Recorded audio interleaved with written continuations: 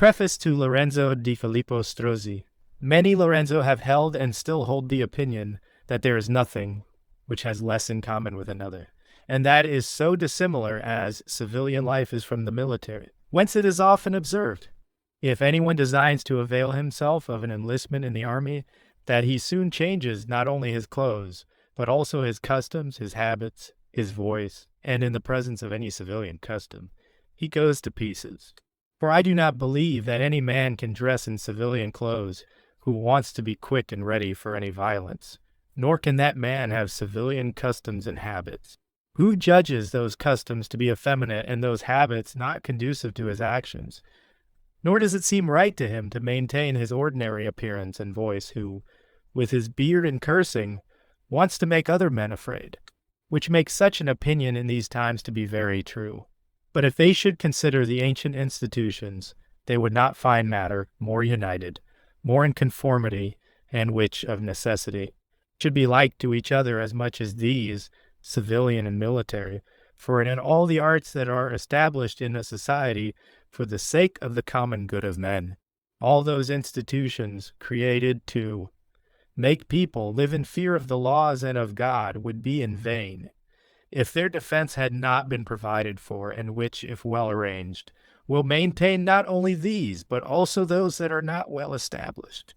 And so, on the contrary, good institutions without the help of the military are not much differently disordered than the habitation of a superb and regal palace, which, even though adorned with jewels and gold, if it is not roofed over, will not have anything to protect it from the rain. And if in any other institutions of a city and of a republic every diligence is employed in keeping men loyal, peaceful, and full of the fear of God, it is doubled in the military, for in what man ought the country look for greater loyalty than in that man who has to promise to die for her?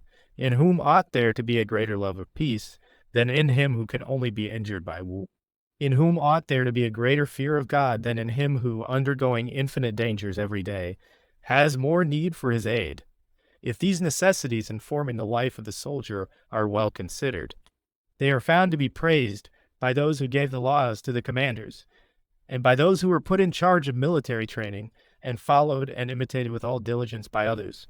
But because military institutions have become completely corrupt and far removed from the ancient ways, these sinister opinions have arisen which make the military hated and intercourse with those who train them avoided.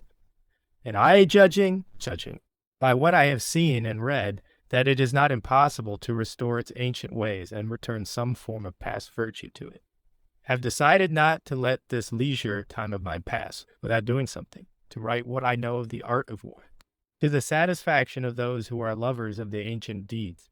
And although it requires courage to treat of those matters of which others have made a profession, nonetheless, I do not believe that it is a mistake to occupy a position with work, which may, with greater presumption, have been occupied with deeds, for the errors which I should make in writing can be corrected without injury to anyone. But those which are made with deeds cannot be found out, except by the ruin of the commanders.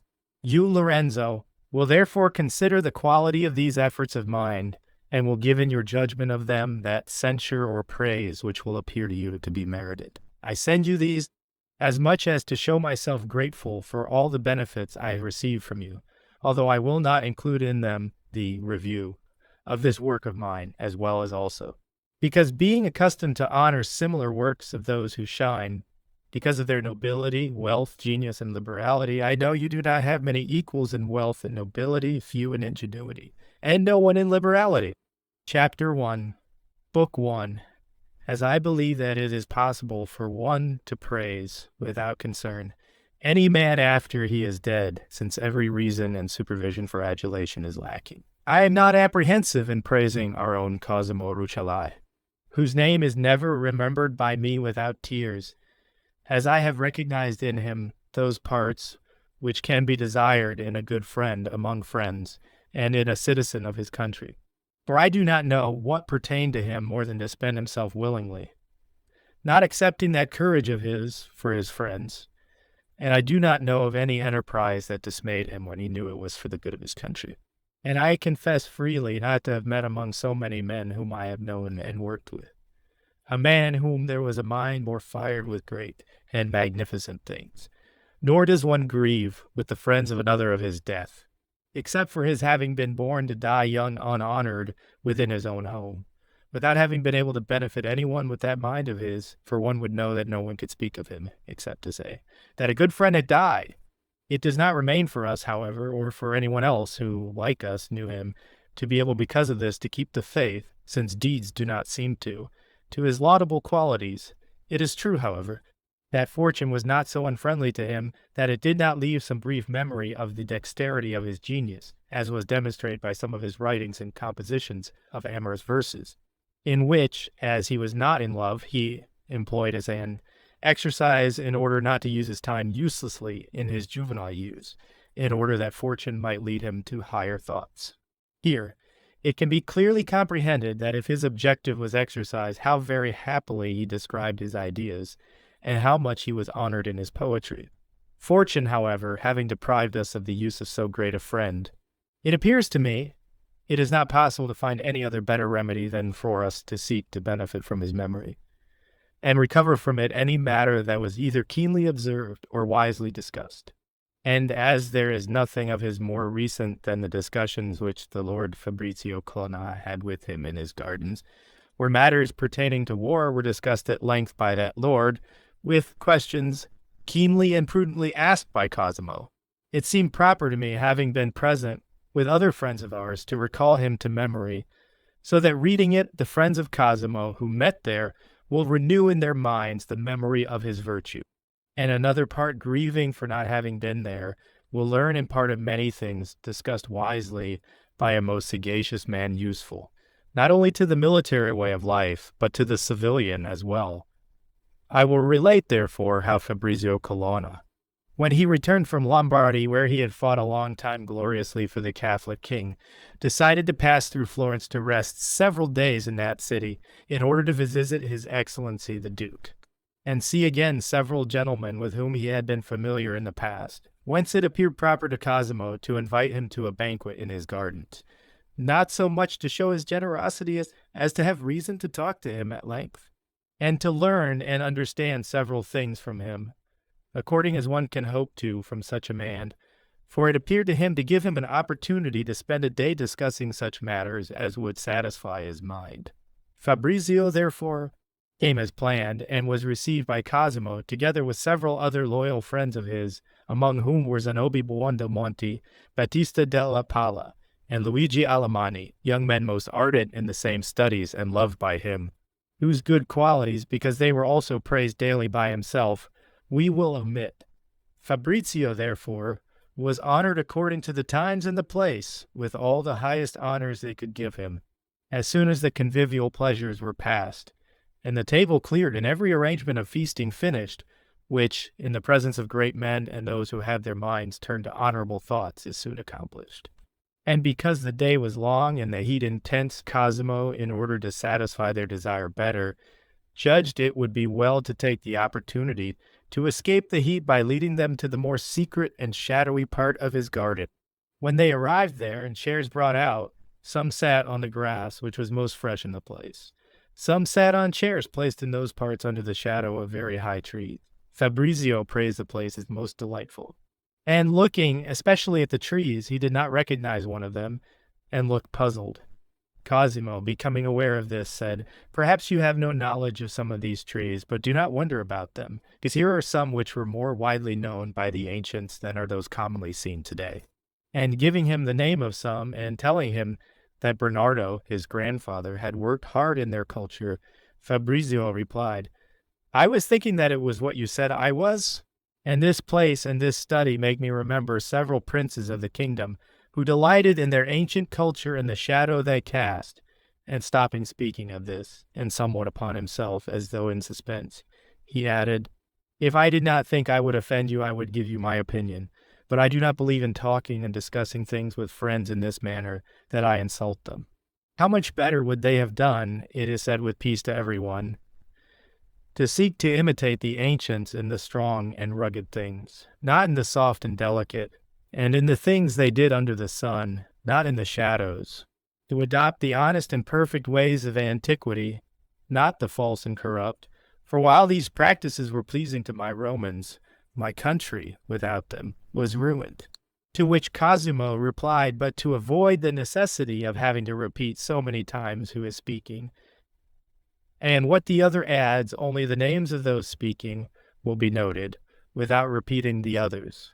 You have opened the way for a discussion which I desired, and I pray you to speak without regard, for I will question you without regard.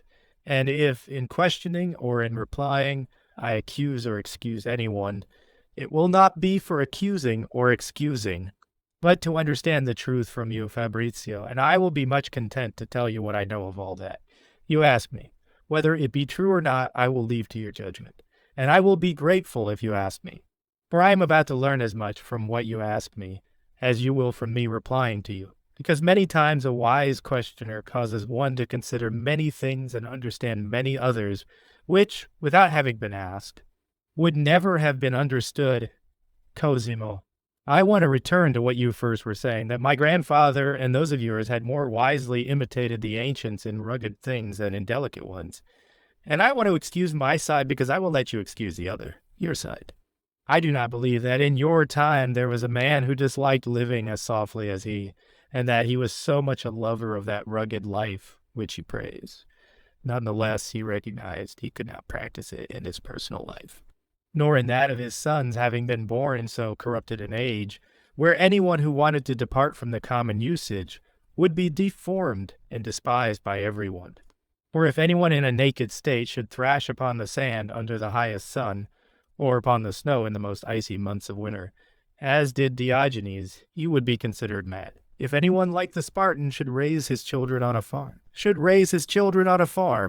make them sleep in the open, go with head and feet bare, bathe in cold water, in order to harden them to endure vicissitudes, so that they then might love life less and fear death less. So that dismayed at these ways of living, he presently leaves the ways of the ancients, and in imitating antiquity, does only that which he can with little wonderment, Fabrizio. And certainly you speak the truth, but I did not speak so much of these rugged ways of living, as of those other more human ways, which have a greater conformity to the ways of living today, which I do not believe should have been difficult to introduce by one who is numbered among the princes of a city. I will never forego my examples of my Romans. If their way of living should be examined, and the institutions in their republic, there will be observed in her many things not impossible to introduce in a society where there yet might be something of good. Cosimo. What are those things similar to the ancients that you would introduce? Fabrizio. To honor and reward virtue, not to have contempt for poverty, to esteem the modes and orders of military discipline, to constrain citizens to love one another, to live without factions, to esteem less the private than the public good, and other such things which could easily be added in these times. It is not difficult to persuade people to these ways, when one considers these at length, and approaches them in the usual manner, for the truth will appear in such examinations, that every common talent is capable of undertaking them. Anyone can arrange these things. For example, one plants trees under the shadow of which he lives more happily and merrily than if he had not planted them. Cosimo, I do not want to reply to anything of what you have spoken, but I do want leave to give a judgment on these which can be easily judged, and I shall address myself to you who accuse those who in serious and important actions are not imitators of the ancients, thinking that in this way I can more easily carry out my intentions. I should want, therefore, to know from you whence it arises that, on the one hand, you condemn those who do not imitate the ancients in their actions, on the other hand, in matters of war, which is your profession and in which you are judged to be excellent. It is not observed that you have employed any of the ancient methods or those which have some similarity. Fabrizio. You have come to the point where I expected you to, for what I said did not merit any other question, nor did I wish for any other. And although I am able to save myself with a simple excuse, none the less I want, for your greater satisfaction and mine, since the season, weather, allows it, to enter into a much longer discussion. Men who want to do something ought first to prepare themselves with all industry, in order to be prepared to achieve that which they have proposed. And whenever the preparations are undertaken cautiously, unknown to anyone, no, none can be accused of negligence unless he is first discovered by the occasion. in which, if it is not then successful, it is seen that either he has not sufficiently prepared himself, or that he has not, in some part, given thought to it. And as the opportunity has not come to me to be able to show the preparations I would make to bring the military to your ancient organization, and if I have not done so, I cannot be blamed either by you or by others. I believe this excuse is enough to respond to your accusation. Cosimo, it would be enough if I was certain that the opportunity did not present itself, Fabrizio. But because I know you could doubt whether this opportunity had come about or not, I want to discuss at length which preparations are necessary to be made first, what occasion needs to arise, what difficulty impedes the preparations from becoming beneficial, and the occasion from arriving, and that this is most difficult and most easy to do. Cosimo, you cannot do anything more pleasing for me and for the others than this, but if it is not painful for you to speak, it will never be painful for us to listen. But as this discussion may be long, I want help from these, my friends. And with your permission, and they and I pray you one thing, that you do not become annoyed if we sometimes interrupt you with some opportune question. Fabrizio, I am most content that you, Cosimo, with these other young people here, should question me, for I believe that young men will become more familiar with military matters, and will more easily understand what I have to say.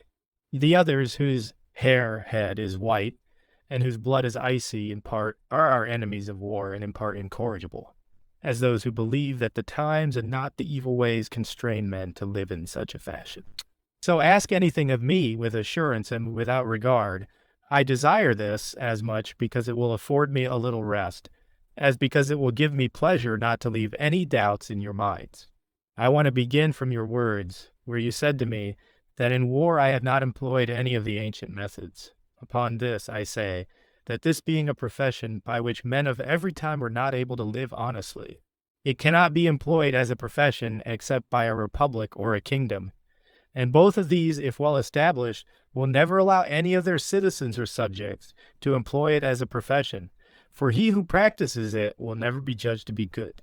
As to gain some usefulness from it at any time, he must be rapacious, deceitful, violent, and have many qualities, which of necessity do not make him good, nor can men who employ this as a profession, the great as well as the least, be made otherwise, for this profession does not provide for them in peace, whence they are obliged either to hope that there will be no peace or to gain so much for themselves in times of war, that they can provide for themselves in times of peace. And wherever one of these two thoughts exists, it does not occur in a good man, for from the desire to provide for oneself in every circumstance, robberies, violence, and assassinations result, which such soldiers do to friends as well as to enemies. And from not desiring peace, there arises those deceptions which captains perpetrate upon those whom they lead, because war hardens them. And even if peace occurs frequently, it happens that the leaders, being deprived of their stipends and of their licentious mode of living, raise a flag of piracy and without any mercy sack a province. Do you not have within the memory of events of your time many soldiers in Italy, finding themselves without employment because of the termination of wars, gathered themselves into very troublesome gangs, calling themselves companies, and went about levying tribute on the towns and sacking the country, without there being any remedy able to be applied? Have you not read how the Carthaginian soldiers, when the first war they engaged in with the Romans under Mattus and Spendius was ended, tumultuously chose two leaders, and waged a more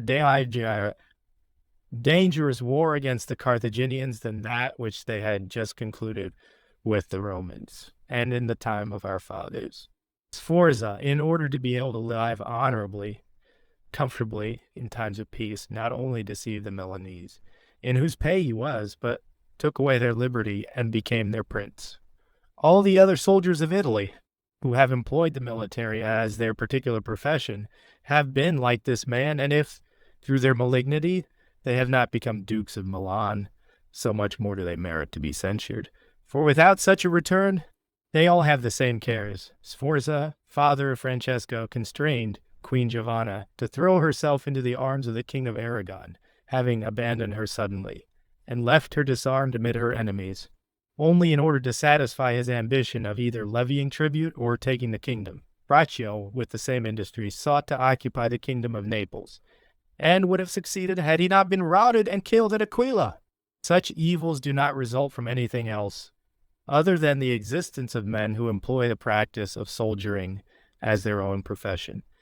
Do you not have a proverb which strengthens my argument, which says, "War makes robbers and peace hangs them"? For those who do not know how to live by another practice, and not finding anyone who will support them in that, and not having so much virtue that they know how to come and live together honorably, are forced by necessity to roam the street, and justice is forced to extinguish them.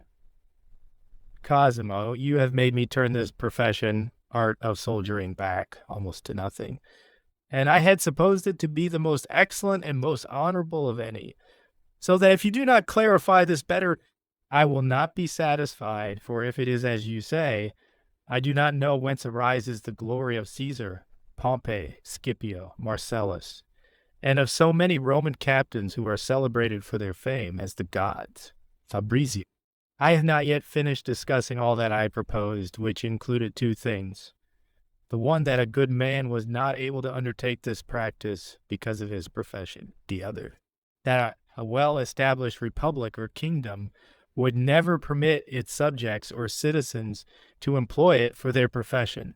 Concerning the first, I have spoken as much as has occurred Tom. It remains for me to talk of the second, where I shall reply to this last question of yours, and I say that Pompey and Caesar, and almost all those captains who were in Rome after the last Carthaginian war, acquired fame as valiant men, not as good men, but those who had lived before them acquired glory as valiant and good men, which results from the fact that these latter did not take up the practice of war as their profession, and those whom I named first as those who employed it as their profession.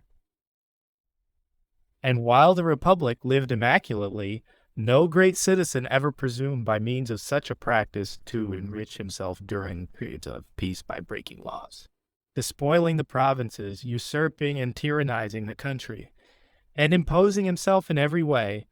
Nor did anyone of the lowest fortune think of violating the sacred agreement, adhere himself to any private individual, not fearing the Senate, or to perform any disgraceful act of tyranny in order to live at all times by the profession of war.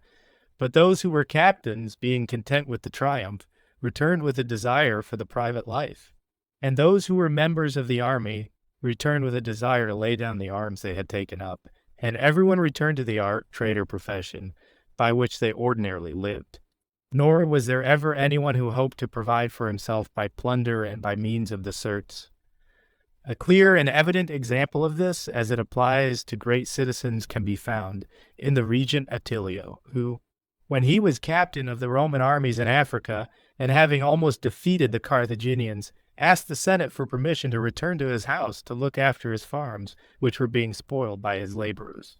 Whence it is clearer than the sun that if that man had practiced war as his profession, and by means of it thought to obtain some advantage for himself, having so many provinces which he could plunder, he would not have asked permission to return to take care of his fields, as each day he could have obtained more than the value of all his possessions. But as these good men, who do not practice war as their profession, do not expect to gain anything from it except hard work, danger, and glory, as soon as they are sufficiently glorious, desire to return to their homes and live from the practice of their own profession. As to men of lower status and gregarious soldiers, it is also true that everyone voluntarily withdrew from such a practice, for when he was not fighting, would have desired to fight, but when he was fighting wanted to be dismissed, which illustrates the many ways, and especially in seeing that it was among the first privileges that the Roman people gave to one of its citizens, that he should not be constrained unwillingly to fight. Rome, therefore, while she was well organized, did not have one soldier who had to take up this practice as a profession, and therefore had few bad ones, and these were severely punished. A well-ordered city, therefore, ought to desire that this train for war ought to be employed in times of peace as an exercise, and in times of war as a necessity and for glory, and allow the public only to use it as a profession, as Rome did.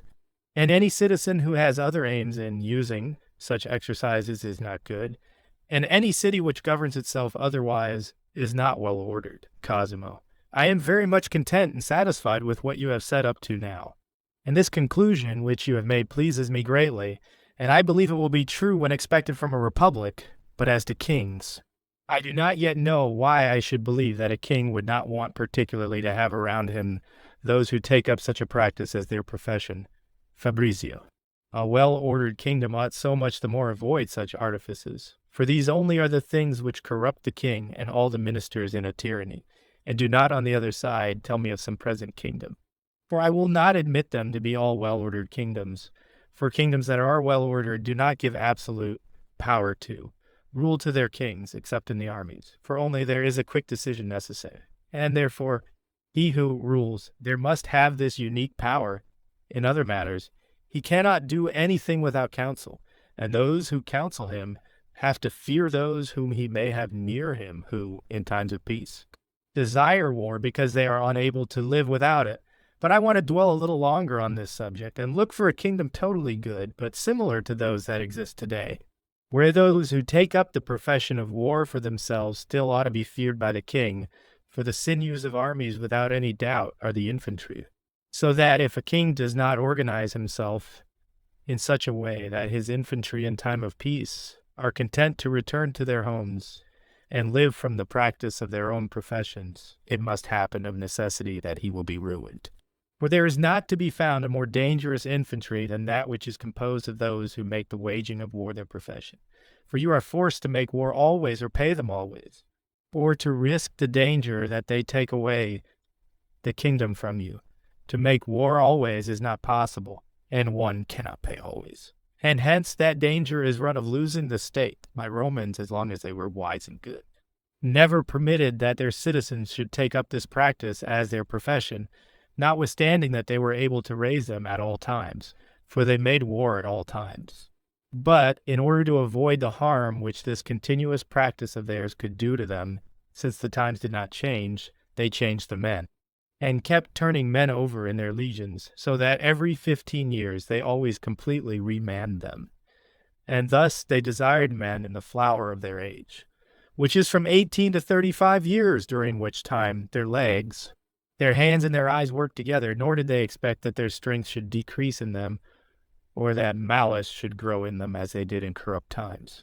Octavianus first, and then Tiberius, thinking more of their own power than the public usefulness, in order to rule over the Roman people more easily, begun to disarm them and to keep the same armies continually at the frontiers of the empire.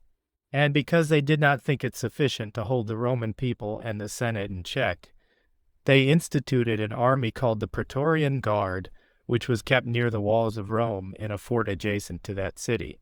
And as they now begun freely to permit men assigned to the army to practice military matters as their profession, there soon resulted that these men became insolent, and they became formidable to the Senate and damaging to the emperor.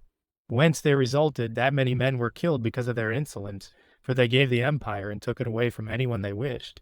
And it often occurred that at one time there were many emperors created by the several armies, from which state of affairs proceeded first the division of the empire, and finally its ruin.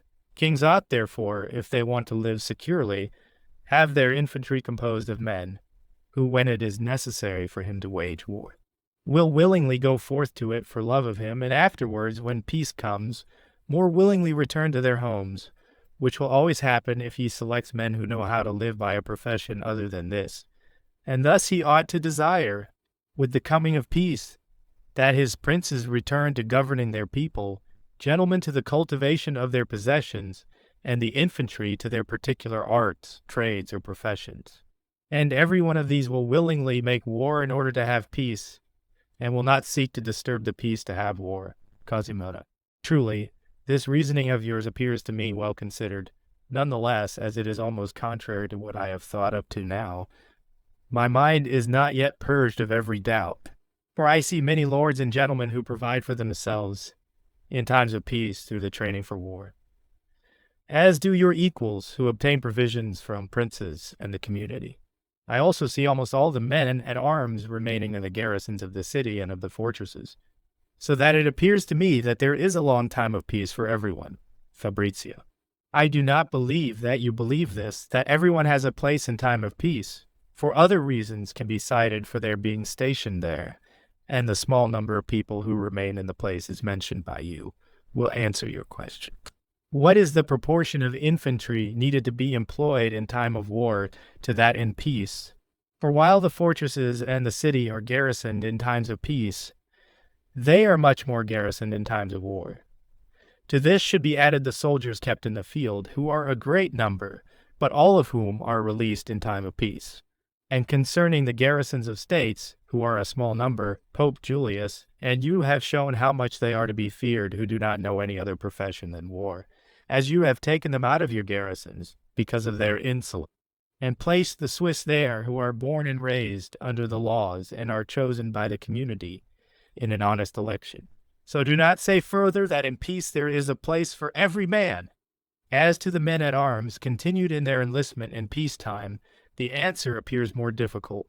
Nonetheless, whoever considers everything well will easily find the answer, for this thing of keeping on the men at arms is a corrupt thing and not good. The reason is this, as there are men who do not have any art, trade, or profession.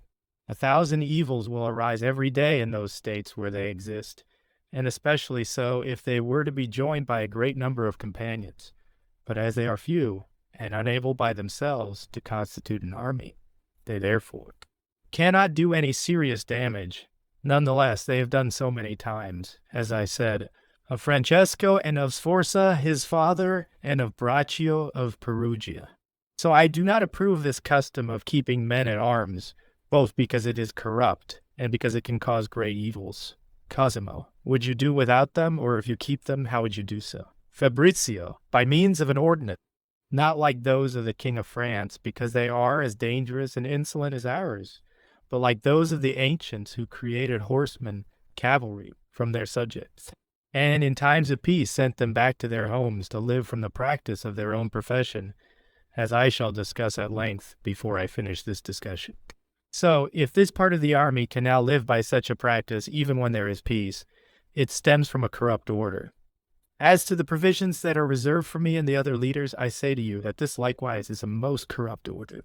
For a wise republic ought not to give them to anyone, rather, it ought to employ its citizens as leaders in war, and in time of peace desire that they return to their professions.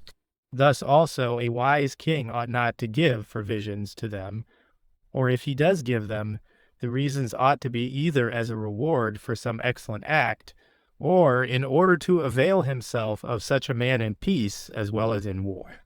And because you have mentioned me, I want the example to include me. And I say I have never practiced war as a profession, for my profession is to govern my subjects and defend them. And in order to defend them, I must love peace, but know how to make war, and my king does not reward and esteem me so much for what I know of war, as because I know also how to counsel him in peace. Any king ought not, therefore, to want to have next to him anyone who is not thusly constituted, if he is wise and wants to govern prudently. For if he has around him either too many lovers of peace or too many lovers of war, they will cause him to err.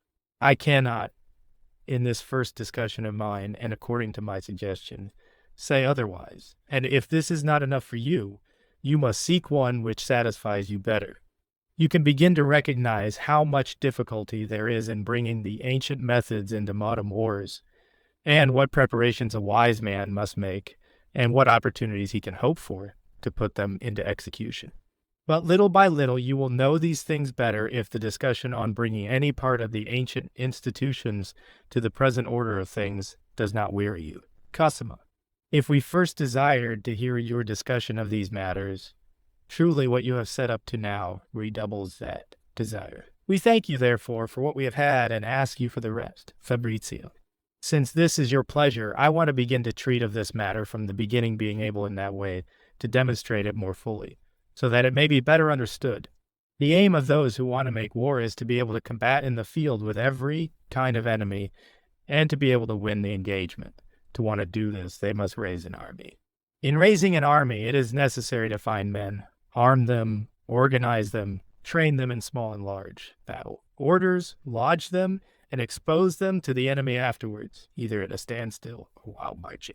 All the industry of war in the field is placed in these things, which are the more necessary and honored in the waging of war, and if one does well in offering battle to the enemy, all the other errors he may make in the conduct of the war are supportable.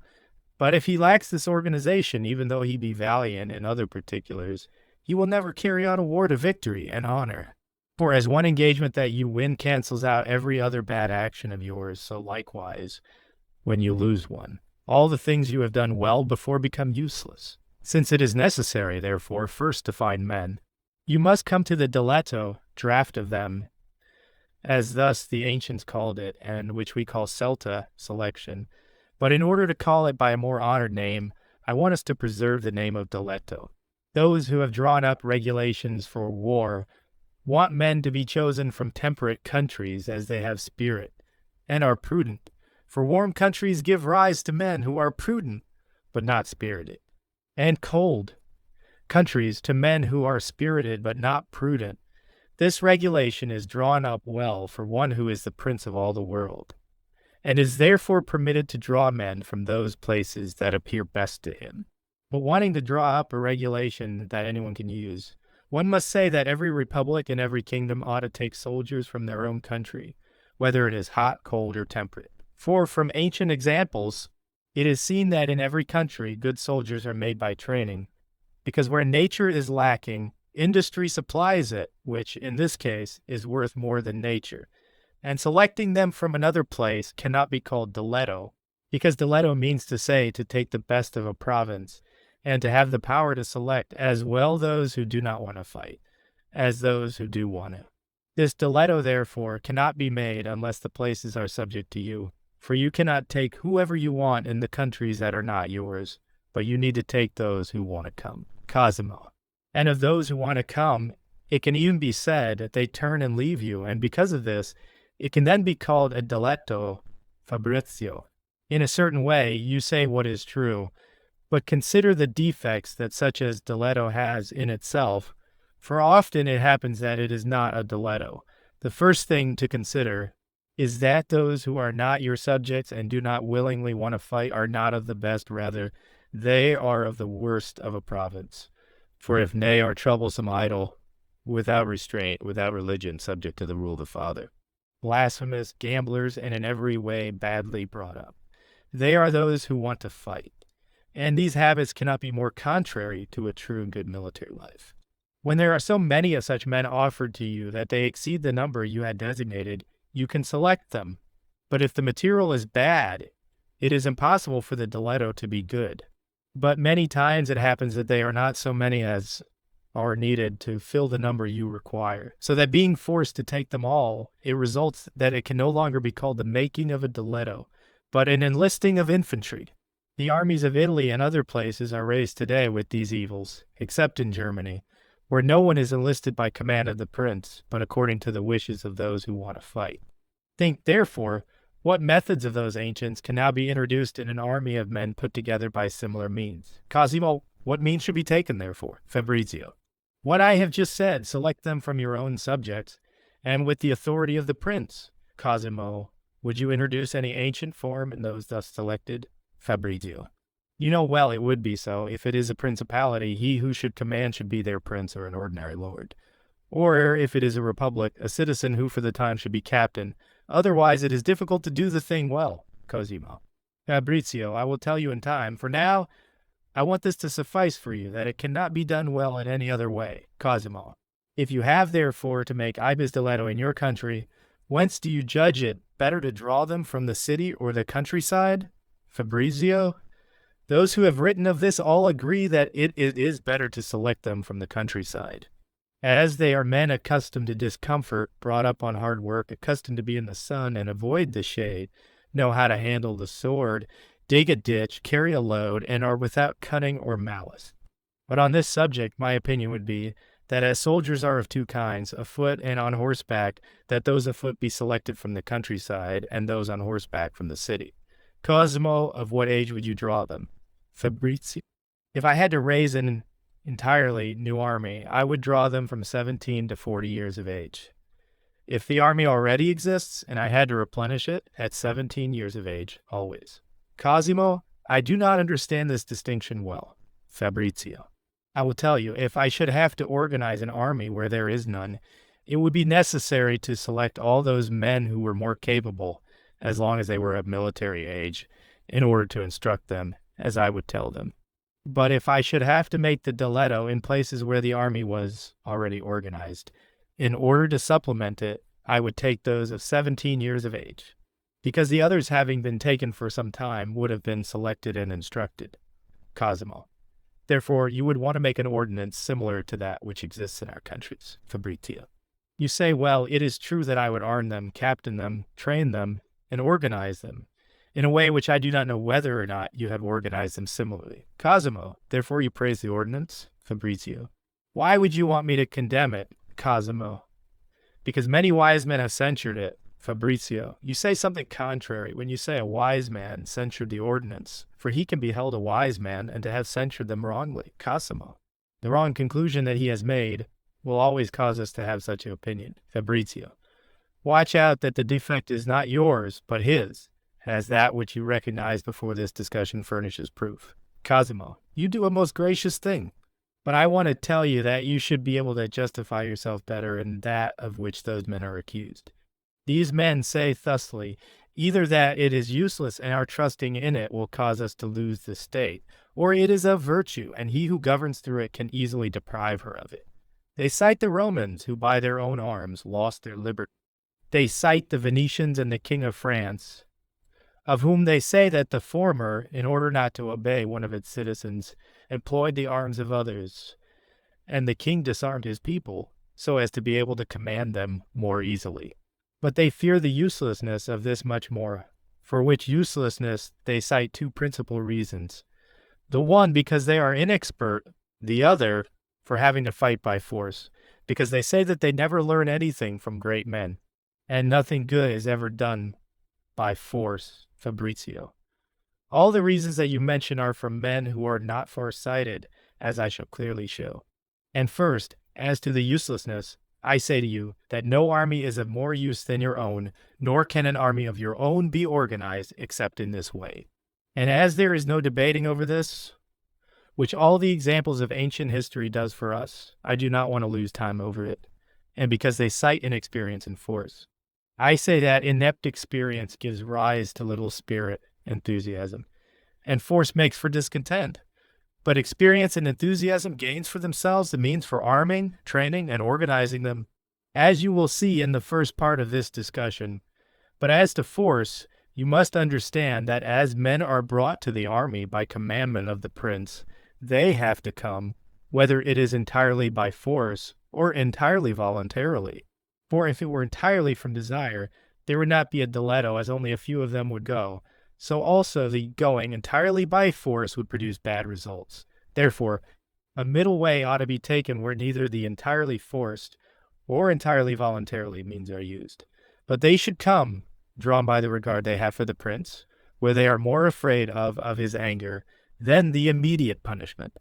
And it will always happen that there will be a compulsion mixed with willingness, from which that discontent cannot arise, which causes bad effects. Yet I do not claim that an army thus constituted cannot be defeated. For many times the Roman armies were overcome, and the army of Hannibal was defeated, so that it can be seen that no army can be so organized that a promise can be given that it cannot be routed. These wise men of yours, therefore, ought not measure this uselessness from having lost one time, but to believe that just as they can lose, so too they can win and remedy the cause of the defeat. And if they should look into this, they will find that it would not have happened because of a defect in the means, but of the organization which was not sufficiently perfect. And as I have said, they ought to provide for you, not by censuring the organization, but by correcting it. As to how this ought to be done, you will come to know little by little. As to being apprehensive that such organization will not deprive you of the state, by one who makes himself a leader, I reply, that the arms carried by his citizens or subjects, given to them by laws and ordinances, never do him harm, but rather are always of some usefulness, and preserve the city uncorrupted for a longer time by means of these arms than without them. Rome remained free 400 years, while Sparta 800. Many other cities have been disarmed and have been free less than 40 years. For cities have need of arms, and if they do not have arms of their own, they hire them from foreigners. And the arms of foreigners more readily do harm to the public good than their own, for they are easier to corrupt, and a citizen who becomes powerful can more readily avail himself, and can also manage the people more readily as he has to oppress men who are disarmed. In addition to this, a city ought to fear two enemies more than one. One which avails itself of foreigners immediately has to fear not only its citizens, but the foreigners that it enlists. And remembering what I told you a short while ago, Francesco Sforza, you will see that fear ought to exist. One which employs its own arms has not other fear except of its own citizens, but of all the reasons which can be given, I want this one to serve me. That no one ever established any republic or kingdom who did not think that it should be defended by those who lived there with arms. And if the Venetians had been as wise in this as in their other institutions, they would have created a new world kingdom, but who so much more merit censure, because they had been the first who were armed by their founders. And not having dominion on land, they armed themselves on the sea, where they waged war with virtue, and with arms in hand enlarged their country. But when the time came when they had to wage war on land to defend Venice, and where they ought to have sent their own citizens to fight on land, they enlisted as their captain a foreigner, the Marquis of Mantua. This was the sinister course which prevented them from rising to the skies and expanding. And they did this in the belief that, as they knew how to wage war at sea, they should not trust themselves in waging it on land, which was an unwise belief, distrust, because a sea captain who was accustomed to combat with winds, water, and men could more easily become a captain on land, where the combat is with men only, than a land captain become a sea one. And my Romans, knowing how to combat on land and not on the sea when the war broke out with the Carthaginians who were powerful on the sea, did not enlist Greeks or Spaniards experienced at sea, but imposed that change on those citizens they sent to fight on land, and they won. If they did this in order that one of their citizens should not become tyrant, it was a fear that was given little consideration, for, in addition to the other reasons mentioned a short while ago concerning such a proposal, if a citizen skilled in the use of arms at sea had never been made a tyrant in a city situated in the sea, so much less would he be able to do this if he were skilled in the use of arms on land. And because of this, they ought to have seen that arms in the hands of their own citizens could not create tyrants. But the evil institutions of a government are those which cause a city to be tyrannized, and as they had a good government, did not have to fear arms of their own citizens. They took an imprudent course, therefore, which was the cause of their being deprived of much glory and happiness. As to the error which the King of France makes in not having his people disciplined to war, from what has been cited from examples previously mentioned, there is no one who does not judge this defect to be in the Republic, and that this negligence alone is what makes it weak. But I have made too great a digression and have gotten away from my subject. Yet I have done this to answer you and to show you that no reliance can be had on arms other than one's own, and one's own arms cannot be established otherwise than by way of an ordinance, nor can forms of armies be introduced in any place, nor military discipline instituted. If you have read the arrangements which the first kings made in Rome, and most especially of Servius Tullus, you will find that the institution of classes is none other than an arrangement to be able quickly to put together an army for the defense of that city.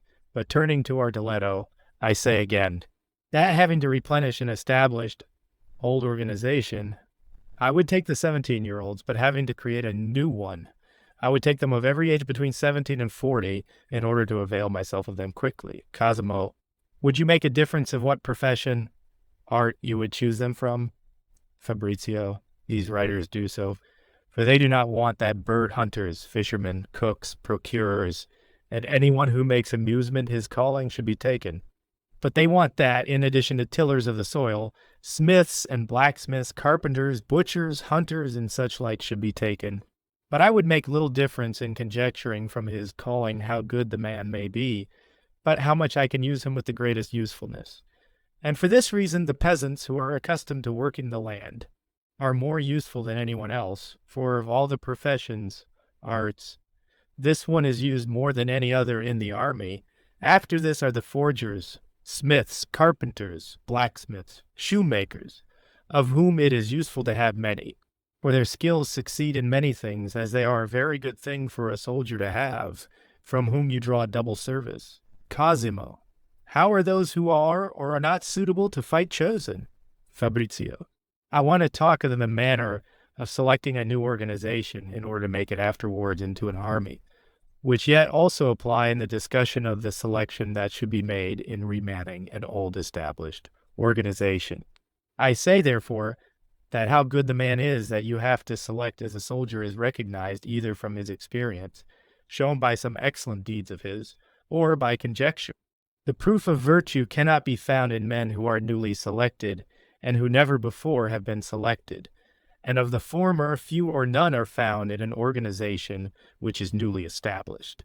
It is necessary, therefore, lacking experience, to have recourse to conjecture which is derived from their age, profession, and physical appearance. The first two have been discussed, it remains to talk of the third. And yet I say that some have wanted that the soldier be big, among whom was Perus. Some others have chosen them only from the strength of the body, as Caesar did, which strength of body is conjectured from the composition of the members and the gracefulness of aspect. And yet some of those who write say that he should have lively and merry eyes, a nervy neck, a large breast, muscular arms, long fingers, a small stomach, round hips, sleek legs and feet, which parts usually render a man strong and agile, which are the two things sought above everything else in a soldier. He ought, above all, to have regard for his habits, and that there should be in him a sense of honesty and shame. Otherwise, there will be selected only an instrument of trouble and a beginning of corruption.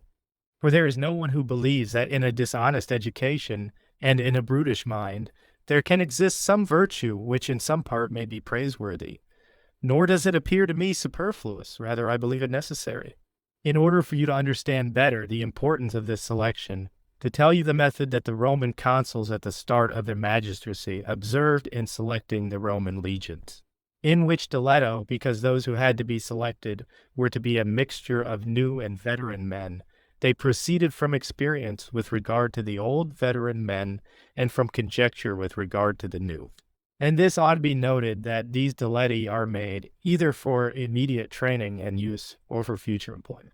I have talked and will talk of those that are made for future employment, because my intention is to show you how an army can be organized in countries where there is no military organization, in which countries I cannot have diletti in order to make use of them, but in countries where it is the custom to call out armies, and by means of the prince these diletti exist, as was observed at Rome, and is today observed among the Swiss. For in these diletti, if they are for the selection of new men, there are so many others accustomed to being under military orders, that the old veteran and new, being mixed together, make a good and united body. Notwithstanding this, the emperors, when they began to hold fixed the term of service of the soldiers, placed new men in charge over the soldiers, whom they called tironi, as teachers to train them, as is seen in the life of the Emperor Maximus. Which thing, while Rome was free, was instituted, not in the army, but within the city, and as the military exercises where the young men were trained were in the city, there resulted that those then chosen to go to war, being accustomed in the method of mock warfare, could easily adapt themselves to real war.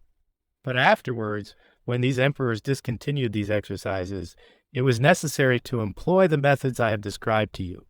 Arriving, therefore, at the methods of the Roman selection, I say that as soon as the Roman consuls, on whom was imposed the carrying on of the war, had assumed the magistracy in wanting to organize their armies, created 24 military tribunes, proposing 6 for each legion, who filled that office which today is done by those whom we call constables.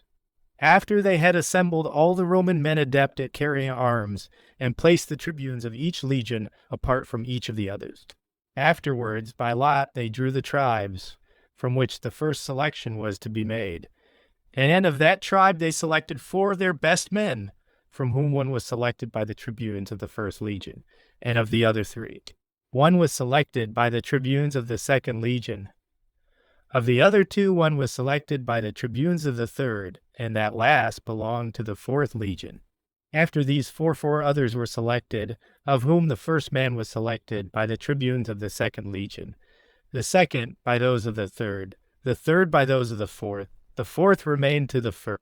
After another 4 were chosen, the first man was selected by the tribunes of the 3rd Legion, the 2nd by the 4th, the 3rd by the 1st, the 4th remained to the 2nd. And thus this method of selection changed successively, so that the selection came to be equal, and the legions equalized. And as we said above, this was done where the men were to be used immediately. And as it was formed of men of whom a good part were experienced in real warfare, and everyone in mock battles, this diletto was able to be based on conjecture and experience. But when a new army was to be organized and the selection made for future employment, this diletto cannot be based except on conjecture, which is done by age and physical appearance. Cosimo, I believe what you have said is entirely true. But before you pass on to other discussion, I want to ask about one thing which you have made me remember.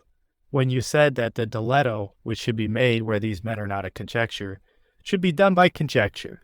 For I have heard our organization censured in many of its parts, and especially as to number. For many say that a lesser number ought to be taken, of whom those that are drawn would be better, and the selection better, as there would not be as much hardship imposed on the men, and some reward given them, by means of which they would be more content, and could be better commanded.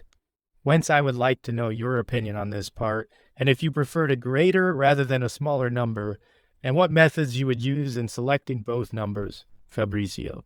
Without doubt, the greater number is more desirable and more necessary than the smaller, rather, to say better, where a great number are not available. A perfect organization cannot be made. And I will easily refute all the reasons cited in favor of this. I say, therefore, first, that where there are many people, as there are, for example, in Tuscany, does not cause you to have better ones, or that the diletto is more selective. For desiring in the selection of men to judge them on the basis of experience, only a very few would probably be found in that country who would have had this experience, as much because few have been in a war as because of those few who have been. Very few have ever been put to the test, so that because of this, they merit to be chosen before the others, so that whoever is in a similar situation should select them, must leave experience to one side, and take them by conjecture. And if I were brought to such a necessity, I would want to see, if 20 young men of good physical appearance should come before me, with what rule I ought to take some or reject some, so that without doubt, I believe that every man will confess that it is a much smaller error to take them all in arming and training them, being unable to know beforehand which of them are better, and to reserve to oneself afterwards to make a more certain diletto where, during the exercises with the army, those of greater courage and vitality may be observed, so that, considering everything, the selection in this case of a few in order to have them better is entirely false. As to causing less hardship to the country and to the men, I say that the ordinance, whether it is bad or insufficient, does not cause any hardship, for this order does not take men away from their business, and does not bind them so that they cannot go to carry out their business, because it only obliges them to come together for training on their free days. Which proposition does not do any harm either to the country or the men. Rather, to the young, ought to be delightful, for where on holidays they remain basely indolent in their hangouts, they would now attend these exercises with pleasure. For the drawing of arms, as it is a beautiful spectacle, is thus delightful to the young men. As to being able to pay more to the lesser number, and thereby keeping them more content and obedient, I reply, that no organization of so few can be made, who are paid so continually that their pay satisfies them. For instance, if an army of 5,000 infantry should be organized in wanting to pay them so that it should be believed they would be contented, they must be given at least 10,000 ducats a month. To begin with, this number of infantry is not enough to make an army, and the payment is unendurable to a state. And on the other hand, it is not sufficient to keep the men content and obligated to respect your position. So that in doing this, although much would be spent, it would provide little strength, and would not be sufficient to defend you or enable you to undertake any enterprise. If you should give them more or take on more, so much more impossible would it be for you to pay them.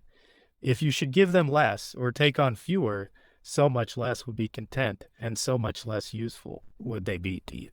Therefore, those who consider things which are either useless or impossible, but it is indeed necessary to pay them when they are levied to send to war. But even if such an arrangement should give some hardship to those enrolled in it in times of peace, which I do not see, they are still recompensed by all those benefits which an army established in a city bring, for without them nothing is secure.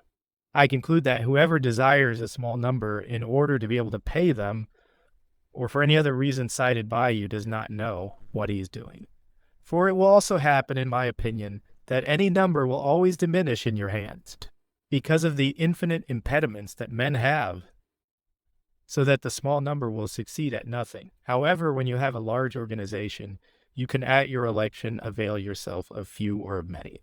In addition to this, it serves you in fact in reputation, for the large number will always give you reputation. Moreover, in creating the organization in order to keep men trained, if you enroll a small number of men in many countries, and the armies are very distant from each other, you cannot without the gravest injury to them assemble them for joint exercises, and without this training the organization is useless, as will be shown in its proper place. Cosimo, what you have said is enough on my question, but I now desire that you resolve another doubt for me. There are those who say that such a multitude of armed men would cause confusion, trouble, and disorder in the country. Fabrizi. This is another vain opinion for the reason I will tell you. These organized under arms can cause disorders in two ways, either among themselves or against others. Both of these can be obviated where discipline by itself should not do so. For as to troubles among themselves, the organization removes them, not brings them up. Because in the organization, you give them arms and leaders. If the country where you organize them is so unwarlike that there are not arms among its men, and so united that there are no leaders, such an organization will make them more ferocious against the foreigner, but in no way will make it more disunited, because men well organized, whether armed or unarmed, fear the laws and can never change, unless the leaders you give them cause a change. And I will later tell you the manner of doing this. But if the country where you have organized an army is warlike and disunited, this organization alone is reason enough to unite them. For these men have arms and leaders for themselves, but the arms are useless for war and the leaders causes of troubles. But this organization gives them arms useful for war and leaders who will extinguish troubles. For as soon as someone is injured in that country, he has recourse to his leader of the party who, to maintain his reputation, advises him to avenge himself, and not to remain in peace. The public leader does the contrary, so that by this means the causes for trouble are removed and replaced by those for union, and provinces which are united but effeminate, unwarlike, lose their usefulness but maintain the union, while those that are disunited and troublesome remain united. And that disordinate ferocity which they usually employ is turned to public usefulness, as to desiring that they do us injury against others. It should be kept in mind that they cannot do this except by the leaders who govern them. In desiring that the leaders do not cause disorders, it is necessary to have care that they do not acquire too much authority over them. And you have to keep in mind that this authority is acquired either naturally or by accident. And as to nature, it must be provided that whoever is born in one place is not put in charge of men enrolled in another place, but is made a leader in those places where he does not have any natural connections. As to accidents, the organization should be such that each year the leaders are exchanged from command to command, for continuous authority over the same men generates so much unity among them, which can easily be converted into prejudice against the prince. As to these exchanges being useful to those who have employed them, and injurious to those who have not observed them, is known from the example of the kingdom of Assyria, and from the empire of the Romans, in which it is seen that the former kingdom endured 1,000 years without tumult and without civil war, which did not result from anything else than the exchanges of those captains who were placed in charge of the care of the armies, from place to place every year, nor for other reasons did it result in the Roman Empire, once the blood, race, of Caesar was extinguished, So many civil wars arose among the captains of the armies, and so many conspiracies of the above-mentioned captains against the emperors, resulting from the continuing of those captains in their same commands. And if any of those emperors, and any who later held the empire by reputation, such as Hadrian, Marcus, Severus, and others like them, would have observed such happenings and would have introduced this custom of exchanging captains in that empire, without doubt they would have made it more tranquil and lasting. For the captains would have had fewer opportunities for creating tumults, and the emperors fewer causes to fear them. And the Senate, when there was a lack in the succession, would have had more authority in the election of emperors, and consequently better conditions would have resulted. But the bad customs of men, whether from ignorance or little diligence, or from examples of good or bad, are never put aside. Cosimo, I do not know if, with my question, I have gone outside the limits you set, for from the diletto we have entered into another discussion, and if I should not be excused a little, I shall believe I merit some reproach. Fabrizio. This did us no harm, for all this discussion was necessary in wanting to discuss the organization of an army, which, being censured by many, it was necessary to explain it, if it is desired that this should take place before the diletto. And before I discuss the other parts, I want to discuss the diletto for men on horseback. This selection was done by the ancients from among the more wealthy, having regard both for the age and quality of the men, selecting 300 for each legion, so that the Roman cavalry in every consular army did not exceed 600. Cosimo. Did you organize the cavalry in order to train them at home and avail yourself of them in the future? Fabrizio. Actually, it is a necessity and cannot be done otherwise, if you want to have them take up arms for you, and not to want to take them away from those who make a profession of them. Cosimo. How would you select them? Fabrizio. I would imitate the Romans. I would take the more wealthy and give them leaders in the same manner as they are given to others today. And I would arm them and train them. Cosimo. Would it be well to give these men some provision? Fabrizio. Yes, indeed, but only as much as is necessary to take care of the horse. For as it brings an expense to your subjects, they could complain of you. It would be necessary, therefore, to pay them for the horse and its upkeep. Cosimo. How many would you make? How would you arm them? Fabrizio. You pass into another discussion. I will tell you in its place, which will be when I have said how the infantry ought to be armed, and how they should prepare for an engagement. Chapter 2, Book 2. I believe that it is necessary, once the men are found, to arm them, and in wanting to do this, I believe it is necessary to examine what arms the ancients used, and from them select the best. The Romans divided their infantry into the heavily and lightly armed. The light armed they gave the name veliti. Under this name they included all those who operated with the sling, crossbow, and darts, and the greater part of them carried a helmet, head to shield on the arm for their defense. These men fought outside the regular ranks, and apart from the heavy armor, which was a casque that came up to the shoulders, they also carried a cuirass, which with the skirt came down to the knees, and their arms and legs were covered by shin guards and bracelets. They also carried a shield on the arm, 2 arms in length, and 1 in width, which had an iron hoop on it to be able to sustain a blow, and another underneath, so that in rubbing on the ground it should not be worn out. For attacking, they cinched on their left side a sword of 1.5 arms length, and a dagger on the right side. They carried a spear which they called pilus, and which they hurled at the enemy at the start of a battle. These were the important Roman arms with which they conquered the world. And although some of the ancient writers also gave them, in addition to the aforementioned arms, a shaft in the hand in the manner of a spit. I do not know how a staff can be used by one who holds a shield, for in managing it with 2 hands it is impeded by the shield, and he cannot do anything worthwhile with 1 hand because of its heaviness. In addition to this, the combat in the ranks with the staff as arms is useless, except in the front rank where there is ample space to deploy the entire staff, which cannot be done in the inner ranks, because the nature of the battalions is to press its ranks continually closer together, as this is feared less, even though inconvenient, than for the ranks to spread further apart, where the danger is most apparent. So that all the arms which exceed 2 arms in length are useless in tight places. For if you have a staff and want to use it with both hands, and handled so that the shield should not annoy you, you cannot attack an enemy with it who is next to you.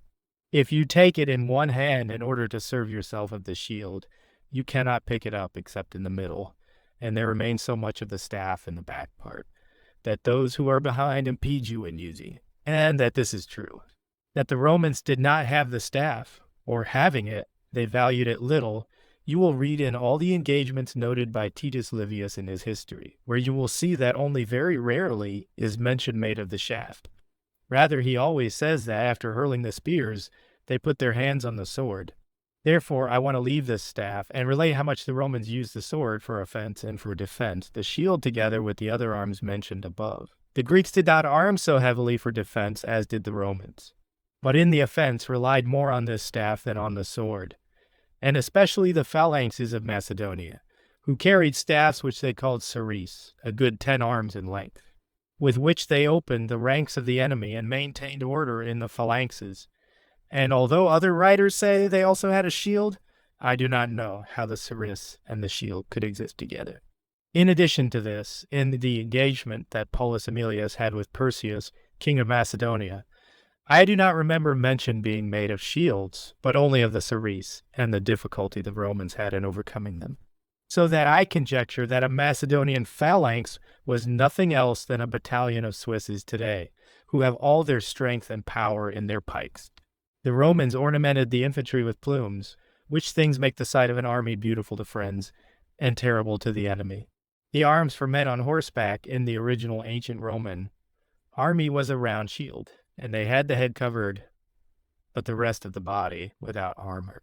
They had a sword and a staff with an iron point, long and thin, whence they were unable to hold the shield firm and only make weak movements with the staff, and because they had no armor, they were exposed to wounds. Afterwards, with time, they were armed like the infantry, but the shield was much smaller and square, and the staff more solid and with 2 iron tips, so that if the one side was encumbered, they could avail themselves of the other. With these arms, both for the infantry and the cavalry, my Romans occupied all the world, and it must be believed from the fruits that are observed, that they were the best armed armies that ever existed. And Titus Livius, in his histories, gives many proofs, where, in coming to the comparison with enemy armies, he says, but the Romans were superior in virtue, kinds of arms, and discipline. And therefore, I have discussed more in particular the arms of the victors than those of the losers. It appears proper to me to discuss only the present methods of arming. The infantry have for their defense a breastplate of iron, and for offense a lance 9 arm lengths long, which they call a pike, and a sword at their side, rather round in the point than sharp. This is the ordinary armament of the infantry of today. For few have their arms and shins protected by armor, no one the head, and those few carry a halberd in place of a pike, the shaft of which is 3 arm lengths long, and has the iron attached as an axe. Among them they have 3 scapetieri exploders, i.e. gunners, who with a burst of fire fill that office which anciently was done by slingers and bowmen. This method of arming was established by the Germans, and especially by the Swiss, who, being poor and wanting to live in freedom, were and are obliged to combat with the ambitions of the princes of Germany, who were rich and could raise horses, which that people could not do because of poverty. Whence it happened that being on foot and wanting to defend themselves from enemies who were on horseback, it behooved them to search the ancient orders and find arms which should defend them from the fury of horses. This necessity has caused them to maintain or rediscover the ancient orders, without which, as every prudent man affirms, the infantry is entirely useless. They therefore take up pikes as arms, which are most useful not only in sustaining the attacks of horses, but to overcome them. And because of the virtue of these arms and ancient orders, the Germans have assumed so much audacity, that 15 or 20,000 of them would assault any great number of horse. And there have been many examples of this seen in the last 25 years. And this example of their virtue founded on these arms and these orders have been so powerful that after King Charles passed into Italy, every nation has imitated them, so that the Spanish armies have come into a very great reputation. Cosimo. What method of arms do you praise more, this German one or the ancient Roman? Fabrizio. The Roman without any doubt, and I will tell you the good and the bad of one and the other. The German infantry can sustain and overcome the cavalry. They are more expeditious in marching and in organizing themselves because they are not burdened with arms. On the other hand, they are exposed to blows from near and far because of being unarmed. They are useless inland battles and in every fight where there is stalwart resistance. But the Romans sustained and overcame the cavalry, as these Germans do. They were safe from blows near and far because they were covered with armor. They were better able to attack and sustain attacks having the shields. They could more actively in tight places avail themselves of the sword than these Germans with the pike. And even if the latter had the sword, being without a shield, they become in such a case equally useless. They, the Romans, could safely assault towns, having the body covered, and being able to cover it even better with the shield, so that they had no other inconvenience than the heaviness of the armor, and the annoyance of having to carry them, which inconveniences they overcame by accustoming the body to hardships and inducing it to endure hard work. And you know we do not suffer from things to which we are accustomed. And you must understand this, that the infantry must be able to fight with infantry and cavalry, and those are always useless who cannot sustain the attacks of the cavalry. Or if they are able to sustain them, nonetheless have fear of infantry, who are better armed and organized than they. Now, if you will consider the German and the Roman infantry, you will find in the German the aptitude of overcoming cavalry, but great disadvantages when fighting with an infantry organized as they are, and armed as the Romans. So that there will be this advantage of the one over the other, that the Romans could overcome both the infantry and the cavalry, and the Germans only the cavalry, Quasimodo. I would desire that you give some more particular example, so that we might understand it better. Fabrizio, I say thusly, that in many places in our histories you will find the Roman infantry to have defeated numberless cavalry, but you will never find them to have been defeated by men on foot, because of some defect they may have had in their arms, or because of some advantage the enemy had in his. For if their manner of arming had been defective, it was necessary for them to follow one of two courses, either when they found one who was better armed than they, not to go on further with the conquest, or that they take up the manner of the foreigner and leave off theirs. And since neither ensued, there follows what can be easily conjectured, that this method of arming was better than that of anyone else. This has not yet occurred with the German infantry, for it has been seen that any time they have had to combat with men on foot organized and as obstinate as they have made a bad showing, which results from the disadvantage they have in trying themselves against the arms of the enemy. When Filippo Visconti, Duke of Milan, was assaulted by 18,000 Swiss, he sent against them Count Carmignuola, who was his captain at that time. This man with 6,000 cavalry and a few infantry went to encounter them, and coming hand to hand with them was repulsed with very great damage, whence Carmignuola, as a prudent man, quickly recognized the power of the enemy arms, and how much they prevailed against cavalry, and the weakness of cavalry against those on foot, so organized, and regrouping his forces again went to meet the Swiss. And as they came near, he made his men-at-arms descend from their horses, and in that manner fought with them, and killed all but 3,000, who, seeing themselves consumed without having any remedy, threw their arms on the ground and surrendered. Cosimo, whence arises such a disadvantage? Fabrizio. I have told you a little while ago, but since you have not understood it, I will repeat it to you. The German infantry has almost no armor in defending itself, and use pikes and swords for offense. They come with these arms in order of battle to meet the enemy, who comes with his sword in order of battle to meet him, and he has no other difficulty than to come near the Swiss until he makes contact with them with the sword. For as soon as he makes contact with them, he combats them safely, for the German cannot use the pike against the enemy who is next to him, because of the length of the staff, so he must use the sword, which is useless to him, as he has no armor, and has to meet an enemy that is protected fully by armor. Whence, whoever considers the advantages and disadvantages of one and the other will see that the one without armor has no remedy, but the one well armored will have no difficulty in overcoming the first blow, and the first passes of the pike.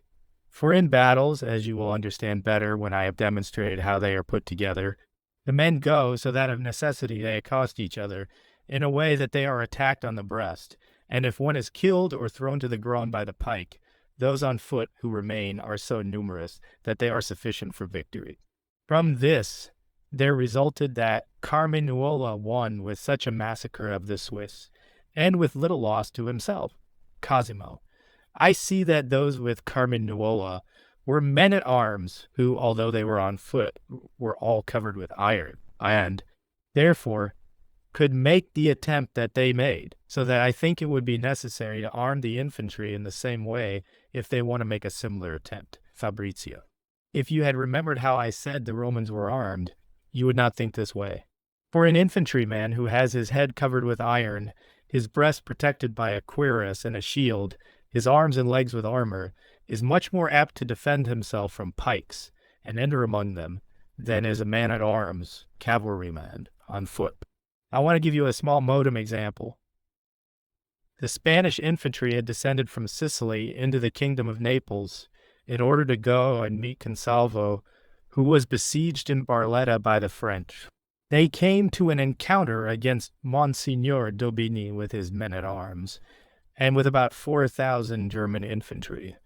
The Germans, coming hand to hand with their pikes low, penetrated the ranks of the Spanish infantry, but the latter, aided by their spurs and the agility of their bodies, intermingled themselves with the Germans, so that they, the Germans, could not get near them with their swords, whence resulted the death of almost all of them, and the victory of the Spaniards. Everyone knows how many German infantry were killed in the engagement at Ravenna, which resulted from the same causes, for the Spanish infantry got as close as the reach of their swords to the German infantry, and would have destroyed all of them. If the German infantry had not been succored by the French cavalry, nonetheless, the Spaniards pressing together made themselves secure in that place. I conclude, therefore, that a good infantry not only is able to sustain the attack of cavalry, but does not have fear of infantry which proceeds from its arms, armor, and organization, discipline. Cosima. Tell us, therefore, how you would arm them. Fabrizio, I would take both the Roman arms and the German, and would want half to be armed as the Romans, and the other half as the Germans. 4. If in 6,000 infantry I should have 3,000 infantry with shields like the Romans, and 2,000 pikes, and 1,000 gunners like the Germans, they would be enough for me. For I would place the pikes either in the front lines of the battle, or where I should fear the cavalry most. And of those with the shield and the sword, I would serve myself to back up the pikes and to win the engagement, as I will show you. So that I believe that an infantry so organized should surpass any other infantry today. Cosimo, what you have said to us is enough as regards infantry, but as to cavalry, we desire to learn which seems the more strongly armed to you, ours or that of the ancients. Fabrizio. I believe in these times, with respect to saddles and stirrups not used by the ancients, one stays more securely on the horse than at that time. I believe we are more securely. So that today, one squadron of very heavily armed men-at-arms comes to be sustained with much more difficulty than was the ancient cavalry. With all of this, I judge none the less that no more account ought to be taken of the cavalry than was taken anciently, for they have often in our times been subjected to disgrace by the infantry armored, and organized as described above. Tigranes, king of Armenia, came against the Roman army, of which Lucullus was captain, with an army of 150,000 cavalry, among whom were many armed as our men-at-arms, whom they called cataphrati. While on the other side, the Romans did not total more than 6,000 cavalry and 15,000 infantry.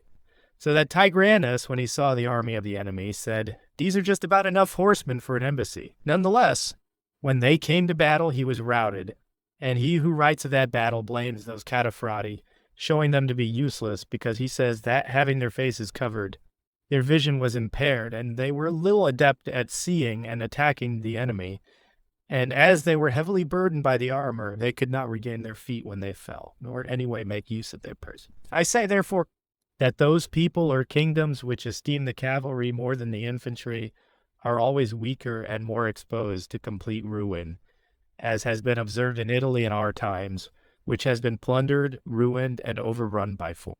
Not for any other fault than because they had paid little attention to the foot soldiers, and had mounted all their soldiers on horses.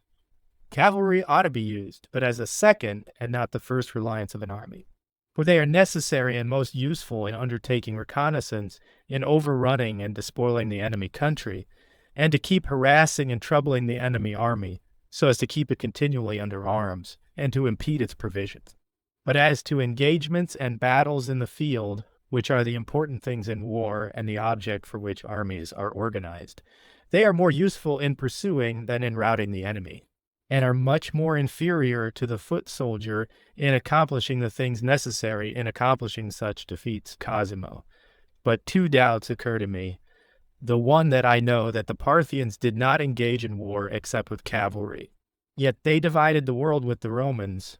The other, that I would like you to tell me how the attack of the cavalry can be sustained by the infantry, and whence arises the virtue of the latter and the weakness of the former. Either I have told you, or I meant to tell you, that my discussion on matters of war is not going beyond the limits of Europe. Since this is so, I am not obliged to give reasons for that which is the custom in Asia. Yet I have this to say, that the army of Parthia was completely opposite to that of the Romans, as the Parthians fought entirely on horseback, and in the fighting was about confused and disrupted, and was a way of fighting unstable and full of uncertainties. The Romans, it may be recalled, were almost all on foot, and fought pressed closely together, and at various times one won over the other, according as the site of the battle was open or tight, for in the latter the Romans were superior. But in the former, the Parthians, who were able to make a great trial with that army with respect to the region they had to defend, which was very open with a sea-coast 1,000 miles distant, rivers 2 or 3 days' journey apart from each other. Towns likewise, and inhabitants rare, so that a Roman army, heavy and slow because of its arms and organization, could not pursue him without suffering great harm, because those who defended the country were on horses and very speedy, so that he would be in one place today, and tomorrow 50 miles distant. Because of this, the Parthians were able to prevail with cavalry alone, and thus resulted the ruin of the army of Crassus, and the dangers to those of Marc Antonio. But I did not intend in this discussion of mine to speak of armies outside of Europe, and therefore I want to continue on those which the Romans and Greeks had organized in their time, and that the Germans do today. But let us come to the other question of yours, in which you desire to know what organization or what natural virtue causes the infantry to be superior to the cavalry. And I tell you first that the horses cannot go in all the places that the infantry do, because it is necessary for them either to turn back after they have come forward, or turning back to go forward, or to move from a standstill, or to stand still after moving. So that without doubt the cavalry cannot do precisely thus as the infantry. Horses cannot, after being put into disorder from some attack, return to the order of the ranks, except with difficulty, and even if the attack does not occur, the infantry rarely do this. In addition to this, it often occurs that a courageous man is mounted on a base horse, and a base man on a courageous horse, whence it must happen that this difference in courage causes disorders. Nor should anyone wonder that a not group of infantry sustains every attack of the cavalry, for the horse is a sensible animal and knows the dangers, and goes in unwillingly. And if you would think about what forces make him, the horse, go forward, and what keep him back, without doubt you will see that those which hold him back are greater than those which push him. For spurs make him go forward, and on the other hand, the sword and the pike retain him, so that from both ancient and modern experiences, it has been seen that a small group of infantry can be very secure from, and even actually insuperable to, the cavalry. And if you should argue on this, that the elan with which he comes makes it more furious in hurling himself against whoever wants to sustain his attack, and he responds less to the pike than the spur, I say that, as soon as the horse so disposed begins to see himself at the point of being struck by the points of the pikes, either he will by himself check his gait, so that he will stop as soon as he sees himself about to be pricked by them, or Being pricked by them, he will turn to the right or left. If you want to make a test of this, try to run a horse against a wall, and rarely will you find one that will run into it, no matter with what angle you attempt it.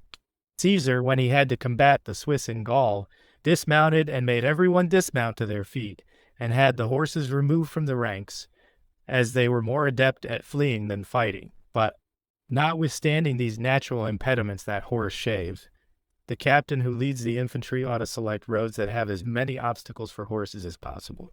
And rarely will it happen that the men will not be able to provide for their safety from that kind of country. If one marches among hills, the location of the march should be such that you may be free from those attacks of which you may be apprehensive. And if you goon the plains, rarely will you find one that does not have crops or woods, which will provide some safety for you. For every bush and embankment, even though small, breaks up that dash, and every cultivated area where there are vines and other trees impedes the horses. And if you come to an engagement, the same will happen to you as when marching, because every little impediment which the horse meets causes him to lose his fury. Nonetheless, I do not want to forget to tell you one thing, that although the Romans esteemed much their own discipline and trusted very much on their arms and armor, that if they had to select a place, either so rough to protect themselves from horses, and where they could not be able to deploy their forces, or one where they had more to fear from the horses, but where they were able to spread out, they would always take the latter and leave the former.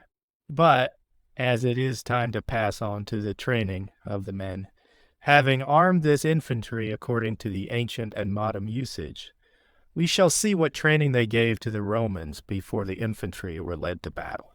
Although they were well selected and better armed, they were trained with the greatest attention, because without this training, a soldier was never any good. This training consisted of 3 parts. The first, to harden the body and accustom it to endure hardships, to act faster and more dexterously. Next, to teach the use of arms. The third, to teach the trainees the observance of orders in marching as well as fighting and camping. These are the 3 principal actions which make an army. For if any army marches, encamps, and fights in a regular and practical manner, the captain retains his honor even though the engagement should not have a good end. All the ancient republics, therefore, provided such training, and both by custom and law no part was left out. They therefore trained their youth so as to make them speedy in running, dexterous in jumping, strong in driving stakes and wrestling. And these 3 qualities are almost necessary in a soldier, for speed makes him adept at occupying places before the enemy, to come upon him unexpectedly, and to pursue him when he is routed. Dexterity makes him adept at avoiding blows, jumping a ditch, and climbing over an embankment. Strength makes him better to carry arms, hurl himself against an enemy, and sustain an attack. And, above all, to make the body more inured to hardships, they accustom it to carry great weights. This accustoming is necessary, for in difficult expeditions it often happens that the soldier, in addition to his arms, must carry provisions for many days, and if he had not been accustomed to this hard work, he would not be able to do it, and hence he could neither flee from a danger nor acquire a victory with fame. As to the teaching of the use of arms, they were trained in this way. They had the young men put on armor which weighed more than twice that of the real regular ones, and as a sword they gave them a leaded club, which in comparison was very heavy. They made each one of them drive a pole into the ground so that 3 arm lengths remained above ground, and so firmly fixed that blows would not drive it to one side or have it fall to the ground. Against this pole, the young men were trained with the shield and the club as against an enemy, and sometimes they went against it as if they wanted to wound the head or the face, another time as if they wanted to puncture the flank, sometimes the legs. Sometime they drew back, another time they went forward. And in this training they had in mind making themselves adept at covering, protecting themselves, and wounding the enemy. And since the feigned arms were very heavy, the real ones afterwards seemed light.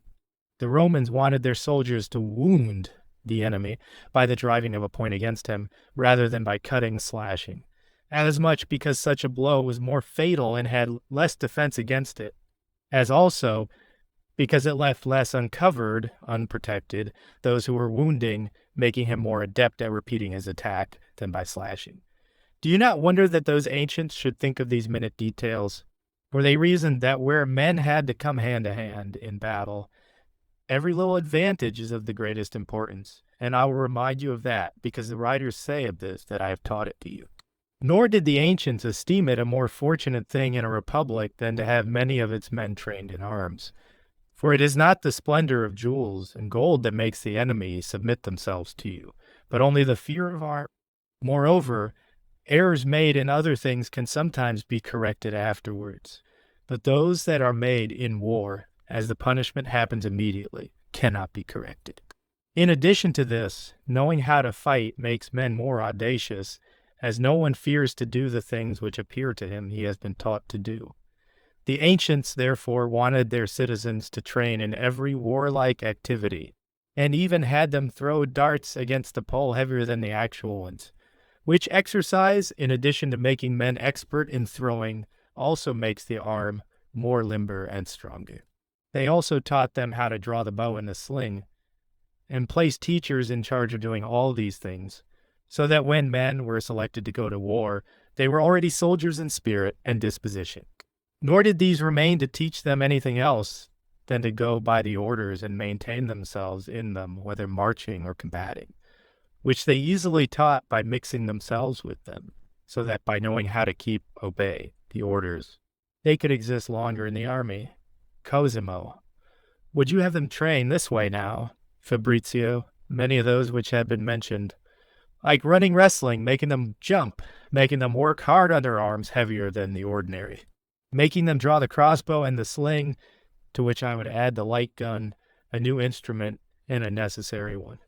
And I would accustom all the youth of my state to this training, but that part of them whom I have enrolled to fight, I would especially train with greater industry, and I would train them always on their free days. I would also desire that they be taught to swim, which is a very useful thing, because there are not always bridges at rivers nor ships ready, so that if your army does not know how to swim, it may be deprived of many advantages, and many opportunities to act well are taken away.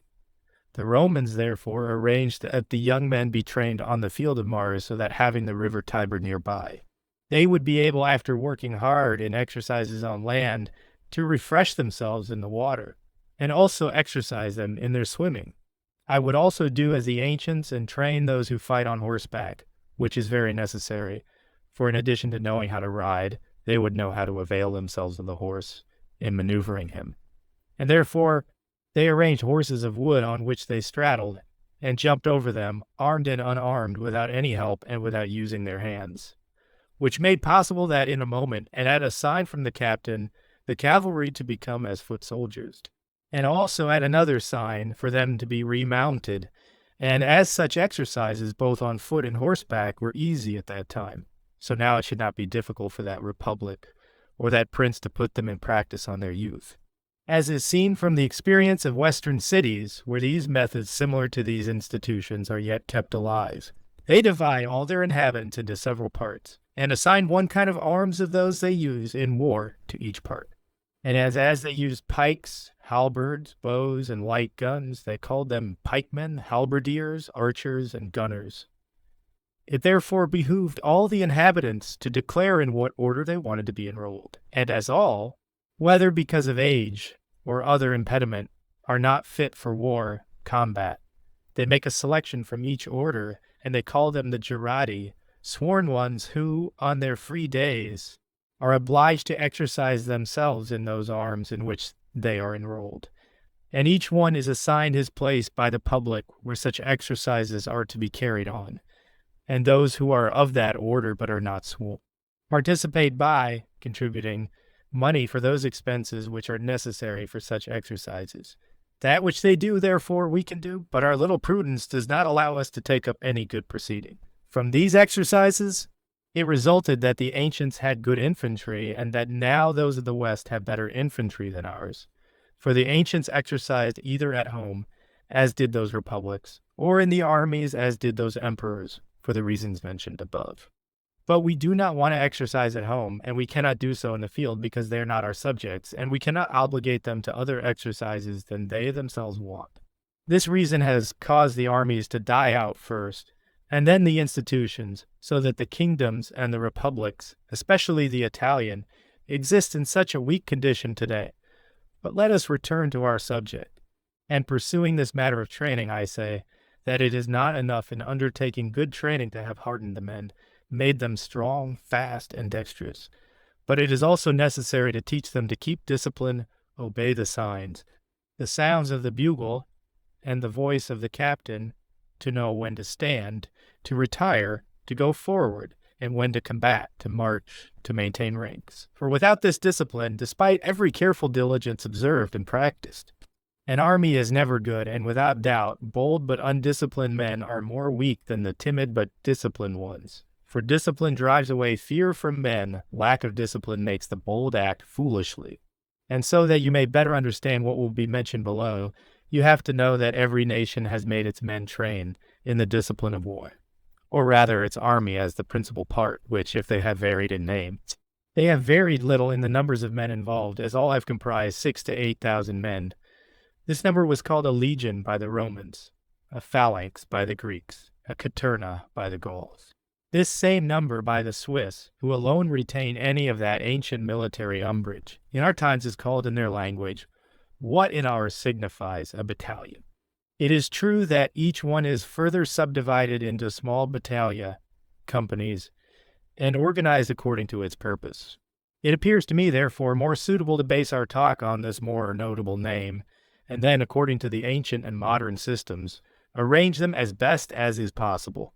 And as the Roman legions were composed of 5,000 or 6,000 men, in 10 cohorts, I want to divide our battalion into 10 companies and compose it of 6,000 men on foot, and assign 450 men to each company, of whom 400 are heavily armed and 50 lightly armed. The heavily armed include 300 with shields and swords, and will be called scudati, shield bearers, and 100 with pikes, and will be called pikemen. The lightly armed are 50 infantry armed with light guns, crossbows, halberds, and bucklers, and these from an ancient name are called regular ordinary. Veleti, the whole 10 companies, therefore, come to 3,000 shield bearers, 1,000 ordinary pikemen, and 150 ordinary veleti, all of whom comprise a number of 4,500 infantry. And we said we wanted to make a battalion of 6,000 men. Therefore, it is necessary to add another 1,500 infantry, of whom I would make 1,000 with pikes, whom I will call extraordinary pikemen, and 500 light armed, whom I will call extraordinary veleti. And thus my infantry would come to be composed half of shield bearers, and half among pikemen and other arms carriers. In every company I would put in charge a constable, 4 centurions, and 40 heads of 10, and in addition a head of the ordinary veleti, with 5 heads of 10 all. To the 1,000 extraordinary pikemen I would assign 3 constables, 10 centurions, and 100 heads often. To the extraordinary veleti, 2 constables, 5 centurions, and 50 heads of 10. I would also assign a general head for the whole battalion. I would want each constable to have a distinct flag and bugle sound. Summarizing, therefore, a battalion would be composed of 10 companies of 3,000 shield bearers, 1,000 ordinary pikemen, 1,000 extraordinary pikemen, 500 ordinary veleti, and 500 extraordinary veleti. Thus they would come to be 6,000 infantry, among whom there would be 1,500 heads of 10. And in addition, 15 constables with 15 buglers and 15 flags, 55 centurions, 10 captains of ordinary veleti, and 1 captain for the whole battalion with its flag and bugler. And I have knowingly repeated this arrangement many times, so that then, when I show you the methods for organizing the companies and the armies, you will not be confounded. I say, therefore, that any king or republic which would want to organize its subjects in arms would provide them with these parties and these arms, and create as many battalions in the country as it is capable of doing. And if it had organized it according to the division mentioned above, and wanting to train it according to the orders, they need only to be trained company by company. And although the number of men in each of them could not be themselves provide a reasonably sized army, nonetheless, each man can learn to do what applies to him in particular, for 2 orders are observed in the armies, The one, what men ought to do in each company. The other, what the company ought to do afterwards when it is with others in an army. And those men who carry out the first will easily observe the second. But without the first, one can never arrive at the discipline of the second. Each of these companies, therefore, can by themselves learn to maintain discipline in their ranks in every kind and place of action, and then to know how to assemble, to know its particular bugle call through which it is commanded in battle, to know how to recognize by it as to what they have to do, whether to stay put or go forward or turn back, or the time and place to use their arms. So that knowing how to maintain ranks well, so that neither the action nor the place disorganizes them, they understand well the commands of the leader by means of the bugle calls and knowing how to reassemble quickly. These companies then can easily, when many have come together, learn to do what each body of them is obligated to do together with other companies and operating as a reasonably sized army. And as such a general practice also is not to be esteemed little. All the battalions can be brought together once or twice in the years of peace and give them a form of a complete army, training it for several days as if it should engage in battle. Placing the front lines, the flanks, and auxiliaries in their proper places, and as a captain arranges his army for the engagement, either taking into account the enemy he sees, or for that which he does not see, but is apprehensive of. The army ought to be trained for both contingencies and instructed so that it can march and fight when the need arises, showing your soldiers how they should conduct themselves if they should be assaulted by this band or that. And when you instruct them to fight against an enemy, they can show them how the battle is enkindled, where they have to retire without being repulsed, who has to take their places, what signs, what voice they should obey, and to practice them so with companies and by mock attacks, that they have the desire for real battle. For a courageous army is not so, because the men in it are courageous, but because the ranks are well disciplined. For if I am of the first line fighters and being overcome, I know where I have to retire, and who is to take my place. I will always fight with courage, seeing my succor nearby. If I am of the second line fighters, I would not be dismayed at the first line being pushed back and repulsed, for I would have presupposed it could happen, and I would have desired it in order to be he who, as it was not them, would give the victory to my patron. Such training is most necessary where a new army is created, and where the army is old veteran, it is also necessary, for, as the Romans show, although they knew the organization of their army from childhood, nonetheless, those captains, before they came to an encounter with the enemy, continually exercised the men those disciplines. And Joseph in his history says that the continual training of the Roman armies resulted in all the disturbance which usually goes on for gain in a camp, was of no effect in an engagement, because everyone knew how to obey orders and to fight by observing them. But in the armies of new men, which you have to put together to combat at the time, or that you cause to be organized to combat in time, nothing is done without this training, as the companies are different, as in a complete army.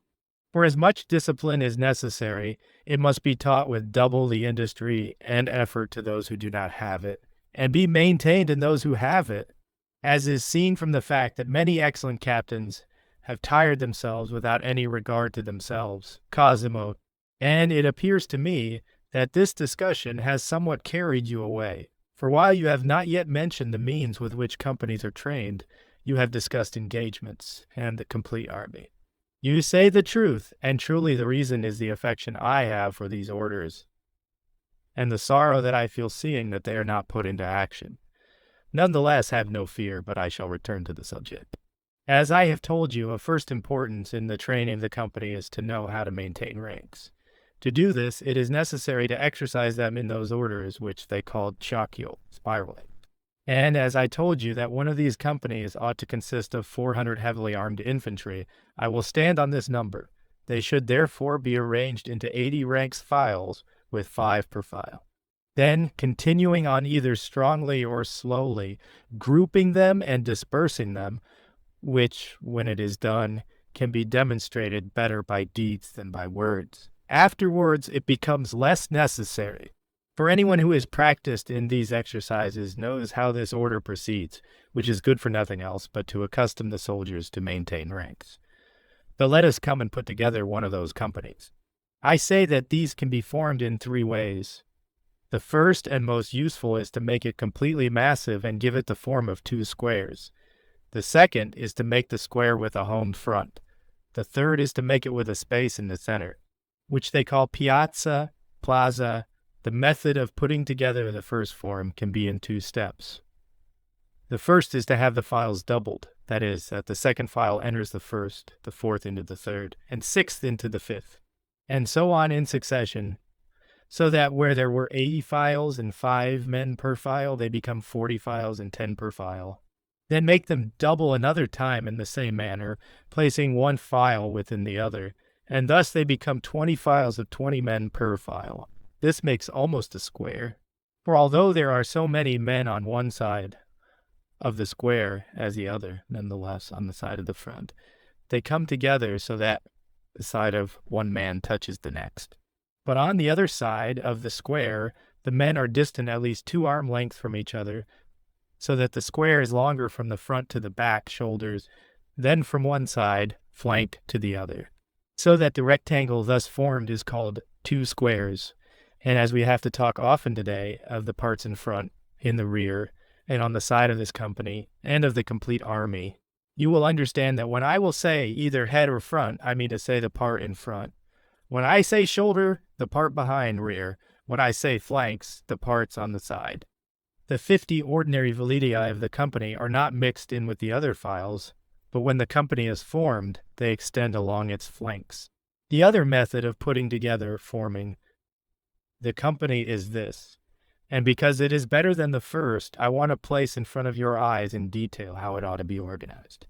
I believe you remember the number of men and the heads which compose it, and with what arms it is armed. The form, therefore, that this company ought to have is of 20 files, 20 men per file, 5 files of pikemen in front, and 15 files of shield-bearers on the shoulders behind. 2 centurions are in front, and 2 behind in the shoulders, who have the office of those whom the ancients call tergidutori, rear leaders. The constable with the flag and bugler is in that space which is between the 5 files of pikemen and the 15 of shield-bearers. There is one of the captains of the 10 on every flank, so that each one is alongside his men, those who are on the left side of his right hand, those on the right side on his left hand. The 50 valeti are on the flanks and shoulders rear of the company, if it is desired, now, that regular infantry be employed. This company is put together in this form, and it must organize itself thusly. Have the infantry be brought to 80 files, 5 per file, as we said a little while ago, leaving the validii at the head and on the tail, rear, even though they are outside this arrangement. And it ought to be so arranged that each centurion has 20 files behind him on the shoulders, and those immediately behind every centurion are 5 files of pikemen, and the remaining shield-bearers.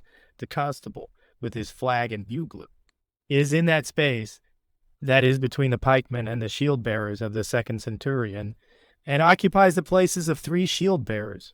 20 of the heads of 10 are on the flanks of the first centurion on the left hand, and 20 are on the flanks of the last centurion on the right hand.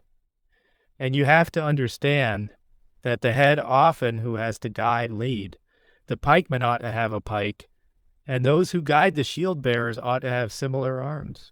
The files, therefore, being brought to this arrangement, and if it is desired by marching to bring them into the company to form the head, front, you have to cause the first centurion to stop with the first file of 20, and the second to continue to march, and turning to the right hand, he goes along the flanks of the 20 stop files, so that he comes head-to-head with the other centurion, where he too stops, and the third centurion continues to march, also turning to the right hand and marches along the flanks of the stop file, so that he comes head-to-head with the other 2 centurions, and when he also stops, the other centurion follows with his file, also going to the right along the flanks of the stopped file, so that he arrives at the head front with the others, and then he stops.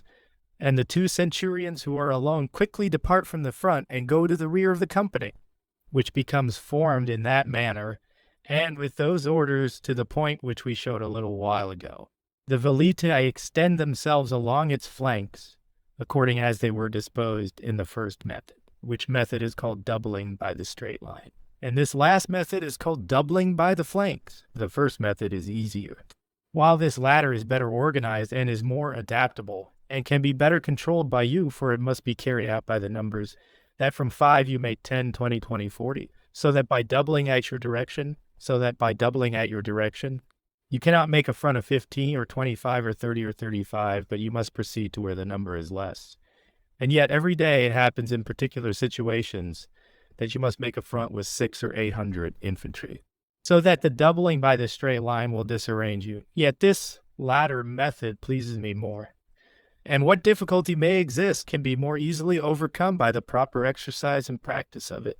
I say to you, therefore, that it is more important than anything to have soldiers who know how to form themselves quickly, and it is necessary in holding them in these companies to train them thoroughly and have them proceed bravely forward or backward, to pass through difficult places without disturbing the order, for the soldiers who know how to do this well are experienced soldiers, and although they may have never met the enemy face to face, they can be called seasoned soldiers. On the contrary, those who do not know how to maintain this order, even if they may have been in 1,000 wars, ought always to be considered as new soldiers. This applies in forming them when they are marching in small files. But if they are formed and then become broken because of some accident that results either from the location or from the enemy, to reorganize themselves immediately is the important and difficult thing, in which much training and practice is needed, and in which the ancients placed much emphasis. It is necessary, therefore, to do 2 things. First, to have many countersigns in the company, the other always to keep this arrangement, that the same infantry always remain in the same file. For instance, if one is commanded to be in the second file, he will afterwards always stay there, and not only in this same file, but in the same position in the file. It is to be observed how necessary are the great number of countersigns, so that, coming together with other companies, it may be recognized by its own men. Secondly, that the constable and centurion have tufts of feathers on their headdress different and recognizable. And what is more important, to arrange that the heads of 10 be recognized, to which the ancients paid very much attention. That nothing else would do, but that they wrote numbers on their bucklers, calling then the first, second, third, fourth, etc. And they were not above content with this, but each soldier had to write on his shield the number of his file, and the number of his place assigned him in that file. The men, therefore, being thus assigned, and accustomed to stay within these limits, if they should be disorganized, it is easy to reorganize them all quickly. For the flag staying fixed, the centurions and heads of 10 can judge their place by eye, and bring the left from the right or the right from the left, with the usual distances between. The infantry, guided by their rules and by the difference in countersigns, can quickly take their proper places, just as if you were the staves of a barrel which you had first countersigned. I would wager you would put the barrel, back together with great ease.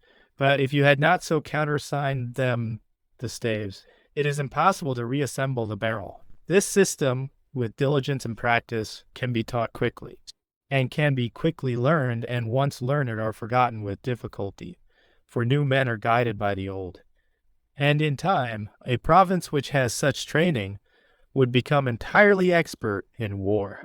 It is also necessary to teach them to turn in step, and do so when he should turn from the flanks and by the soldiers in the front, or from the front to the flanks or shoulders, rear down. This is very easy, for it is sufficient only that each man turns his body toward the side he is commanded to, and the direction in which they turned, because true that when they turn by the flank, the ranks which turn go outside their usual area, because there is a small space between the breast to the shoulder, while from one flank to the other there is much space, which is all contrary to the regular formation of the company. Hence, care should be used in employing it, but this is more important, and where more practice is needed is when a company wants to turn entirely, as if it was a solid body. Here, great care and practice must be employed. For if it is desired to turn to the left, for instance, it is necessary that the left wing be halted, and those who are closer to the halted one march much slower than those who are in the right wing, and have to run. Otherwise, everything would be in confusion. But as it always happens when an army marches from place to place, that the company is not situated in front, not having to combat at the front, or at the flanks or shoulders, rear, have to move from the flank or shoulder quickly to the front, and when such companies in such cases have the space necessary as we indicated above, it is necessary that the pikemen they have on that flank become the front and the heads of the tent. Centurions and constables belonging to it relocate to their proper places. Therefore, in wanting to do this, when forming them, it is necessary to arrange the 80 files of 5 per file, placing all the pikemen in the first 20 files, and placing 5 of the heads of 10 of it in the front of them and 5 in the rear. The other 60 files situated behind are all shield bearers, who total to 300. It should therefore be so arranged that the first and last file of every 100 of heads of 10, the constable with his flag and bugler, be in the middle of the first 100 century of shield bearers, and the centurions at the head of every century. Thus arranged, when you want the pikemen to be on the left flank, you have to double them century by century from the right flank. If you want them to be on the right flank, you have to double them from the left. And thus this company turns with the pikemen on the flank, with the heads of 10 on the front and rear, with the centurions at the front of them, and the constable in the middle, which formation holds when going forward. But when the enemy comes and the time for the companies to move from the flanks to the front, it cannot be done unless all the soldiers face toward the flank where the pikemen are. And then the company is turned with its files and heads in that manner that was described above, for the centurions being on the outside, and all the men in their places. The centurions quickly enter them, the ranks, without difficulty. But when they are marching frontwards and have to combat in the rear, they must arrange the files so that, in forming the company, the pikes are situated in the rear. And to do this, no other order has to be maintained except that where, in the formation of the company, ordinarily every century has 5 files of pikemen in front. It now has them behind. But in all the other parts, observe the order that I have mentioned, Cosimo. You have said that this method of training is to enable them to form these companies into an army, and that this training serves to enable them to be arranged within it. But if it should occur that these 450 infantry have to operate as a separate party, how would you arrange them? Fabrizio, I will now guide you in judging where he wants to place the pikes, and who should carry them, which is not in any way contrary to the arrangement mentioned above. For although it may be the method that is observed when, together with other companies, it comes to an engagement nonetheless, it is a rule that serves for all those methods, in which it should happen that you have to manage it. But in showing you the other 2 methods for arranging the companies proposed by me, I will also better satisfy your question, for either they are never used, or they are used when the company is above, and not in the company of others. And to come to the method of forming it with 2 horns, wings, I say that you ought to arrange the 80 files at 5 per file in this way. Place a centurion in the middle, and behind him 25 files that have 2 pikemen each on the left side, and 3 shield bearers on the right. And after the first 5, in the next 20 heads of 10 be placed, all between the pikemen and shield bearers, except that those heads who carry pikes stay with the pikemen. Behind these 25 files thusly arranged, another centurion is placed who has 15 files of shield bearers behind him. After these, the constable between the flag and the bugler, who also has behind him another 15 files of shield bearers. The third centurion is placed behind these, and he has 25 files behind him, in each of which are 3 shield bearers on the left side and 2 pikemen on the right. And after the first 5 files are 20 heads of 10 placed between the pikemen and the shield bearers. After these files there is the 4th centurion. If it is desired, therefore, to arrange these files to form a company with 2 horns, wings, the first centurion has to be halted with the 25 files which are behind him. The second centurion then has to be moved with the 15 shield bearers who are on his rear, and turning to the right and on the right flank of the 25 files, to proceed so far that he comes to the 15 files. And here he halts. The constable has to be moved with the 15 files of shield bearers who are behind, and turning around toward the right over by the right flank of the 15 files, which were moved first, marches so that he comes to their front. And here he halts. After, move the 3rd centurion with the 25 files and with the 4th centurion who was behind them, and turning to the right, march by the left flank of the last 15 files of shield bearers. And he does not halt until he is at the head of them, but continues marching up until the last files of 25 are in line with the files behind. And having done this, the centurion who was head of the first 15 files of shield bearers leaves the place where he was and goes to their R of the left angle. And thus he will turn a company of 25 solid files of 20 infantry per file, with 2 wings on each side of his front, and there will remain a space between them, as much as would be occupied by 10 men side by side. The captain will be between the 2 wings, and a centurion in each corner of the wing. There will be 2 files of pikemen and 20 heads of 10 on each flank. These 2 wings serve to hold between them that artillery whenever the company has any with it, and the carriages.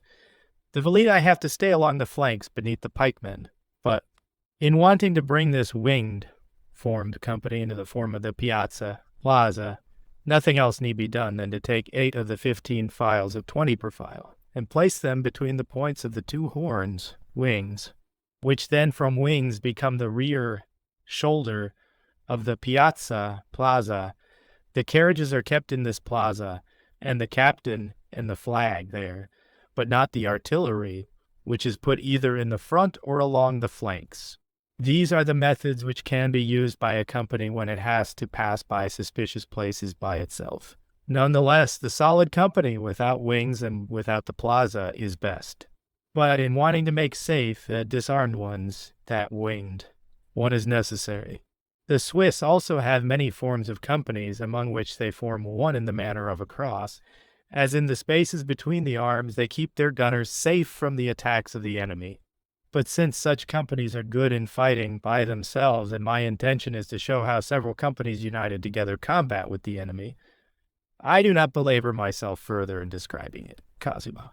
And it appears to me I have very well comprehended the method that ought to be employed in training the men in these companies. But you said that in addition to the 10 companies in a battalion, you had 1,000 extraordinary pikemen and 400 extraordinary veleti. Would you not describe how to train these, Fabrizio? I would, and with the greatest diligence, and I would train the pikemen group by group, at least in the formations of the companies as the others, for I would serve myself of these more than of the ordinary companies, in all the particular actions, how to escort, to raid, and such things. But the veleti I would train at home without bringing them together with the others, for as it is their office to combat brokenly in the open separately, it is not as necessary that they come together with the others, or to train in common exercises, than to train them well in particular exercises. They ought therefore to train their own men in these companies so that they know how to maintain their ranks, know their places, return there quickly when either the evening or the location disrupts them. For when this is caused to be done, they can easily be taught the place the company has to hold, and what its office should be in the armies. And if a prince or a republic works hard and puts diligence in these formations and in this training, it will always happen that there will be good soldiers in that country, and they will be superior to their neighbors, and will be those who give and not receive laws from other men. But the disorder in which one exists causes them to disregard and not to esteem these things, and therefore our training is not good. And even if there should be some heads or members naturally of virtue, Cosimo are unable to demonstrate it. What carriages would you want each of these companies to have? Fabrizio, the first thing I would want is that the centurions or the heads of 10 should not go on horseback. And if the constables want to ride mounted, I would want them to have a mule and not a horse. I would permit them 2 carriages, and 1 to each centurion, and 2 to every 3 heads of 10, for they would quarter so many in each encampment, as we will narrate in its proper place. So that each company would have 36 carriages, which I would have them to carry the necessary tents, cooking utensils, hatchets, digging bars, sufficient to make the encampment, and after that, anything else so convenient. I believe that heads assigned by you in each of the companies are necessary. Nonetheless, I would be apprehensive that so many commanders would be confusing. Fabrizio, They would be so if I would refer to one, but as I refer to many. They make for order, actually. Without those orders, it would be impossible to control them. For a wall which inclines on every side would need many and frequent supports. Even if they are not so strong, but if few, they must be strong. For the virtue of only one, despite its spacing, can remedy any ruin. And so it must be that in the armies, and among every 10 men, there is one of more life, of more heart, or at least of more authority, who, with his courage, with words and by example, keeps the others firm and disposed to fight. And these things mentioned by me as the heads, the flags, the buglers, are necessary in an army, and it is seen that we have all these in our present day armies, but no one does his duty. First, the heads of 10, in desiring that those things be done because they are ordered, it is necessary for each of them to have his men separate, lodge with them, go into action with them, stay in the ranks with them, for when they are in their places. They are all of mind and temperament to maintain their ranks straight and firm, and it is impossible for them to become disrupted, or if they become disrupted, do not quickly reform their ranks. But today, they do not serve us for anything other than to give them more pay than the others, and to have them do some particular thing. The same happens with the flags, for they are kept rather to make a beautiful show than for any military use. But the ancients served themselves of it as a guide and to reorganize themselves for everyone. When the flag was standing firm, knew the place that he had to be near his flag, and always returned there. He also knew that if it were moving or standing still, he had to move or halt.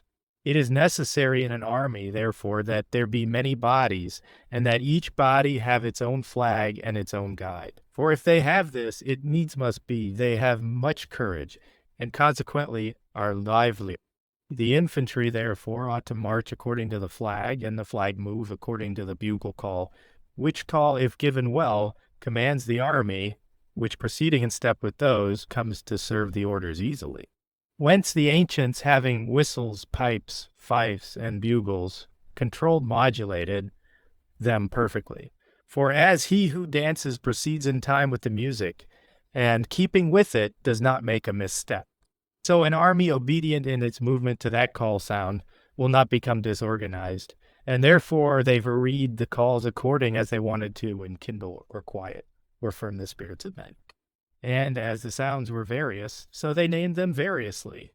The Doric call, sound, brought on constancy, frigio, fury, boldness, whence they tell that Alexander being at table, and someone sounding the frigio call, it so excited his spirit that he took up arms. It would be necessary to rediscover all these methods, and if this is difficult, it ought not at least to be totally put aside by those who teach the soldier to obey, which each one can vary and arrange in his own way, so long as with practice he accustoms the ears of his soldiers to recognize them. But today, no benefit is gotten from these sounds in great part, other than to make noise. Cosimo, I would desire to learn from you, if you have ever pondered this with yourself, whence such baseness and disorganization arises, and such negligence of this training in our times. Fabricio, I will tell you willingly what I think. You know of the men excellent in war, there have been many famed in Europe, few in Africa, and less in Asia. This results from the fact that these last two parts of the world have had a principality or two, and few republics. But Europe alone has had some kingdoms and an infinite number of republics. And men become excellent and show their virtue according as they are employed and recognized by their prince, republic, or king, whichever it may be. It happens, therefore, that where there is much power, many valiant men spring up. Where there is little, few. In Asia, there are found Ninus, Cyrus, Artaxerxes, Mithridates, and very few others to accompany these. There are noted Maximinius, Jugurtha, and those captains who were raised by the Carthaginian Republic, and these are very few compared to those of Europe. For in Europe there are excellent men without number, and there would be many more. If there should be named together with them, those others who have been forgotten by them, a lignity of the time, since the world has been more virtuous when there have been many states which have favored virtue, either from necessity or from other human passion. Few men, therefore, spring up in Asia, because as that province was entirely subject to one kingdom, in which because of its greatness there was indolence for the most part, It could not give rise to excellent men in business activity. The same happened in Africa, yet several with respect to the Carthaginian Republic did arise.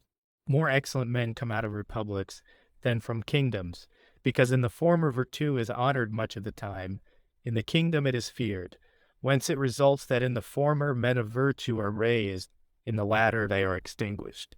Whoever, therefore, considers the part of Europe will find it to have been full of republics and principalities, which from the fear one had of the other were constrained to keep alive their military organizations, and honor those who greatly prevailed in them. For in Greece, in addition to the kingdom of the Macedonians, there were many republics, and many most excellent men arose in each of them. In Italy there were the Romans, the Samnites, the Tuscans, the Cisalpine Gauls. France and Germany were full of republics and princes. Spain the very same. And although, in comparison with the Romans, very few others were noted, it resulted from the malignity of the writers who pursued fortune and to whom it was often enough to honor the victors.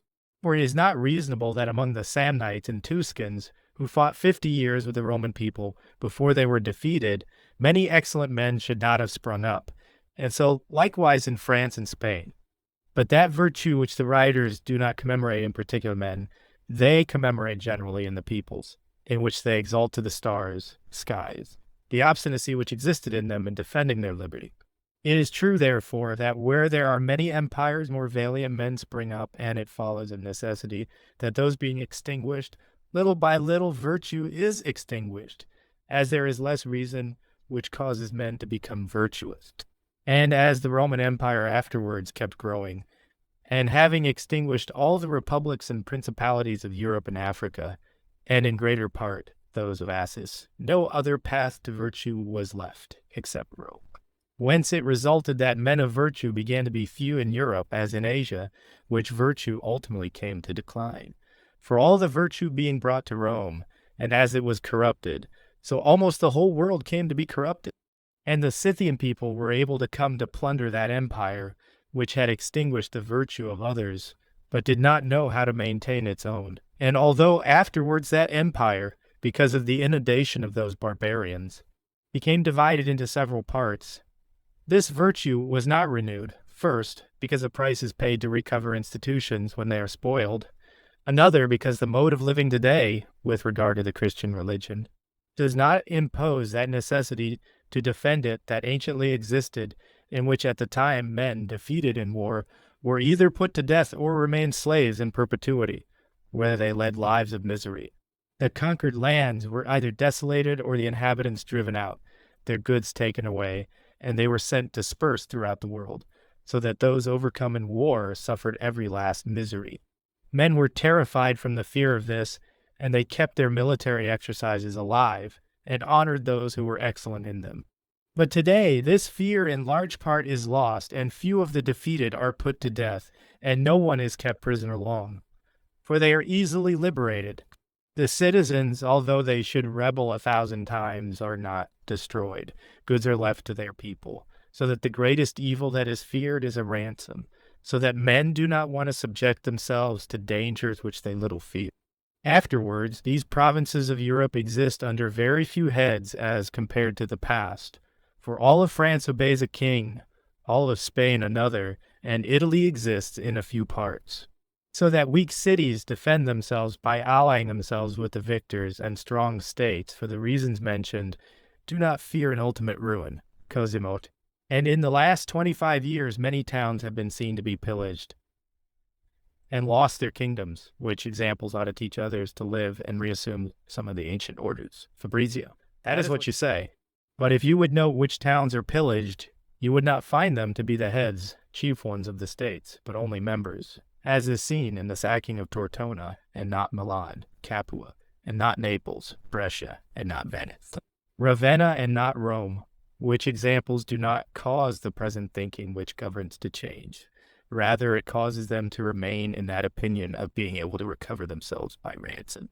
And because of this, they do not want to subject themselves to the bother of military training, as it appears to them partly unnecessary, partly a tangle that they do not understand. Those others who are slave, to whom such examples ought to cause fear. do not have the power of remedying their situation, and those princes who have lost the state are no longer in time, and those who have the state do not have military training, and those princes who have lost the state are no longer in time. And those who have the state do not have military training or want it, for they want without any hardship to remain in power through fortune, not through their own virtue, and who see that because there is so little virtue. Fortune governs everything, and they want it to master them, not they master it. And that which I have discussed is true, consider Germany, in which, because there are many principalities and republics, there is much virtue. And all that is good in our present army depends on the example of those people who, being completely jealous of their state, maintain and honor themselves, all us lords. I want this to suffice to have said in showing the reasons for the present business according to my opinion. I do not know if it appears the same to you, or if some other apprehension should have risen from this discussion. Cosimo. None, rather, I am most satisfied with everything. I desire above, returning to our principal subject, to learn from you how you would arrange the cavalry with these companies, and how many, how captained, and how armed, Fabrizio. And it perhaps appears to you that I have omitted these, at which do not be surprised, for I speak little of them for two reasons. One, because this part of the army is less corrupt than that of the infantry, for it is not stronger than the ancient. It is on a par with it. However, a short while before, the method of training them has been mentioned. And as to arming them, I would arm them as is presently done, both as to the light cavalry as to the men-at-arms. But I would want the light cavalry to be all archers, with some light gunners among them, who, although of little use in other actions of war, are most useful in terrifying the peasants, and place them above a pass that is to be guarded by them. For one gunner causes more fear to them, the enemy, than 20 other armed men. And as to numbers, I say that departing from imitating the Roman army, I would have not less than 300 effective cavalry for each battalion, of which I would want 150 to be men-at-arms, and 150 light cavalry. And I would give a leader to each of these parts, creating among them 15 heads of 10 per hand, and give each one a flag and a bugler. I would want that every 10 men-at-arms have 5 carriages, and every 10 light cavalrymen 2, which, like those of the infantry, should carry the tents, cooking utensils, hitches, poles, and in addition over the others, their tools. And do not think this is out of place, seeing that men-at-arms have 4 horses at their service, and that such a practice is a corrupting one. For in Germany it is seen that those men-at-arms are alone with their horses, and only every 20 have a cart which carries the necessary things behind them. The horsemen of the Romans were likewise alone. It is true that the triarii encamped near the cavalry and were obliged to render aid to it in the handling of the horses. This can easily be imitated by us, as will be shown in the distribution of quarters. That, therefore, which the Romans did, and that which the Germans do, we also can do, and in not doing it, we make a mistake. These cavalrymen, enrolled and organized together with a battalion, can often be assembled when the companies are assembled, and caused to make some semblance of attack among them, which should be done more, so that they may be recognized among them than for any necessity. But I have said enough on this subject for now, and let us descend to forming an army which is able to offer battle to the enemy, and hope to win it, which is the end for which an army is organized, and so much study put into it. Chapter 3. Book 3, Cosimo. Since we are changing the discussion, I would like the questioner to be changed, so that I may not be held to be presumptuous, which I have always censured in others. I therefore resign the speakership, and I surrender it to any of these friends of mine who want it. Zanabi. It would be most gracious of you to continue. But since you do not want to, you ought at least to tell us which of us should succeed in your place, Cosimo. I would like to pass this burden on the Lord Fabrizio. I am content to accept it, and would like to follow the Venetian custom, that the youngest talks first.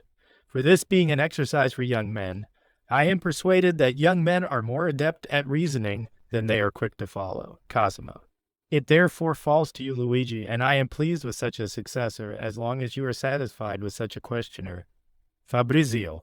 I am certain that in wanting to show how an army is well organized for undertaking an engagement, it would be necessary to narrate how the Greeks and the Romans arranged the ranks in their armies. Nonetheless, as you yourselves are able to read and consider these things, through the medium of ancient writers, I shall omit many particulars, and will cite only those things that appear necessary for me to imitate, in the desire in our times to give some part of perfection to our army. This will be done, and in time I will show how an army is arranged for an engagement, how it faces a real battle, and how it can be trained in mock ones. The greatest mistake that those men make who arrange an army for an engagement is to give it only one front, and commit it to only one onrush and one attempt, fortune. This results from having lost the method the ancients employed of receiving one rank into the other. For without this method, one cannot help the rank in front or defend them, or change them by rotation in battle, which was practiced best by the Romans. In explaining this method, therefore, I want to tell how the Romans divided each legion into three parts, namely, the Astati, the Princeps, and the Triarii, of whom the Astati were placed in the first line of the army in solid and deep ranks, and behind them were the Princeps, but placed with their ranks more open. And behind these they placed the Triarii with ranks so sparse as to be able, if necessary, to receive the Princeps and the Astati between them. In addition to these, they had slingers, bowmen, archers, and other lightly armed, who were not in these ranks, but were situated at the head of the army between the cavalrymen, the infantry. These light-armed men, therefore, enkindled the battle, and if they won, they pursued the victory. If they were repulsed, they retired by way of the flanks of the army, or into the intervals gaps provided for such a result, and were led back among those who were not armed after this proceeding. The Astati came hand to hand with the enemy, and who, if they saw themselves being overcome, retired little by little through the open spaces in the ranks of the Princeps, and, together with them, renewed the fight. If these also were forced back, they all retired into the thin lines of the Triarii, and altogether, in mass, recommenced the battle. And if these were defeated, there was no other remedy, as there was no way left to reform themselves. The cavalry were on the flanks of the army, placed like two wings on a body, and they sometimes fought on horseback, and sometimes helped the infantry, according as the need required. This method of reforming themselves 3 times is almost impossible to surpass, as it is necessary that fortune abandon you 3 times, and that the enemy has so much virtue that he overcomes you 3 times. The Greeks, with their phalanxes, did not have this method of reforming themselves, and although these had many ranks and leaders within them, nonetheless, they constituted one body, or rather, one front. So that, in order to help one another, they did not retire from one rank into the other, as the Romans, but one man took the place of another, which they did in this way. Their phalanxes were made up of ranks. And supposing they had placed 50 men per rank, when their front came against the enemy, only the first 6 ranks of all of them were able to fight, because their lances, which they called cerise, were so long, that the points of the lances of those in the 6th rank reached past the front rank. When they fought, therefore, if any of the first rank fell, either killed or wounded, whoever was behind him in the 2nd rank immediately entered into his place, and whoever was behind him in the 3rd rank immediately entered into the place in the 2nd rank, which had become vacant, and thus successively all at once the ranks behind restored the deficiencies of those in front, so that the ranks were always remained complete, and no position of the combatants was vacant, except in the last rank, which became depleted because there was no one in its rear to restore it, so that the injuries which the first rank suffered depleted the last, and the first rank always remained complete, and thus the phalanxes, because of their arrangement, were able rather to become depleted than broken, since the large size of its body made it more immobile. The Romans in the beginning also employed phalanxes, and instructed their legions in a way similar to theirs. Afterwards they were not satisfied with this arrangement, and divided the legion into several bodies, that is, into cohorts and maniples. For they judged that that body should have more life in it, be more active, which should have more spirit, and that it should be composed of several parts, and each regulate itself. The battalions of the Swiss in these times. employ all the methods of the phalanxes, as much in the size and entirety of their organization as in the method of helping one another. And when coming to an engagement, they place the battalions one on the flank of the other, or they place them one behind the other. They have no way in which the first rank, if it should retire, to be received by the second, but with this arrangement, in order to help one another, they place one battalion in front and another behind it to the right, so that if the first has need of aid, the latter can go forward and succor it. They put a third battalion behind these, but distant a gunshot. This they do, because if the other two are repulsed, this third one can make its way forward, and the others have room in which to retire, and avoid the onrush of the one which is going forward. For a large multitude cannot be received in the same way as a small body, and therefore the small and separate bodies that existed in a Roman legion could be so placed together as to be able to receive one another among themselves and help each other easily, and that this arrangement of the Swiss is not as good as that of the ancient Romans is demonstrated by the many examples of the Roman legions when they engaged in battle with the Greek phalanxes. And the latter were always destroyed by the former, because the kinds of arms in this method of reforming themselves was not able to maintain the solidity of the phalanx. With these examples, therefore, if I had to organize an army, I would prefer to retain the arms and the methods, partly of the Greek phalanxes, partly of the Roman legions, and therefore I have mentioned wanting in a battalion 2,000 pikes, which are the arms of the Macedonian phalanxes, which are the arms of and 3,000 swords and shields, which are the arms of the Romans. I have divided the battalion into 10 companies, as the Romans divided the legion into 10 cohorts. I have organized the veliti, that is the light-armed, to enkindle the battle as the Romans did. And thus, as the arms are mixed, being shared by both nations, and as also the organizations are shared, I have arranged that each company have 5 ranks of pikemen in front, and the remainder shields, swordsmen with shields, in order to be able with this front to resist the cavalry, and easily penetrate the enemy companies on foot. And the enemy at the first encounter would meet the pikes, which I would hope would suffice to resist him. And then the shields, swordsmen, would defeat him. And if you would note the virtue of this arrangement, you will see all these arms will execute their office completely. First, because pikes are useful against cavalry, and when they come against infantry, they do their duty well before the battle closes in. For when they are pressed, they become useless. Whence the Swiss, to avoid this disadvantage, after every 3 ranks of pikemen place 1 of halberds, which, while it is not enough, gives the pikemen room to maneuver. Placing, therefore, our pikes in the front and the shields, swordsmen, behind, they manage to resist the cavalry, and in enkindling the battle, lay open and attack the infantry. But when the battle closes in and they become useless, the shields and swords take their place, who are able to take care of themselves in every strait.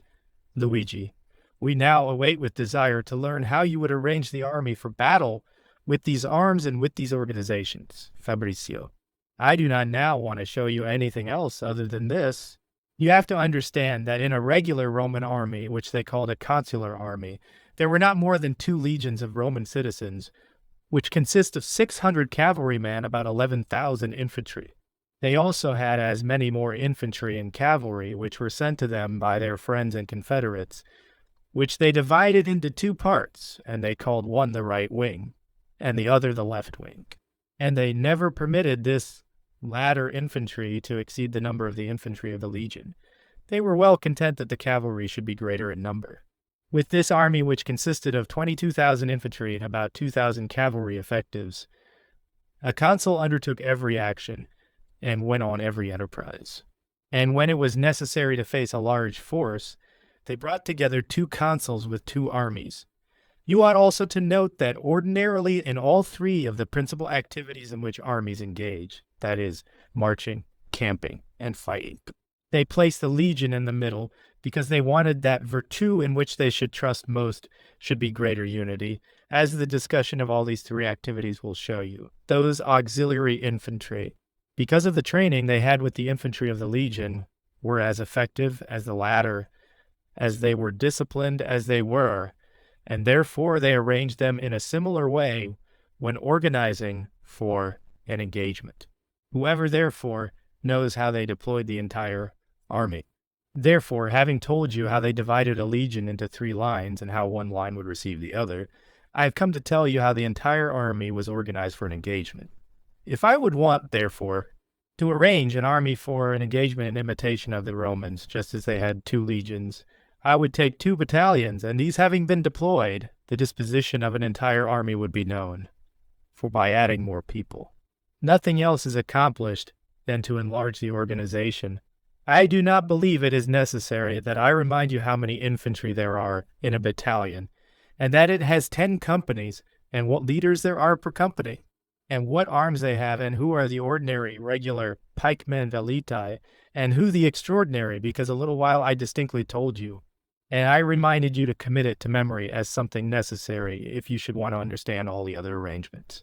And therefore, I will come to the demonstration of the arrangement without repeating these again. And it appears to me that 10 companies of a battalion should be placed on the left flank, and the 10 others of the other on the right. Those on the left should be arranged in this way. The 5 companies should be placed one alongside the other on the front, so that between one and the next there would be a space of 4 arm lengths which come to occupy an area of 141 arm lengths long and 40 wide.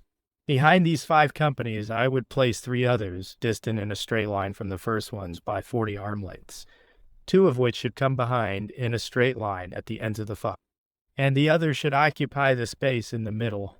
Thus these 3 would come to occupy in length and width the same space as the 5.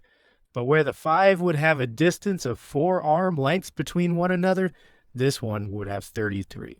Behind these I would place the last 2 companies also in a straight line behind the 3, and distant from those 340 arm lengths, and I would place each of them behind the ends of the 3, so that the space between them would be 91 arm lengths. All of these companies arranged thusly would therefore cover an area of 141 arm lengths long and 200 wide. The extraordinary pikemen I would extend along the flanks of these companies on the left side, distant 20 arm lengths from it, creating 143 files of 7 per file, so that they should cover the entire length of the 10 companies arranged, as I have previously described, and there would remain 40 files for protecting the wagons and the unarmed people in the tail of the army, and assigning the heads of 10 and the centurions in their proper places. And of the 3 constables, I would put one at the head, another in the middle, and the third in the last file, who should fill the office of tergitutore, as the ancients called the one placed in charge of the rear of the army. But returning to the head, van the army, I say, that I would place the extraordinary velitai alongside the extraordinary pikemen, which, as you know, are 500, and would place them at a distance of 40 arm lengths. On the side of these, also on the left hand, I would place the men-at-arms and would assign them a distance of 150 arm lengths away. Behind these, the light cavalry, to whom I would assign the same space as the men-at-arms. The ordinary velitai I would leave around their companies, who would occupy those spaces which I placed between one company and another, who would act to minister to those companies, unless I had already placed them under the extraordinary pikemen, which I would do or not do according as it should benefit my plans. The general head of all the battalions I would place in that space that exists between the first and second order of companies, or rather at the head, and in that space which exists between the last of the first 5 companies and the extraordinary pikemen, according as it should benefit my plans, surrounded by 30 or 60 picked men, and who should know how to execute a commission prudently and stalwartly resist an attack, and should also be in the middle of the buglers and flag carriers. This is the order in which I would deploy a battalion on the left side, which would be the deployment of half the army, and would cover an area 511 arm lengths long, and as much as mentioned above in width, not including the space which that part of the extraordinary pikemen should occupy who act as a shield for the unarmed men, which would be about 100 arm lengths. The other battalions I would deploy on the right side exactly in the same way as I deployed those on the left, having a space of 30 arm lengths between our battalions and the other, in the head of which space I would place some artillery pieces, behind which would be the captain general of the entire army, who should have around him, in addition to the buglers and flag carriers, at least 200 picked men, the greater portion on foot, among whom should be 10 or more adept at executing every command, and should be so provided with arms and a horse as to be able to go on horseback or afoot as the needs requires. 10 cannon of the artillery of the army suffice for the reduction of towns, which should not exceed 50 pounds per charge, of which in the field I would employ more in the defense of the encampment than in waging a battle. And the other artillery should all be rather often than 15 pounds per charge. This I would place in front of the entire army, unless the country should be such that I could situate it on the flank in a safe place, where it should not be able to be attacked by the enemy. This formation of the army, thusly arranged in combat, can maintain the order both of the phalanxes and of the Roman legions, because the pikemen are in front and all the infantry so arranged in ranks, that coming to battle with the enemy and resisting him, they should be able to reform the first ranks from those behind according to the usage of the phalanxes. On the other hand, if they are attacked so that they are compelled to break ranks and retire, they can enter into the spaces of the second company behind them, and uniting with them and en masse, be able to resist and combat the enemy again. And if this should not be enough, they can in the same way retire a second time, and combat a third time, so that in this arrangement, as to combating, they can reform according to both the Greek method and the Roman. As to the strength of the army, it cannot be arranged any stronger, for both wings are amply provided with both leaders and arms, and no part is left weak except that part behind which is unarmed, and even that part has its flanks protected by the extraordinary pikemen. Nor can the enemy assaulted in any part where he will not find them organized, and the part in the back cannot be assaulted, because there cannot be an enemy who has so much power that he can assail every side equally. For there is one, you don't have to take the field with him, but if he should be a third greater than you, and as well organized as you, if he weakens himself by assaulting you in several places, as soon as you defeat one part, all go badly for him. If his cavalry should be greater than yours, be most assured, for the ranks of pikemen that gird you will defend you from every onrush of theirs, even if your cavalry should be repulsed. In addition to this, the heads are placed on the side, so that they are able easily to command and obey. And the spaces that exist between one company and the next one, and between one rank and the next, not only serve to enable one to receive the other, but also to provide a place for the messengers who go and come by order of the captain. And as I told you before, as the Romans had about 20,000 men in an army, so too ought this one have, and as other soldiers borrow their mode of fighting and the formation of their army from the legions, so too those soldiers that you assembled into your 2 battalions would have to borrow their formation and organization. Having given an example of these things, it is an easy matter to initiate it. For if the army is increased either by 2 battalions or by as many men as are contained in them, nothing else has to be done than to double the arrangements, and where 10 companies are placed on the left side, 20 are now placed, either by increasing or extending the ranks according as the place or the enemy should command you. Luigi, truly, my lord, I have so imagined this army that I see it now, and have a desire to see it facing us. And not for anything in the world would I desire you to become Fabius Maximus, having thoughts of holding the enemy at bay and delaying the engagement. For I would say worse of you than the Roman people said of him. Fabrizio, do not be apprehensive. Do you not hear the artillery? Ours has already fired, but harmed the enemy little, and the extraordinary Velii come forth from their places together with the light cavalry, and spread out, and with as much fury and the loudest shouts of which they are capable, assault the enemy, whose artillery has fired one time, and has passed over the heads of our infantry without doing them an injury. And as it is not able to fire a second time, our Velii and cavalry have already seized it, and to defend it, the enemy has moved forward, so that neither that of friend or enemy can perform its office. You see with what virtue our men fight, and with what discipline they have become accustomed because of the training they have had, and from the confidence they have in the army, which you see with their stride, and with the men at arms alongside, in marching order, going to rekindle the battle with the adversary, You see our artillery, which to make place for them, and to leave the space free, has retired to the place from which the Velitae went forth. You see the captain who encourages them and points out to them certain victory. You see the Velitae and light cavalry have spread out and returned to the flanks of the army, in order to see if they can cause any injury to the enemy from the flanks. Look, the armies are facing each other. Watch with what virtue they have withstood the onrush of the enemy, and with what silence, and how the captain commands the men-at-arms that they should resist and not attack, and do not detach themselves from the ranks of the infantry. You see how our light cavalry are gone to attack a band of enemy gunners who wanted to attach by the flank, and how the enemy cavalry have succored them, so that, caught between the cavalry of the one and the other, they cannot fire and retire behind their companies. You see with what fury our pikemen attack them, and how the infantry is already so near each other that they can no longer manage their pikes.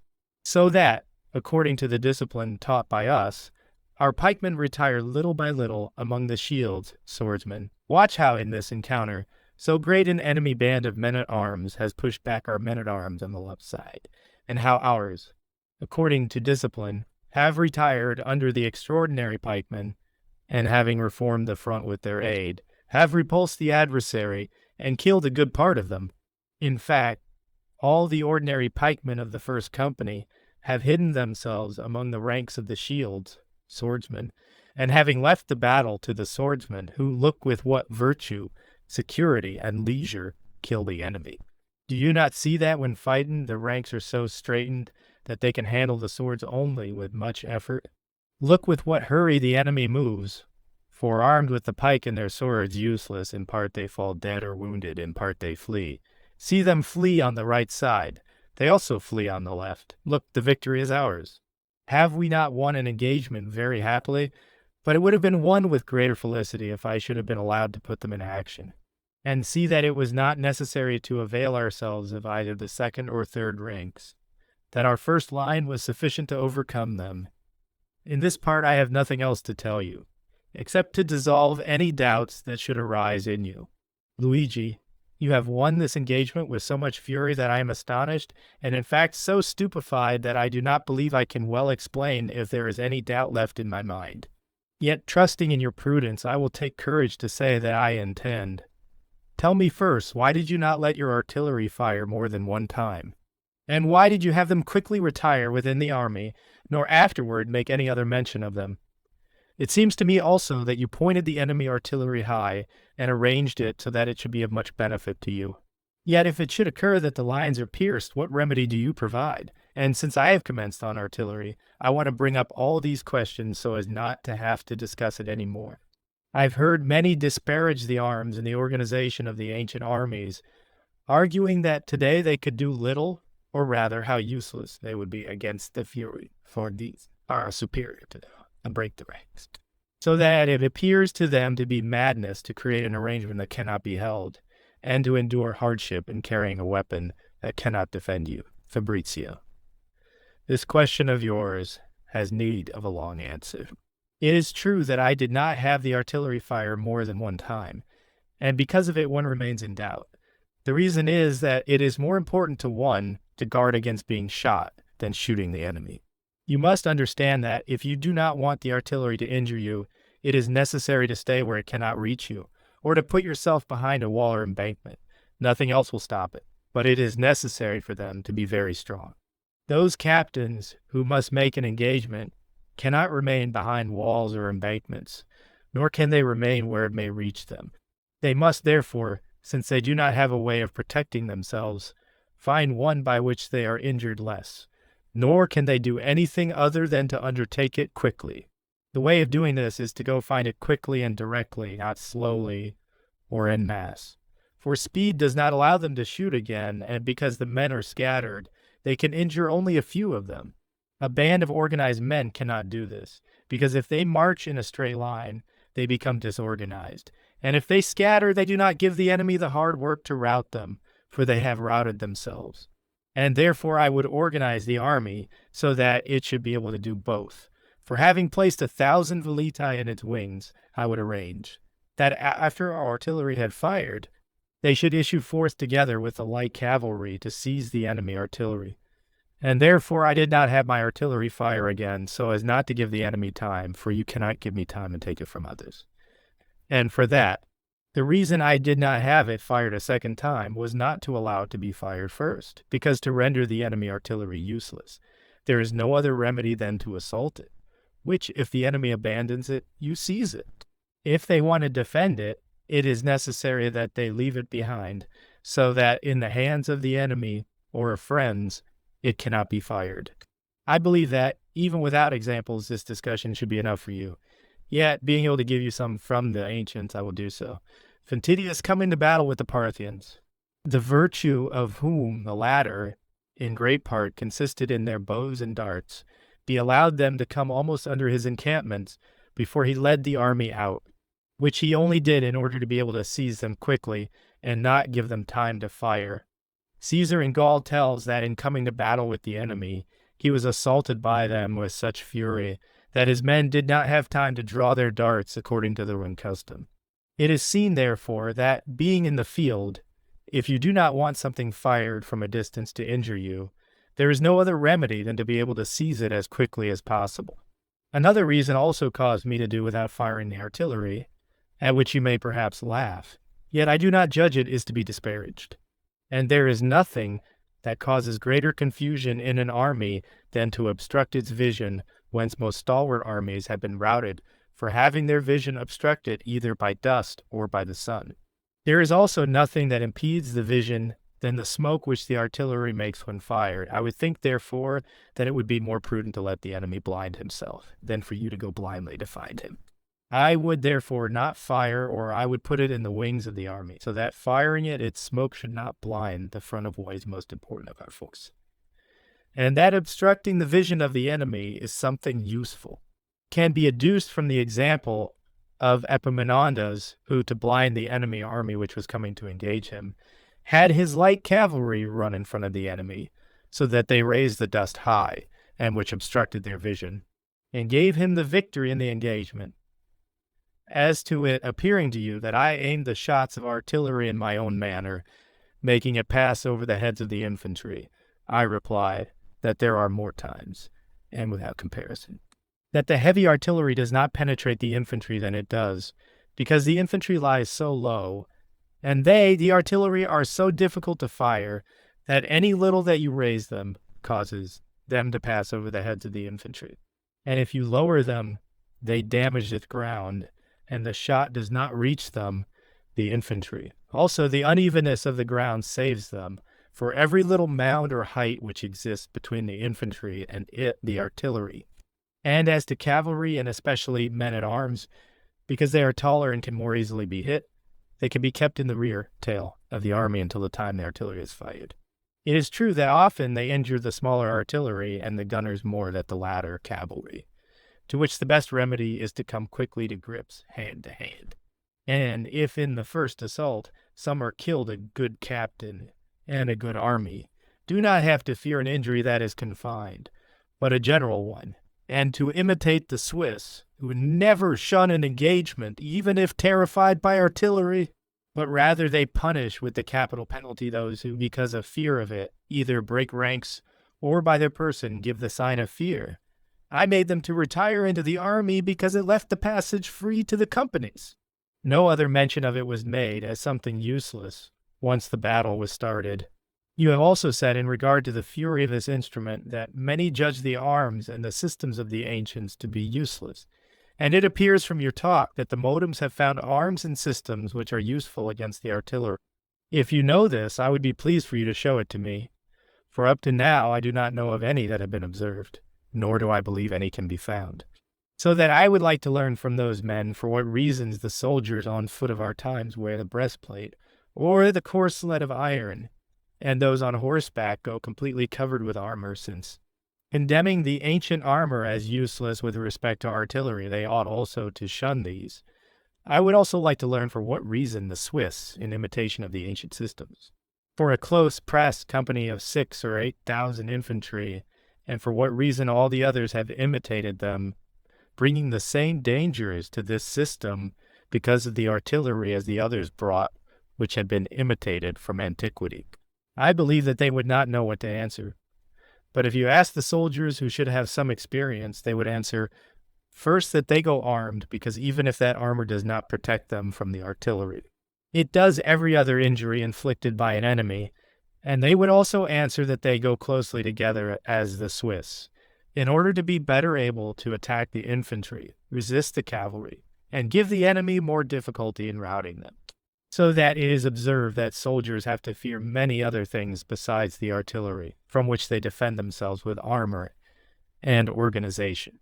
From which it follows that as much as an army is better armed, and as much as its ranks are more serrated and more powerful, so much more is it secure, so that whoever is of the opinion you mentioned must be either of little prudence, or has thought very little on this matter. For if we see the least part of the ancient way of arming in use today, which is the pike, and the least part of those systems, which are the battalions of the Swiss, which do us so much good, and lend so much power to our armies, why shouldn't we believe that the other arms and other systems that they left us are also useful?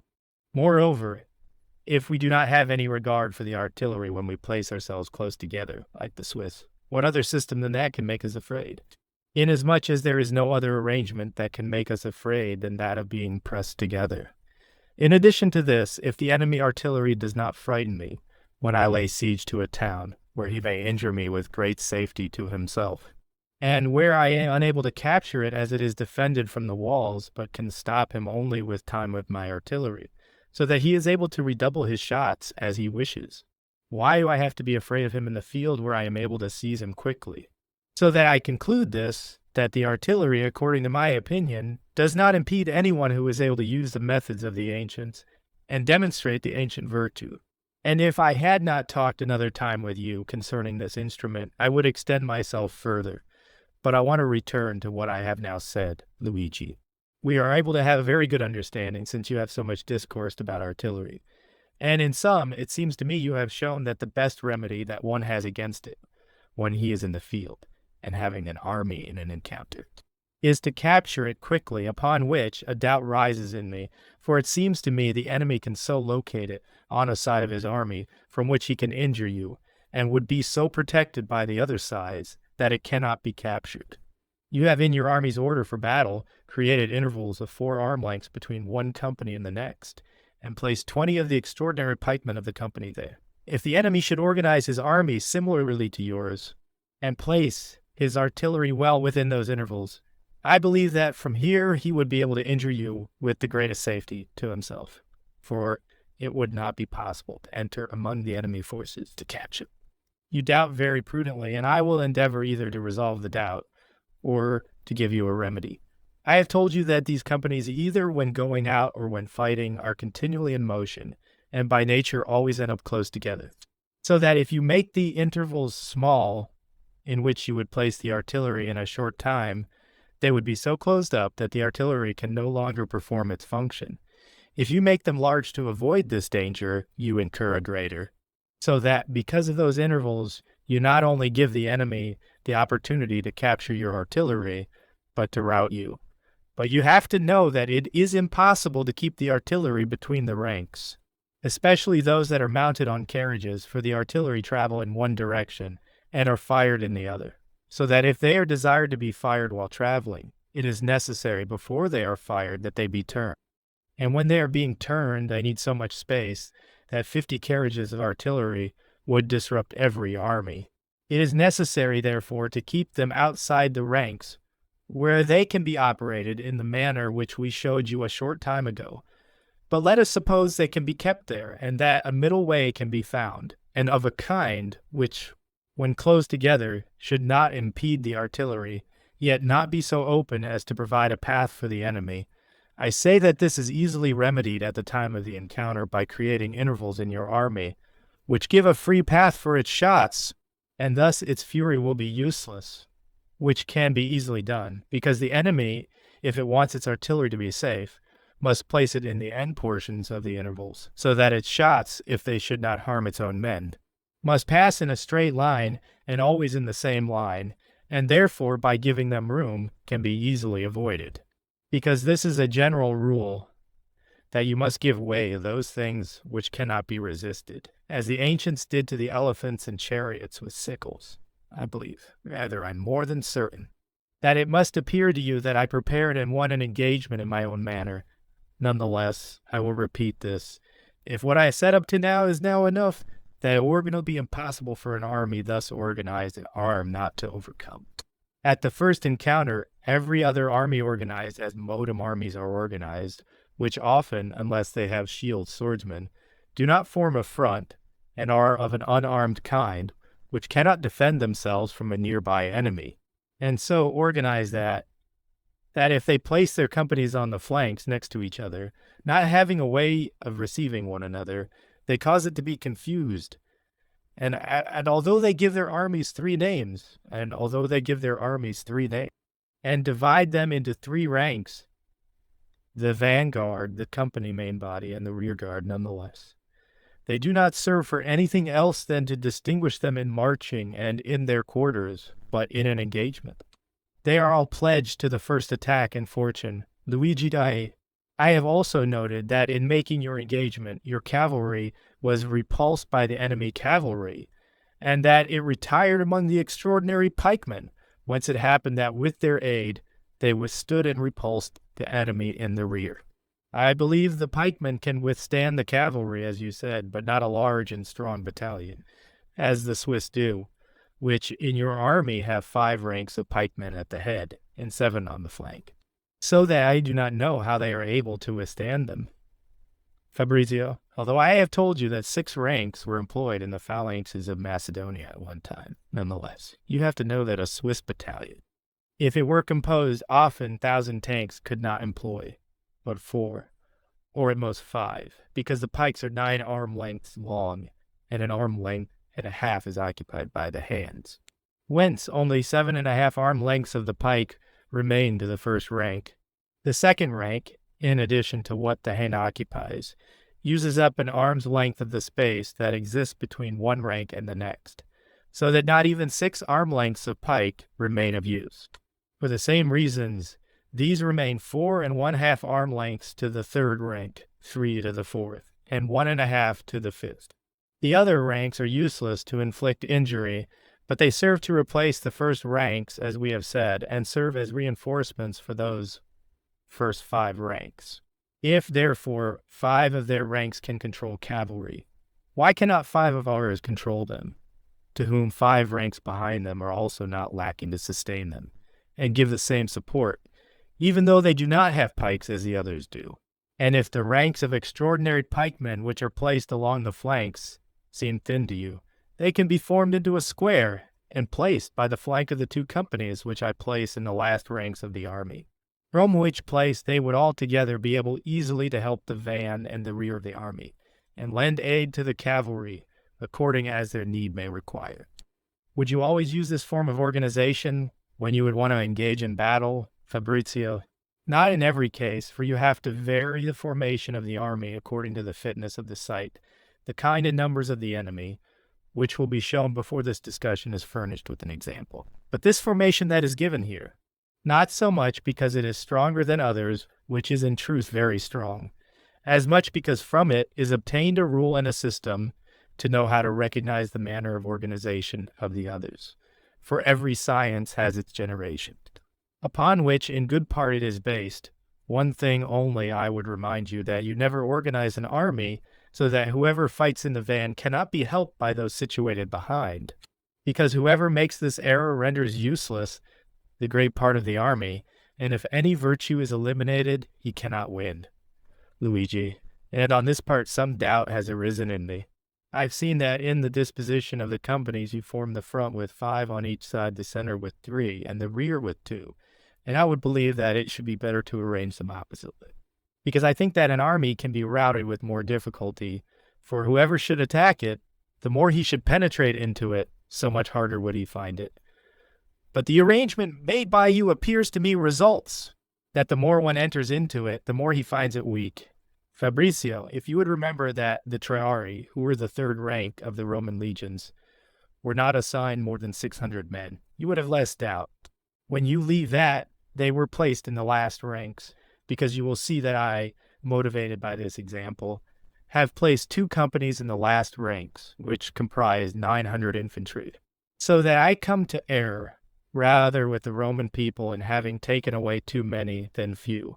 And although this example should suffice, I want to tell you the reasons, which is this. The first front line of the army is made solid and dense because it has to withstand the attack of the enemy and does not have to receive any friends into it. And because of this, it must abound in men. For few men would make it weak, both from their sparseness and their numbers.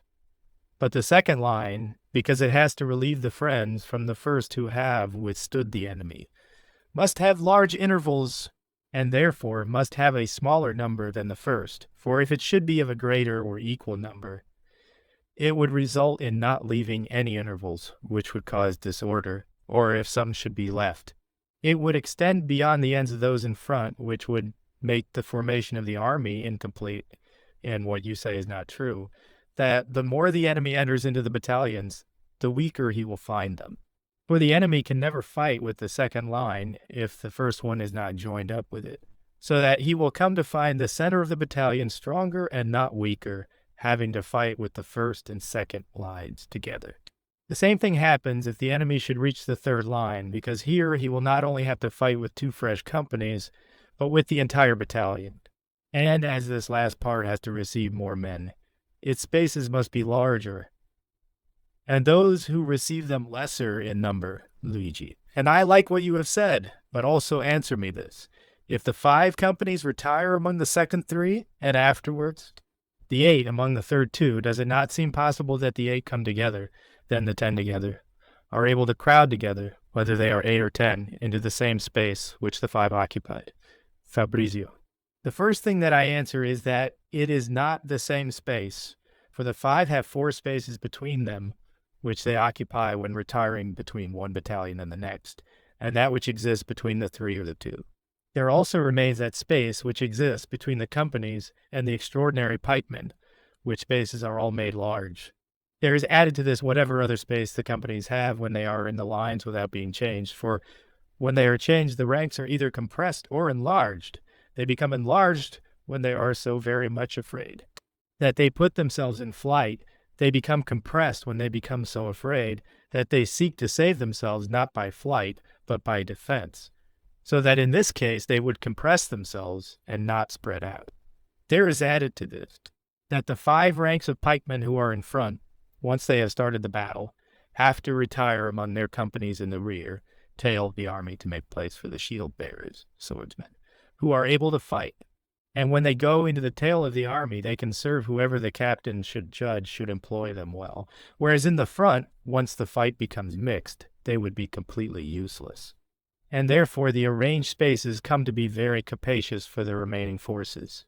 But even if these spaces should not suffice, the flanks on the side consist of men and not walls, who, when they give way and spread out, are able to create a space of such capacity which should be sufficient to receive them. Louis. The ranks of the extraordinary pikemen, which you place on the flank of the army, when the first company retires into the second, do you want them to remain firm and become as 2 wings of the army, or do you also want them to retire with the company? Which, if they have to do this, I do not see how they can, as they do not have companies behind them with wide intervals, which would receive them. Fabrizio. If the enemy does not fight them when he faces the companies to retire, they are able to remain firm in their ranks and inflict injury on the enemy on the flank, since the first companies had retired. But if they should also fight them, as seems reasonable, being so powerful as to be able to force the others to retire, they should cause them also to retire, which they are very well able to do, even though they have no one behind who should receive them, for from the middle forward they are able to double on the right, one file entering into the other in the manner we discussed when we talked of the arrangement for doubling themselves. It is true that when doubling they should want to retire behind, other means must be found than that which I have shown you. Since I told you that the second rank had to enter among the first, the fourth among the third, and so on little by little, and in this case it would not be begun from the front, but from the rear, so that doubling the ranks, they should come to retire to the rear, and not to turn in front, but to reply to all of that which you have asked concerning this engagement as shown by me, it should be repeated. And I again say that I have so organized this army, and will again explain this engagement to you for two reasons. One, to show you how the army, is organized. The other, to show you how it is trained. As to the systems, I believe you all most knowledgeable. As to the army, I tell you that it may often be put together in this form, for the heads are taught to keep their companies in this order, and because it is the duty of each individual soldier to keep well the arrangement of each company, and it is the duty of each head to keep well those in each part of the army, and to know well how to obey the commands of the general captain.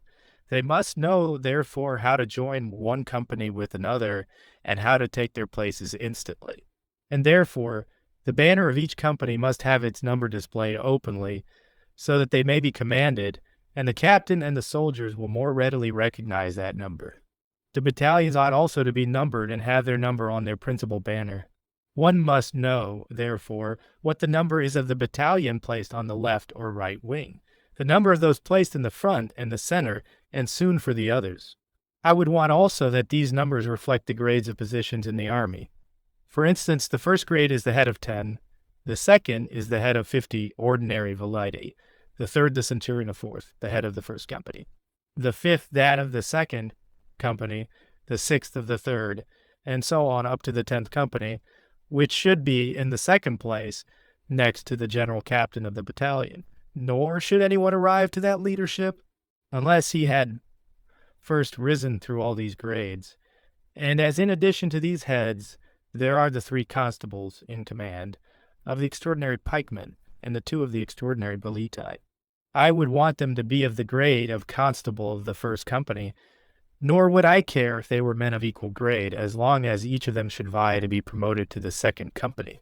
Each one of these captains, therefore, knowing where his company should be located, of necessity, it will follow that, at the sound of the trumpet, once the captain's flag was raised, all of the army would be in its proper places.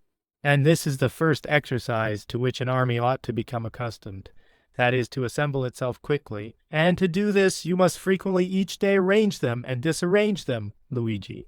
What signs would you want the flags of the army to have, in addition to the number?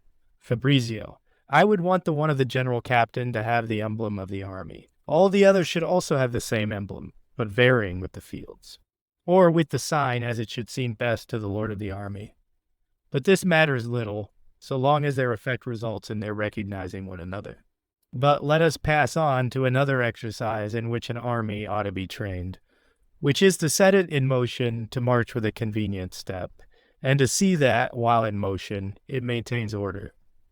The third exercise is that they be taught to conduct themselves as they would afterwards in an engagement, to fire the artillery and retire it, to have the extraordinary vellati issue forth, and after a mock assault have them retire. Have the first company, as if they were being pressed, retire within the intervals of the second company, and then both into the third, and from here each one return to its place, and so to accustom them in this exercise, that it become understood and familiar to everyone, which with practice and familiarity will readily be learned. The fourth exercise is that they be taught to recognize commands of the captain by virtue of his bugle, calls, and flags, as they will understand, without other command, the pronouncements made by voice. And as the importance of the commands depends on the bugle calls, I will tell you what sounds, calls, the ancients used. According as Thucydides affirms, whistles were used in the army of the Lacedaemonians, for they judged that its pitch was more apt to make their army proceed with seriousness and not with fear. Motivated by the same reason, the Carthaginians in their first assault used the zither. Alaidas, king of the Lydians, used the zither and whistles in war.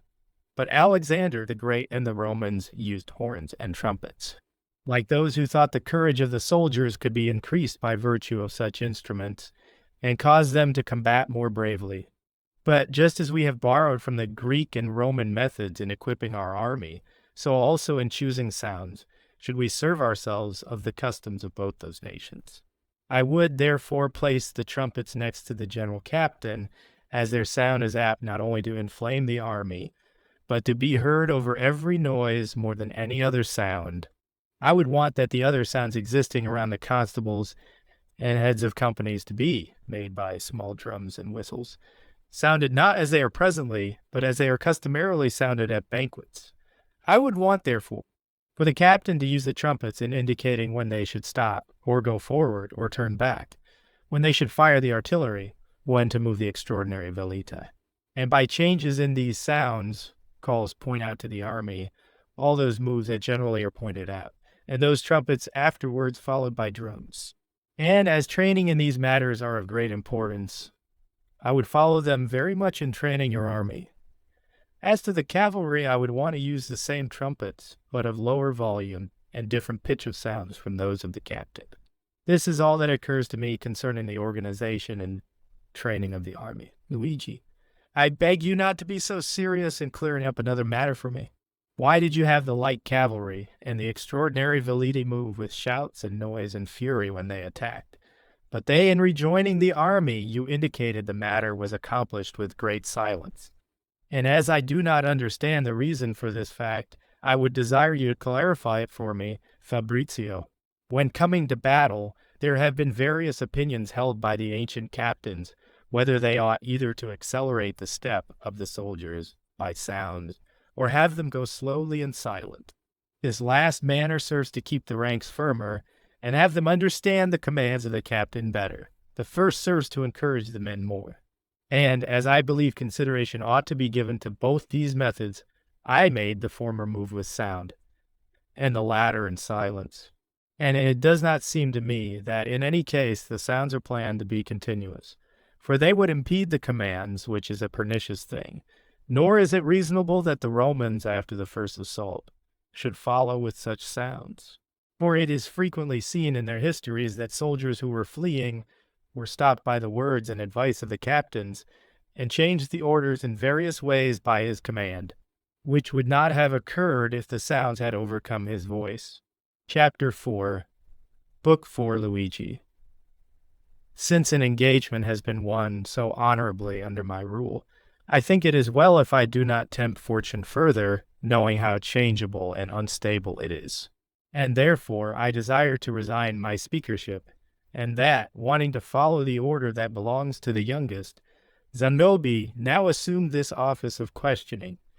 And I know he will not refuse this honor, or we would rather say, this hard work, as much in order to give pleasure as also because he is naturally more courageous than I, nor should he be afraid to enter into these labors where he can thus be overcome as he can overcome. Zanobi, I intend to stay where you put me, even though I would more willingly stay to listen, because up to now I am more satisfied with your questions than those which occurred to me in listening to your discussions. Pleased me.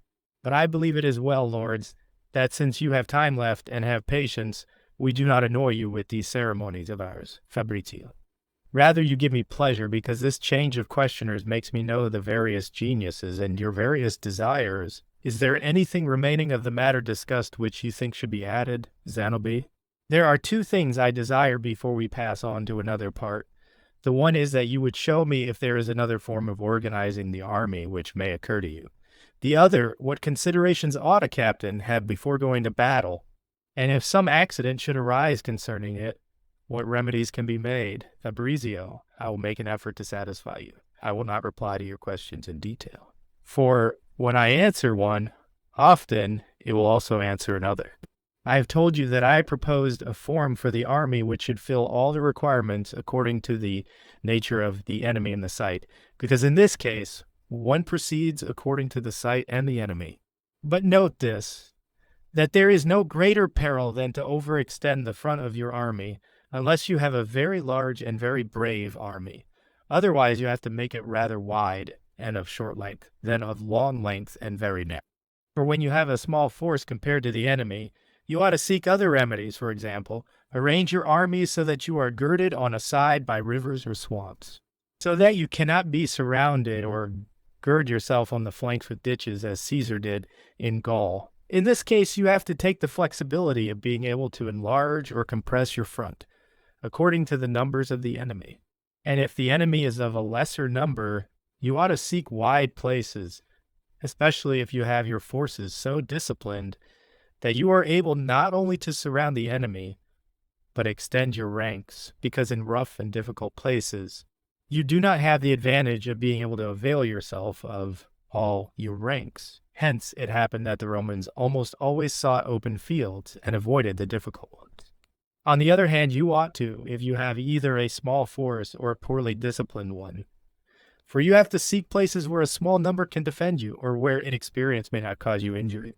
Also, higher places ought to be sought, so as to be able more easily to attack the enemy.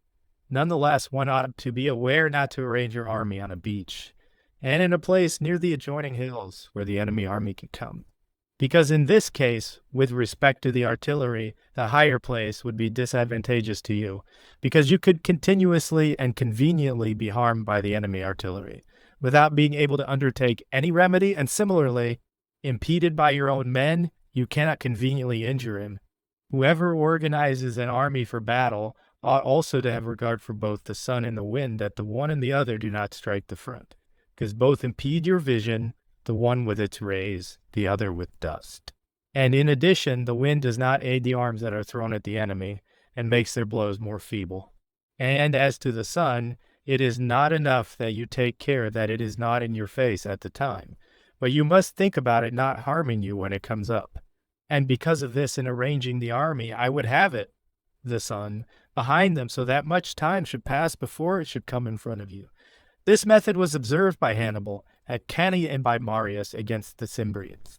If you should be greatly inferior in cavalry, arrange your army between vines and trees, and such impediments as the Spaniards did in our times when they routed the French in the kingdom of Naples on the Cyrenule. And it has been frequently seen that the same soldiers, when they changed only their arrangement and the location from being overcome, became victorious, as happened to the Carthaginians, who, after having been often defeated by Marius Regulus, were afterwards victorious through the council of Xantippe, the Lacedaemonian, who had them descend to the plain, where by the virtue of their cavalry and elephants they were able to overcome the Romans. And it appears to me, according to the examples of the ancients, that almost all the excellent captains, when they learned that the enemy had strengthened one side of the company, did not attack the stronger side, but the weaker, and the other stronger side they opposed to the weaker. Then, when starting a battle, they cornered the stronger part that it only resist the enemy, and not push it back, and the weaker part that it allow itself to be overcome, and retire into the rear ranks of the army. This causes two great disorders to the enemy. The first, that he finds his strongest part surrounded. The second is, that as it appears to them, they will obtain the victory quickly. It rarely happens that he will not become disorganized, whence his defeat quickly results.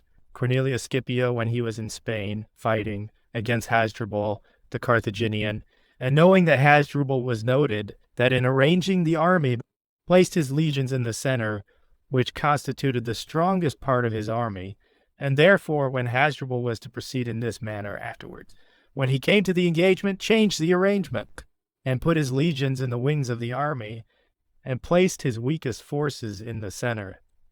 Then, when they came hand to hand, he quickly had those forces in the center to walk slowly, and the wings to move forward swiftly, so that only the wings of both armies fought, and the ranks in the center, being distant from each other, did not join in battle. And thus the strongest part of the army of Scipio came to fight the weakest part of that of Hasdrubal, and defeated it.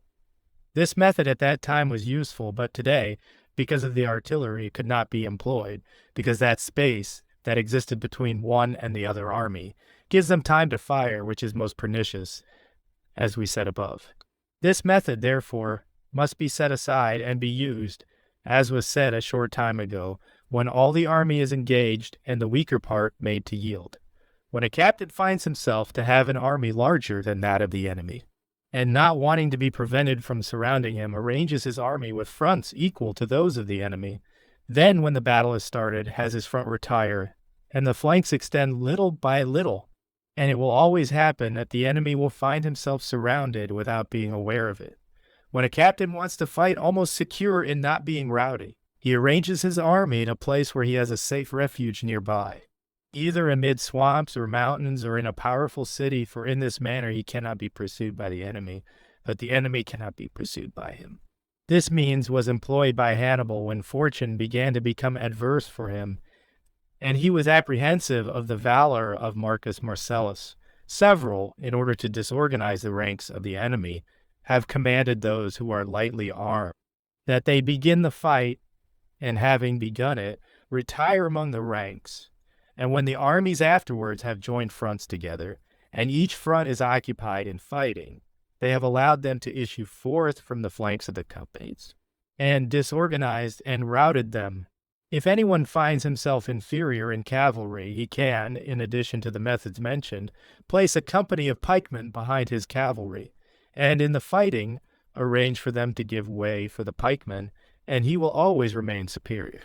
Many have accustomed some of the lightly armed infantry to get used to combat amidst the cavalry, and this has been a very great help to the cavalry. Of all those who have organized armies for battle, the most praiseworthy have been Hannibal and Scipio when they were fighting in Africa. And as Hannibal had his army composed of Carthaginians and auxiliaries of various kinds, he placed 80 elephants in the first van, then placed the auxiliaries.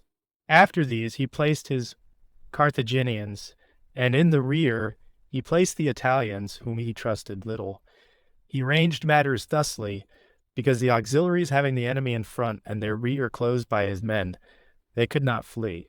So that being compelled to fight, they should overcome or tire out the Romans, thinking afterwards, with his forces of virtue fresh, he could easily overcome the already tired Romans. In the encounter with this arrangement, Scipio placed the Astati, the Principi, and the Triarii in the accustomed fashion for one to be able to receive the other, and one to help the other. He made the vans of the army full of intervals, and so that they should not be seen through, but rather appear united, he filled them with veleti, whom he commanded that as soon as the elephants arrived, they should give way, and enter through the regular spaces among the legions, and leave the way open to the elephants, and thus come to render their attack vain, so that, coming hand to hand with them, he was superior, Xenobe.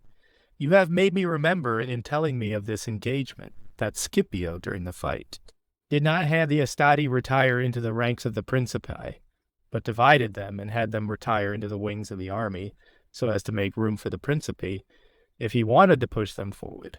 I would desire, therefore, that you tell me what reason motivated him not to observe the accustomed arrangement. Fabrizio, I will tell you. Hannibal had placed all the virtue of his army in the second line, went Scipio.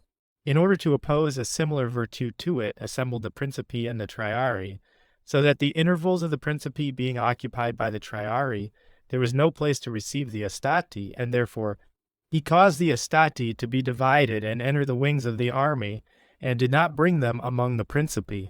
But take note that this method of opening up the first lines to make a place for the second cannot be employed except when the other are superior, because then the convenience exists to be able to do it, as Scipio was able to. But being inferior and repulsed, it cannot be done except with your manifest ruin, and therefore you must have ranks in the rear which will receive you. But let us return to our discussion. The ancient Asiatics used chariots which had scythes on their sides, so that they not only served to open up the lines with their attack, but also kill the adversary with the scythes. Provisions against these attacks were made in 3 ways. It was resisted by the density of the ranks, or they were received within the lines as were the elephants, or a stalwart resistance was made with some stratagems as did Sulla, the Roman, against Archelaus, who had many of those chariots which they called falcati. He, Sulla, in order to resist them, fixed many poles in the ground behind the first ranks, by which the chariots being resisted lost their impetus. And note is to be taken of the new method which Sulla used against this man in arranging the army, since he put the veleti and the cavalry in the rear, and all the heavily armed in front, leaving many intervals in order to be able to send those in the rear forward if necessity should require it. Whence, when the battle was started, with the aid of the cavalry to whom he gave the way, he obtained the victory. To worry the enemy during the battle, something must be made to happen which dismays him, either by announcing new help which is arriving, or by showing things which look like it, so that the enemy, being deceived by that sight, becomes frightened, and when he is frightened can be easily overcome. These methods were used by the Roman consuls Minucius Rufus and Axilius Glabrius Caius Sulpicius. Also placed many soldier packs on mules and other animals useless in war, but in a manner that they looked like men at arms, and commanded that they appear on a hill while they were in hand-to-hand combat with the Gauls, whence his victory resulted. Marius did the same when he was fighting against the Germans. Feigned assaults, therefore, being of great value while the battle lasts, it happens that many are benefited by the real assaults, especially if, improvised in the middle of the battle, it is able to attack the enemy from behind or on the sides, which can be done only with difficulty unless the nature of the country helps you. For if it is open, part of your forces cannot be speeded, as must be done in such enterprises, but in wooded or mountainous places, and hence capable of ambush, part of your forces can be well hidden, so that the enemy may be assaulted suddenly and without his expecting it, which will always be the cause of giving you the victory. And sometimes it has been very important, while the battle goes on, to plant voices which announce the kill of the enemy captain, or to have defeated some other part of the army, and this often has given the victory to whoever used it. The enemy cavalry may be easily disturbed by unusual forms, sights, or noises, as did Croesus, who opposed camels to the cavalry of his adversaries, and Pyrrhus, who opposed elephants to the Roman cavalry, the sight of which disturbed and disorganized it. In our times, the Turk routed the Shah in Persia, and the Sultan in Syria with nothing else than the noise of guns, which so affected their cavalry by their unaccustomed noises that the Turk was able easily to defeat it. The Spaniards, to overcome the army of Hamilcar, placed in their first lines chariots full of tow drawn by oxen. And when they had come to battle, set fire to them, whence the oxen, wanting to flee the fire, hurled themselves on the army of Hamilcar and dispersed it. As we mentioned, where the country is suitable, it is usual to deceive the enemy when in combat by drawing him into ambushes. But when it is open and spacious, many have employed the digging of ditches, and then covering them lightly with earth and branches, but leaving several spaces solid, in order to be able to retire between them. Then, when the battle is started, retire through them, and the enemy pursuing comes to ruin in them. If during the battle some accident befalls you which dismays your soldiers, it is a most prudent thing to know how to dissimulate and divert them to something good, as did Lucius Sulla, who, while the fighting was going on, seeing that a great part of his forces had gone over to the side of the enemy, and that this had dismayed his men, quickly caused it to be understood throughout the entire army that everything was happening by his order.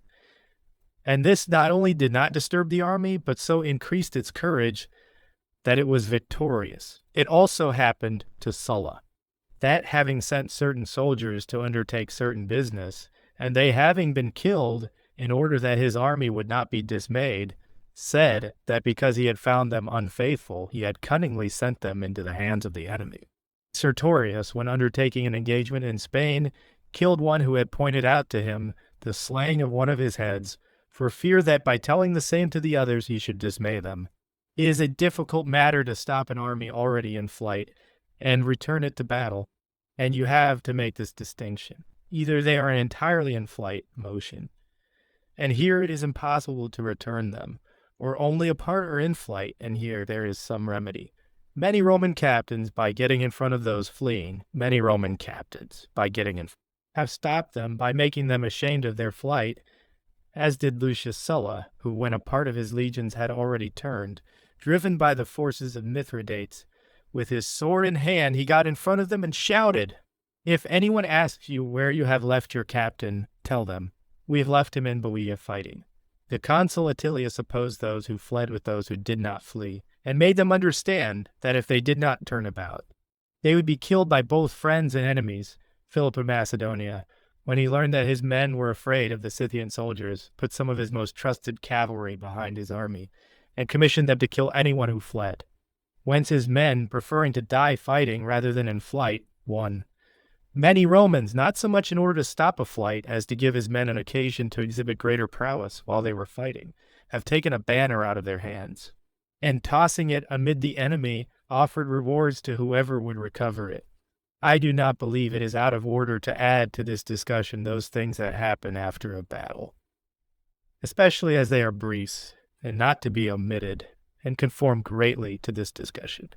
I will tell you, therefore, how engagements are lost or are won. When one wins, he ought to follow up the victory with all speed and imitate Caesar in this case, and not Hannibal, who, because he had stopped after he had defeated the Romans at Cannae, lost the empire of Rome. The other Caesar never rested after a victory, but pursued the routed enemy with great impetus and fury, until he had completely assaulted it.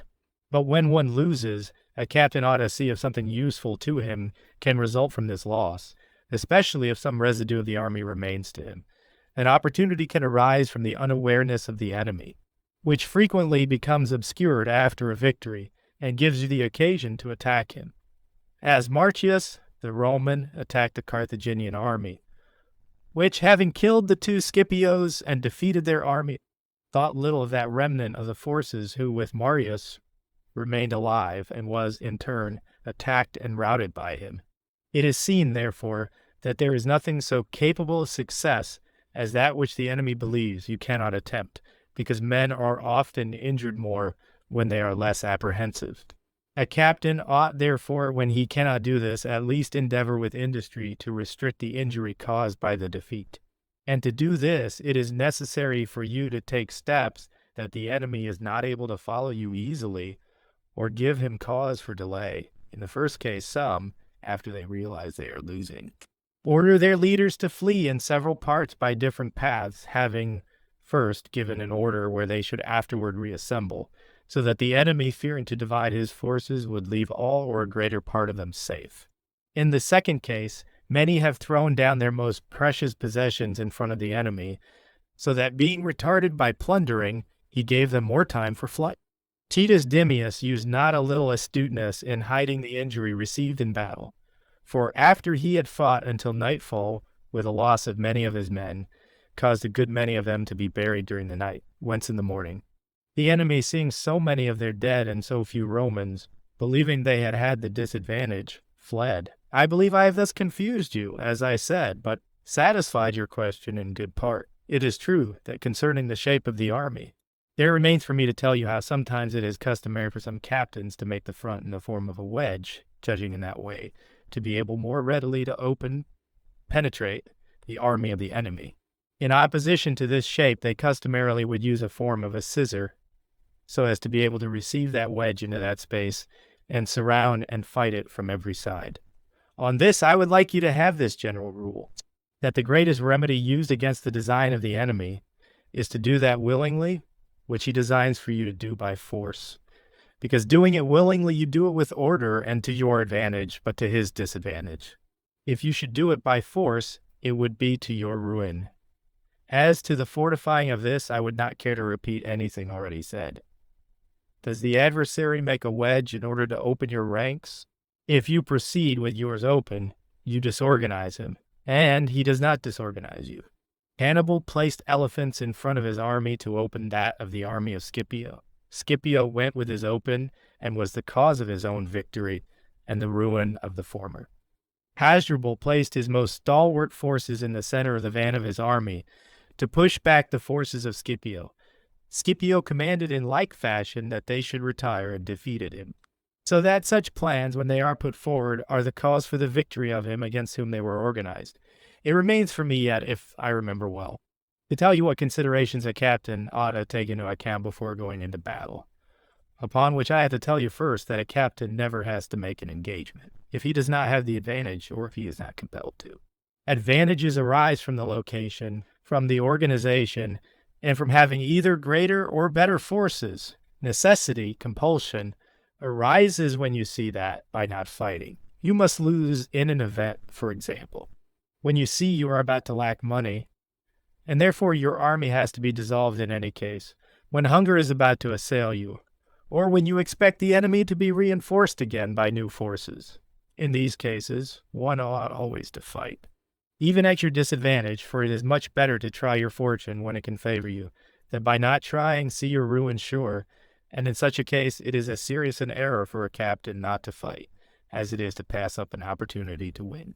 Either from ignorance or from cowardice, the enemy sometimes gives you the advantage, and sometimes it derives from your prudence. Many have been routed while crossing a river by an alert enemy of theirs, who waited until they were in the middle of the stream and then assaulted them on every side, as Caesar did to the Swiss, where he destroyed a fourth part of them after they had been split by the river. Sometime you may find your enemy tired from having pursued you too inconsiderately, so that, finding yourself fresh and rested, you ought not to lose such an opportunity. In addition to this, if an enemy offers you battle at a good hour of the morning, you can delay going out of your encampment for many hours. And if he has been under arms for a long time, and has lost that first ardor with which he started, you can then fight with him. Scipio and Metellus employed this method in Spain, the first against Hasdrubal, and the other against Sertorius. If the enemy has diminished in strength, either from having divided the armies, as the Scipios did in Spain, or from some other cause, you are to try your fortune. The greater part of prudent captains would rather receive the onrush of the enemy, who impetuously go to assault them, for their fury is easily withstood by firm and resolute men, and that fury which was withstood easily converts itself into cowardice. Fabius acted thusly against the Samnites and against the Gauls, and was victorious, but his colleague Decius was killed.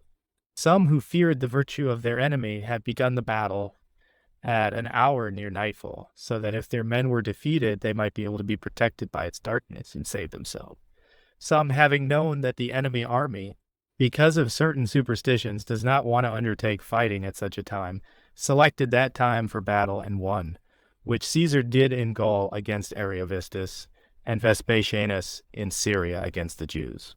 The greater and more important awareness that a captain ought to have is to see that he has about him men loyal and most expert in war, and prudent, with whom he counsels continually and discusses his forces and those of the enemy with them, which are the greater in number, which are better armed or better trained, which are more apt to suffer deprivation, which to confide in more the infantry or the cavalry. Also they consider the location in which they are, and if it is more suitable for the enemy than for themselves, which of them has the better convenience of supply, whether it is better to delay the engagement or undertake it, and what benefit the weather might give you or take away from them. For often, when the soldiers see the war becoming long, they become irritable and weary from hard work and tedium, will abandon you. Above all, it is important for the captain to know the enemy, and who he has around him, if he is foolhardy or cautious, if timid or audacious. See whether you can trust the auxiliary soldier. And above all, you ought to guard against leading an army into battle which is afraid or distrustful in any way of victory, for the best indication of defeat is when one believes he cannot win. And therefore, in this case, you ought to avoid an engagement, either by doing as Fabius Maximus did, who, by encamping in strong places, did not give Hannibal courage to go and meet him, or by believing that the enemy also in strong places should come to meet you. You should depart from the field and divide your forces among your towns, so that the tedium of capturing them will tire him. Zanobi. Can he not avoid the engagement in other ways than by dividing it, the army, into several parts and putting them in towns? Fabrizio. I believe at another time I have discussed with some of you that whoever is in the field cannot avoid an engagement if he has an enemy who wants to fight in any case. And he has but one remedy, and that is to place himself with his army at least 50 miles distant from his adversary, so as to be in time to get out of his way if he should come to meet him. And Fabius Maximus never avoided an engagement with Hannibal, but wanted it at his advantage, and Hannibal did not presume to be able to overcome him by going to meet him in the places where he was encamped. But if he supposed he could defeat him, it was necessary for Fabius to undertake an engagement with him in any case or to flee. Philip, king of Macedonia, he who was the father of Perseus, coming to war with the Romans, placed his encampment on a very high mountain, so as not to have an engagement with them. But the Romans went to meet him on that mountain and routed him. Vercingetorix, a captain of the Gauls, in order to avoid an engagement with Caesar, who unexpectedly had crossed the river, placed himself miles distant with his forces. the Venetians in our times, if they did not want to come to an engagement with the King of France, ought not to have waited until the French army had crossed the Adda, but should have placed themselves distant from him, as did Vercingetorix, whence, having waited for him, they did not know how to take the opportunity of undertaking an engagement during the crossing, nor how to avoid it, for the French being near to them as the Venetians decamped, assaulted, and routed them. And so it is that an engagement cannot be avoided if the enemy at all events wants to undertake it. Nor does anyone cite Fabius, for he avoided an engagement in cases like that, just as much as did Hannibal. It often happens that your soldiers are not willing to fight, and you know that because of their number or the location, or from some other cause, you have a disadvantage, and would like them to change their minds. It also happens that necessity or opportunity constrains you to come to an engagement, and that your soldiers are discontent and little disposed to fight, whence it is necessary for you in one case to frighten them, and in the other to excite them. In the first instance, if persuasion is not enough, there is no better way to have both those who fight and those who would not believe you, than to give some of them over to the enemy as plunder. It may also be well to do with cunning that which happened to Fabius Maximus at home. The army of Fabius desired to fight with the army of Hannibal. His master of cavalry had the same desire.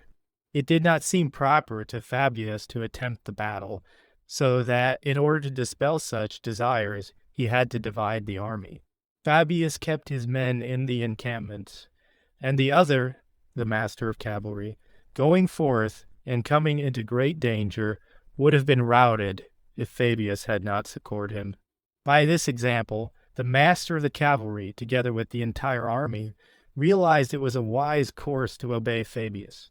As to exciting them to fight, it is well to make them angry at the enemy by pointing out that the enemy say slanderous things of them and showing them to have with their intelligence in the enemy camp, and having corrupted some part to encamp on the side where they see the enemy and undertake some light skirmishes with them, because things that are seen daily are more easily disparaged.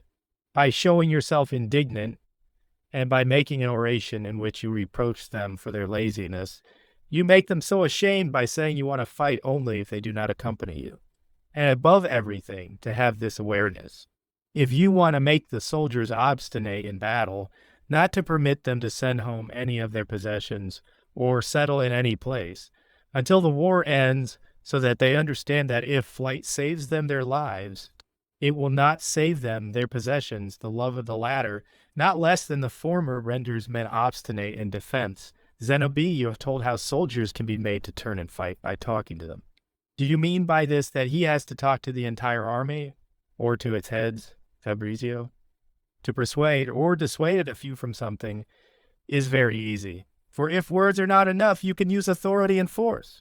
But the difficulty is to take away a sinister idea from a multitude, whether it may be in agreement or contrary to your own opinion, where only words can be used, which, if you want to persuade everyone, must be heard by everyone. Captains, therefore, must be excellent orators, for without knowing how to talk to the entire army, good things can only be done with difficulty, which in these times of ours is completely done away with. Read the biography of Alexander the Great, and see how many times it was necessary to harangue and speak publicly to the army. Otherwise, he could never have them led them through the deserts of Arabia and into India with so much hardship and trouble. For infinite numbers of things arose by which an army is ruined if a captain does not know how or is not accustomed to talking to it. For this speaking takes away fear, incites courage, increases obstinacy, and sweeps away deceptions, promises rewards, points out dangers and the ways to avoid them, reprimands, begs, threatens, fills with hope, praises, slanders, and does all those things by which human passion are extinguished or enkindled. Whence that prince or republic planning to raise a new army, and to give this army reputation, ought to accustom the soldiers to listen to the talk of the captain, and the captain to know how to talk to them. Religion was also of much value in keeping the ancient soldiers well disposed, and an oath was taken by them when they came into the army. For whenever they made a mistake, they were threatened not only by those evils that can be feared by men, but also by those that can be expected from the deity. This practice, mixed with other religious means, often made an entire enterprise easy for the ancient captains, and would always be so whenever religion was feared and observed. Sertorius availed himself of this when he told of talking with a hind female stag, which promised him victory on the part of the deity. Sulla was said to talk with a statue which he had taken from the temple of Apollo. Many have told of God appearing to them in their sleep and admonishing them to fight. In the times of our fathers, Charles VII, King of France, in the war he waged against the English, was said to counsel with a young girl sent by God who is called the Maid of France, and who was the cause for victory. You can also take means to make your soldiers value the enemy little, as Agesilaus the Spartan did, who showed his soldiers some Persians in the nude, so that seeing their delicate members, they should have no cause for being afraid of them. Some have constrained them to fight from necessity by removing from their paths all hope of saving themselves, except through victory. This is the strongest and the best provision that can be made when you want to make your soldiers obstinate, which obstinacy is increased by the confidence and the love either of the captain or of the country. Confidence is instilled by arms organization, fresh victories, and the knowledge of the captain. Love of country springs from nature, that of the captain from his virtue more than any other good event. Necessities can be many, but that is the strongest which constrains you either to win or to die. Chapter 5, Book 5, Fabrizio. I have shown you how to organize an army to battle another army which is seen posted against you. And I have told you how it is overcome, and also of the many circumstances which can occur because of the various incidents surrounding it, so that it appears to me now to be the time to show you how to organize an army against an enemy which is unseen, but which you are continually afraid will assault you.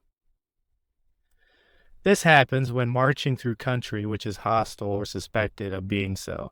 And first you have to understand that a Roman army ordinarily always sent ahead some groups of cavalry as observers for the march. Afterwards, the right wing followed. After those, another legion, and next its wagons.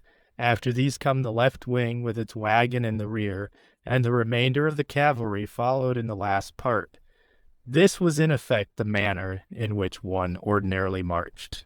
And if it happened that the army should be assaulted on the march in front or from the rear, they quickly caused all the wagons to be withdrawn either on the right or on the left, according as it happened, or rather, as best they could depending on the location, and all the forces together, free from their baggage, set up a front on that side from which the enemy was coming.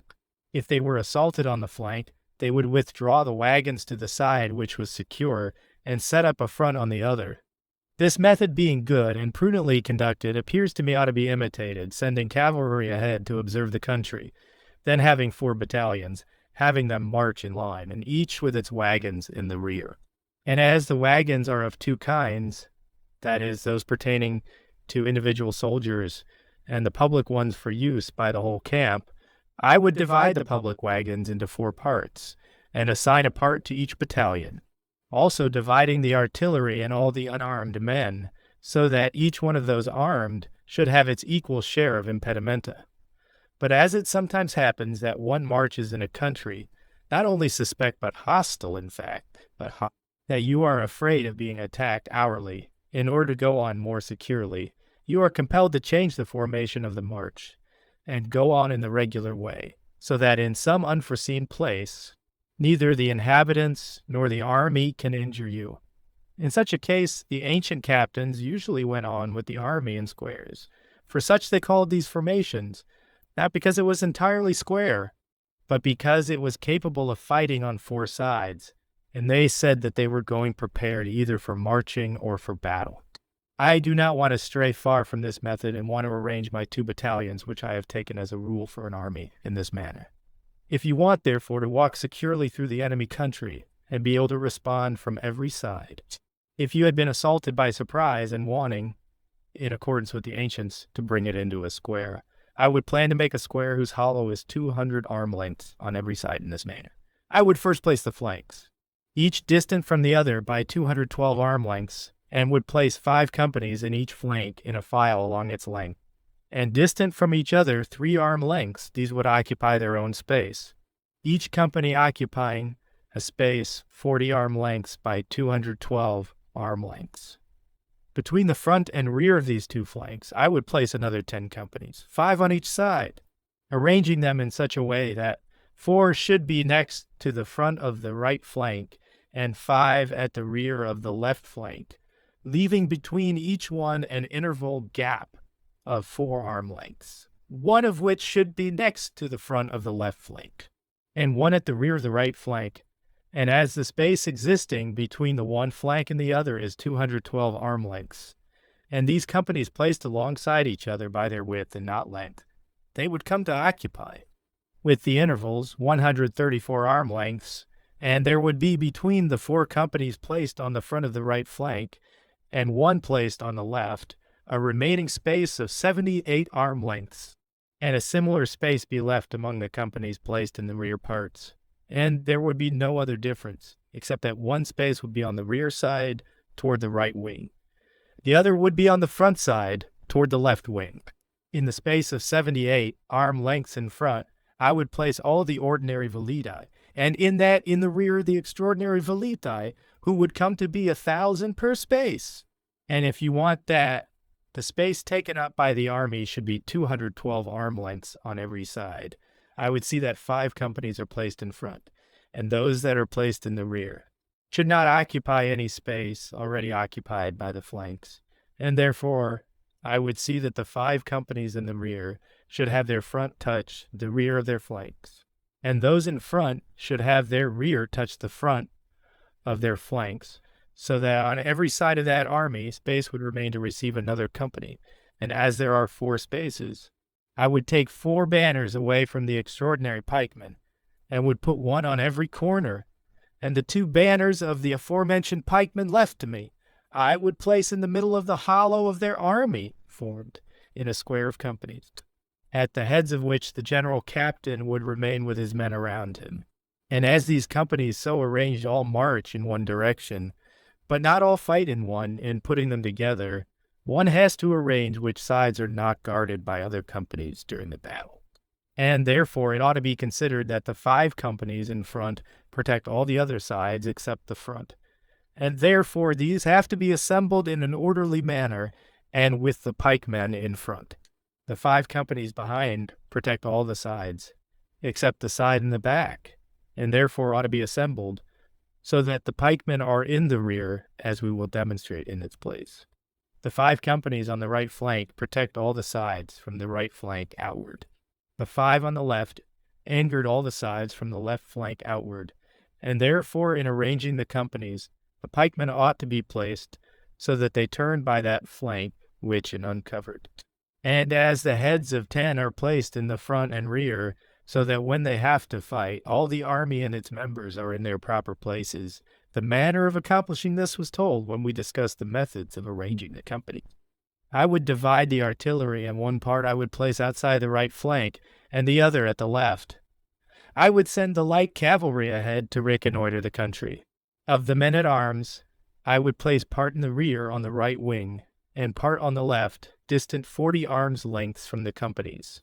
And no matter how you arrange your army, you have to take up this general rule, that you have to place them always either in the rear or on the flanks. Whoever places them ahead in front of the army must do one of 2 things. Either he places them so far ahead that if they are repulsed, they have so much room to give them time to be able to obtain shelter for themselves from your infantry and not collide with them, or to arrange them, the infantry, with so many intervals that by means of them, the cavalry can enter among them without disorganizing them. Let not anyone think little of this instruction, because many, not being aware of this, have been ruined, and have been disorganized and routed by themselves.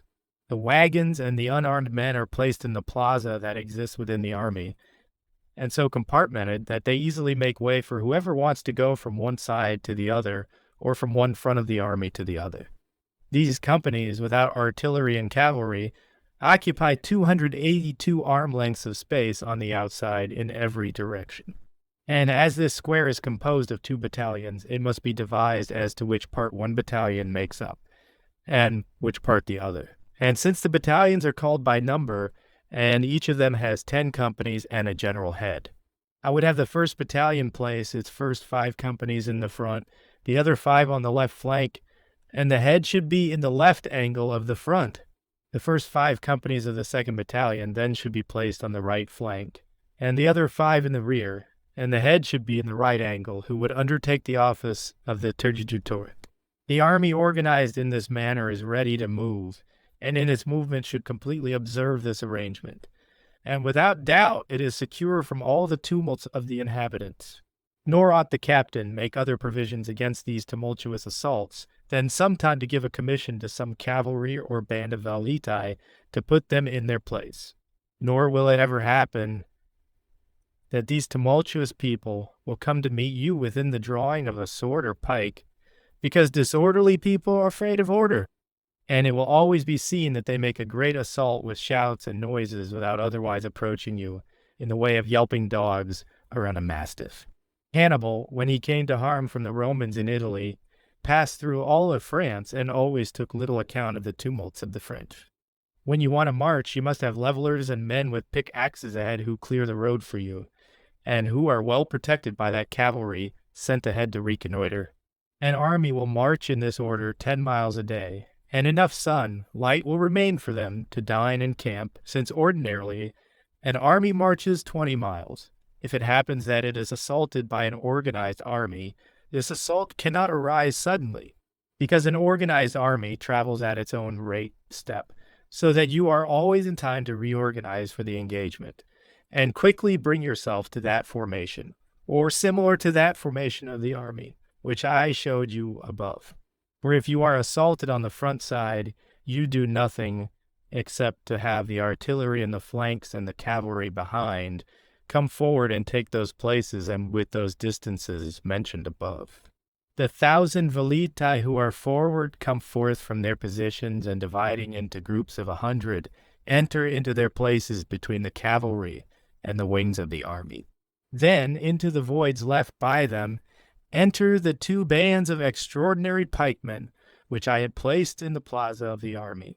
The 1,000 velitai that I had placed in the rear depart from there, and distribute themselves among the flanks of the companies to strengthen them. And from the open space they leave all the wagons, and unarmed men issue forth, and plaza therefore remains vacant, as everyone has gone to their places, and the 5 companies that I placed in the rear of the army come forward through the open void that exists between the one and the other flank, and march toward the company in the front. And the 3 approach them at 40 arm lengths with equal intervals between one another, and 2 remain behind, distant another 40 arm lengths.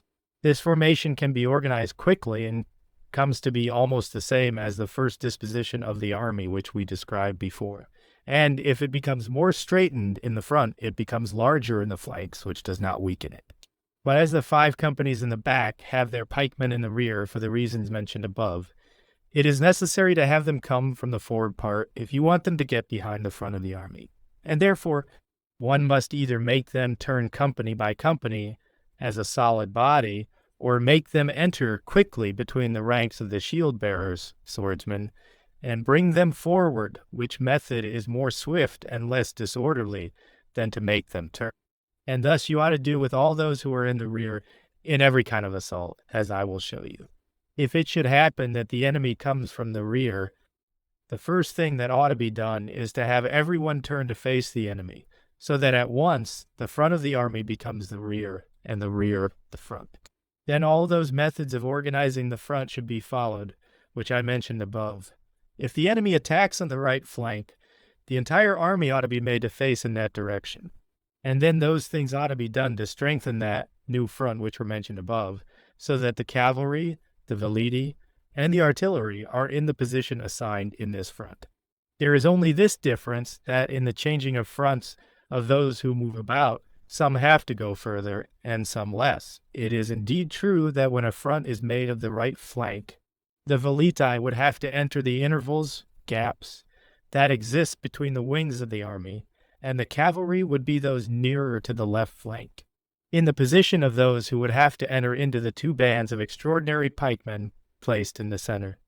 But before they enter, the wagons and unarmed men stationed at the openings should clear the plaza and retire behind the left flank, which then becomes the rear of the army. And the other velidae, who should be placed in the rear, according to the original arrangement, in this case should not be changed, as that place should not remain open, which, from being the rear, would become a flank. All the other things ought to be done as was said concerning the first front.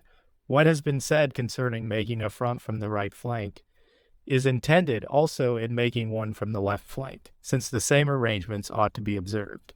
If the enemy should happen to be large and organized to assault you on two sides, the two sides on which he assaults you ought to be strengthened from the two that are not assaulted, doubling the ranks in each one, and distributing the artillery, veleti, and cavalry among each side. If he comes from 3 or 4 sides, it needs must be either you or he lacks prudence, for, if you were wise, you would never put yourself on the side where the enemy could assault you from 3 or 4 sides with large and organized forces. And if he wanted to attach you in safety, he must be so large and assault you on each side, with a force almost as large as you have in your entire army. And if you are so little prudent that you put yourself in the midst of the territory and forces of an enemy, who has 3 times the organized forces that you have, you cannot complain if evil happens to you, except of yourself.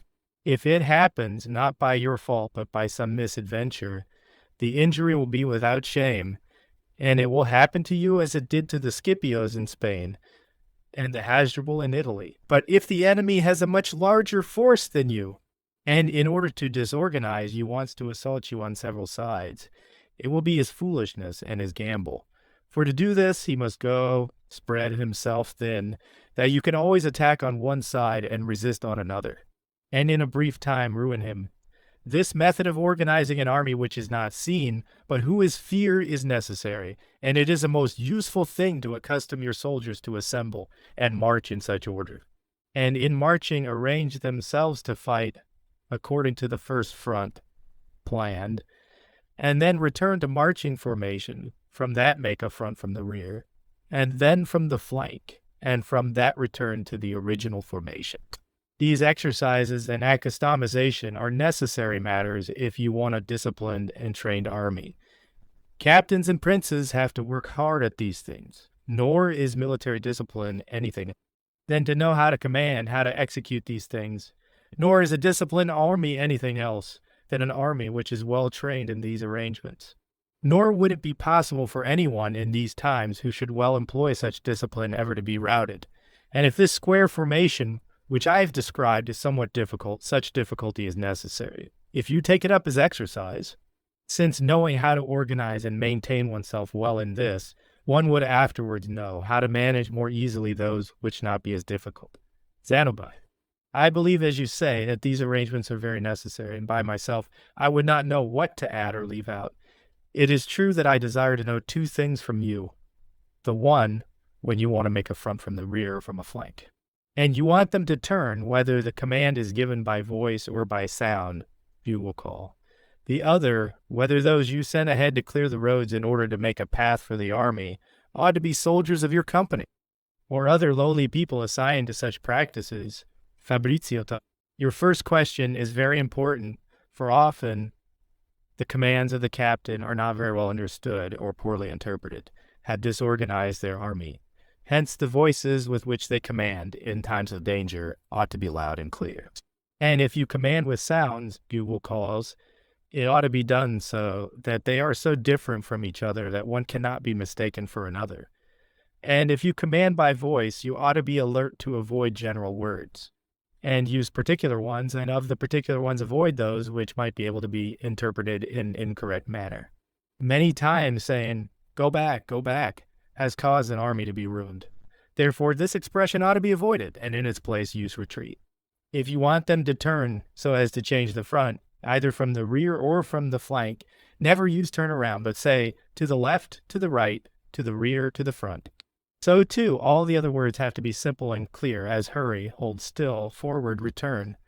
And all those things which can be done by words are done, the others are done by sounds, calls. As to the road, clearers, which is your second question, I would have this job done by my own soldiers as much, because the ancient military did so, as also because there would be fewer unarmed men and less impediments in the army. And I would draw the number needed from every company, and I would have them take up the tools suitable for clearing, and leave their arms in those ranks that are closest to them, which would carry them, so that if the enemy should come, they would have nothing to do but take them up again and return to their ranks. Zanobi, who would carry the clearing equipment. Fabrizio, the wagons assigned to carry such equipment. Zanobi line. I'm afraid you have never led these soldiers of ours to dit. Fabrizio, everything will be discussed in its place. For now, I'll leave these parts alone, and discuss the manner of living of the army, for it appears to me that having worked them so hard, it is time to refresh and restore it with food. You have to understand that a prince ought to organize his army as expeditiously as possible, and take away from it all those things that add burdens to it and make the enterprise difficult. Among those that cause more difficulty are to have to keep the army provided with wine and baked bread. The ancients did not think of wine, for lacking it, they drank water tinted with a little vinegar and not wine. They did not cook bread in ovens, as is customary throughout the cities, but they provided flour, and every soldier satisfied himself of that in his own way, having lard and grease for condiment, which gave flavor to the bread they made, and which kept them strong, so that the provisions of living, eating for the army were flour, vinegar, lard, bacon, and grease, lard, and barley for the horses. Ordinarily, they had herds of large and small beasts that followed the army, which did not impede them much. This arrangement permitted an ancient army to march, sometimes for many days, through solitary and difficult places without suffering hardship of lack of provisions, for it lived from things which could be drawn behind. The contrary happens in modern armies, which, as they do not want to lack wine and eat baked bread in the manner that those at home do, and of which they cannot make provision for long, often are hungry, or even if they are provided, it is done with hardship and at very great expense. I would therefore return my army to this form of living, and I would not have them eat other bread than that which they should cook for themselves. As to wine, I would not prohibit its drinking, or that it should come into the army, but I would not use either industry or any hard work to obtain it. And as to other provisions, I would govern myself entirely as the ancients. If you would consider this matter well, you will see how much difficulty is removed, and how many troubles and hardships an army and a captain avoid, and what great advantage it will give any enterprise which you may want to undertake. Zanobi, we have overcome the enemy in the field, and then marched on his country. Reason wants that there be no booty, ransoming of towns, prisoners taken. Yeah, I would like to know how the ancients governed themselves in these matters. Fabrizio, here I will satisfy you. I believe you have considered that modern wars impoverish as much those lords who win as those who lose.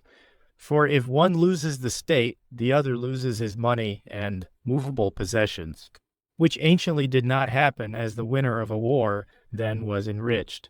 This arises from not keeping track in these times of the booty acquired, as was done anciently, but everything is left to the direction of the soldiers. This method makes for two very great disorders. The one, that of which I have spoken, the other, that a soldier becomes more desirous of booty and less an observer of orders. And it has often been said that the cupidity for booty has made him lose who had been victorious. The Romans, however, who were princes in this matter, provided for both these inconveniences, ordering that all the booty belonged to the public, and that hence the public should dispense it as it pleased. And so they had quaestors in the army, who were, as we would say, chamberlains, to whom all the ransoms and booty was given to hold, from which the consul served himself to give the soldiers their regular pay, to help the wounded and infirm, and to provide for the other needs of the army. The consul could indeed, and often did, concede a booty to the soldiers, but this concession did not cause disorders. For when the enemy army was routed, all the booty was placed in the middle, and was distributed to each person, according to the merits of each. This method made for the soldiers attending to winning and not robbing, and the Roman legions defeating the enemy but not pursuing him, for they never departed from their orders. Only the cavalry and lightly armed men pursued him unless there were other soldiers and legionnaires, which, if the booty would have been kept by whoever acquired it, it was neither possible nor reasonable to expect to hold a legion firm. and would bring on many dangers. From this it resulted, therefore, that the public was enriched, and every consul brought with his triumphs much treasure into the treasury, which consisted entirely of ransoms and booty. Another thing well considered by the ancients was the pay they gave to each soldier. They wanted a third part to be placed next to him who carried the flag of the company, who never was given any except that furnished by the war. They did this for two reasons. The first, so that the soldier would make capital save of his pay, for the greater part of them being young and irresponsible. The more they had, the more they spent without need to. The other part, because knowing that their movable possessions were next to the flag, they would be forced to have greater care and defend it with greater obstinacy, and thus this method made them savers and strong. All of these things are necessary to observe if you want to bring the military up to your standards. Zanobi. I believe it is not possible for an army, while marching from place to place, not to encounter dangerous incidents. And where the industry of the captain and the virtue of the soldier is needed if they are to be avoided. Therefore, if you should have something that occurs to you, I would take care to listen. Fabrizio. I will willingly continue, especially as it is necessary, if I want to give you complete knowledge of the practice.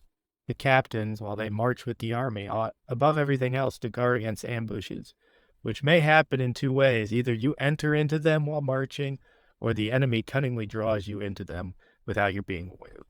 In the first case, if you want to avoid them, it is necessary to send ahead double the guard, who reconnoiter the country. And the more the country is suitable for ambush, as are wooded and mountainous countries, the more diligence ought to be used, for the enemy always place themselves either in woods or behind a hill. And just as by not foreseeing an ambush you will be ruined, so by foreseeing it you will not be harmed. Birds or dust have often discovered the enemy, for where the enemy comes to meet you, he will always raise a great dust which will point out his coming to you. Thus often a captain, when he sees in a place whence he ought to pass, pigeons taking off and other birds flying about freely, circling and not setting, has recognized this to be the place of any enemy ambush, and knowing this has sent his forces forward, saving himself and injuring the enemy. Being drawn into it, you ought to look out not to believe readily those things that appear to be less reasonable than they should be, as would be the case if an enemy places some booty before you. You would believe that it to be an act of, but would conceal deceit inside it. If many enemies are driven out by few of your man, if only a few of the enemy assault you, if the enemy takes to sudden and unreasonable flight, in such cases you ought always to be afraid of deceit, and you should never believe that the enemy does not know his business. Rather, if you want to deceive yourself less and bring on less danger, the more he appears weak, the more enemy appears more cautious. So much the more I you to esteem, be wary of him. And in this you have to use two different means, since you have to fear him with your thoughts and arrangements. But by words and other external demonstrations show him how much you disparage him, for this latter method causes your soldiers to have more hope in obtaining the victory. The former makes you more cautious and less apt to be deceived. And you have to understand that when you march through enemy country, you face more and greater dangers than in undertaking an engagement. And therefore, when marching, a captain ought to double his diligence, and the first thing he ought to do is to have all the country through which he marches described and depicted, so that he will know the places, the numbers, the distances, the roads, the mountains, the rivers, the marshes, and all their characteristics. And in getting to know this in diverse ways, one must have around him different people who know the places, and question them with diligence, and contrast their information, and make notes according as it checks out. He ought to send cavalry ahead, and with them prudent heads, not so much to discover the enemy as to reconnoiter the country, to see whether it checks with the places, and with the information received from them. He ought also to send out guides, guarded, kept loyal, by hopes of reward and fear of punishment. And above all, he ought to see to it that the army does not know to which sides he guides them, since there is nothing more useful in war than to keep silent about the things that have to be done. And so that a sudden assault does not disturb your soldiers, you ought to advise them to be prepared with their arms, since things that are foreseen cause less harm. Many have, in order to avoid the confusion of the marchy, placed the wagons and the unarmed men under the banners, and commanded them to follow them, so that having to stop or retire during the march, they are able to do so more easily, which I approve very much as something useful. He ought also to have an awareness during the march, that one part of the army does not detach itself from another, or that one part going faster and the other more slowly. The army does not become compacted, jumbled, which things cause disorganization. It is necessary, therefore, to place the heads along the sides, who should maintain the steps uniform, restraining those which are too fast, and hastening the slow, which step cannot be better regulated than by sound music. The roads ought to be widened, so that at least one company can always move in order. The customs and characteristics of the enemy ought to be considered, and if he wants to assault you in the morning, noon, or night, and if he is more powerful in infantry or cavalry, from what you have learned, you may organize and prepare yourself. But let us come to some incident in particular. It sometimes happens that as you are taking yourself away from in front of the enemy, because you judge yourself to be inferior to him, and therefore do not want to come to an engagement with him, he comes upon your rear as you arrive at the banks of a river, which causes you to lose times in its crossing, so that the enemy is about to join up and combat with you. There have been some who have found themselves in such a peril. Their army girded on the rear side by a ditch, and filling it with tow have set it afire, then have passed on with the army without being able to be impeded by the enemy, he being stopped by that fire which was in between Zanobi. And it is hard for me to believe that this fire can check him, especially as I remember to have heard that Hanno, the Carthaginian, when he was besieged by the enemy, girded himself on that side from which he wanted to make an eruption with wood, and set fire to it, whence the enemy not being intent to guard that side, had his army pass over the flames, having each soldier protect his face from the fire and smoke with his shield. Fabrizio! You say well, but consider what I have said and what Hanno did. For I said that he dug a ditch and filled it with tow, so that whoever wanted to pass had to contend with the ditch and the fire. Hanno made the fire without a ditch, and as he wanted to pass through it, did not make it very strong, since it would have impeded him even without the ditch. Do you not know that Nabitus, the Spartan, when he was besieged in Sparta by the Romans, set fire to part of his own town in order to stop the passage of the Romans, who had already entered inside? And by those flames not only stopped their passage, but pushed them out. But let us return to our subject. Quintus Lutatius the Roman, having the Cimbri at his rear, and arriving at a river so that the enemy should give him time to cross, made as if to give him time to combat him, and therefore feigned to make camp there, and had ditches dug and some pavilions raised, and sent some horses to the camps to be shod, so that the Cimbri, believing he was encamping, they also encamped, and divided themselves into several parts to provide themselves with food, of which Lutatius becoming aware, he crossed the river without being able to be impeded by them. Some, in order to cross a river, not having a bridge, have diverted it, and having drawn a part of it in their rear, the other then became so low that they crossed it easily. If the rivers are rapid, and desiring that the infantry should cross more safely, the more capable horses are placed on the side above which holds back the water, and another part below which succor the infantry, if any, in crossing, should be overcome by the river. Rivers that are not forded are crossed by bridges, boats, and rafts, and it is therefore well to have skills in your armies capable of doing all these things. It sometimes happens that in crossing a river, the enemy on the opposite bank impedes you. If you want to overcome this difficulty, there is no better example known than that of Caesar, who, having his army on the bank of a river in Gaul, and his crossing being impeded by Vercingetorix, the Gaul, who had his forces on the other side of the river, marched for several days along the river, and the enemy did the same. And Caesar, having made an encampment in a woody place, and suitable to conceal his forces, withdrew 3 cohorts from every legion, and had them stop in that place, commanding then that as soon as he should depart, they should throw a bridge across and fortify it, and he with the rest of his forces continued the march. Whence Vercingetorix, seeing the number of legions, and believing that no part had remained behind, also continued the march. But Caesar, as soon as he thought the bridge had been completed, turned back and, finding everything in order, crossed the river without difficulty. Zanobi, do you have any rule for recognizing the fords, Fabrizio?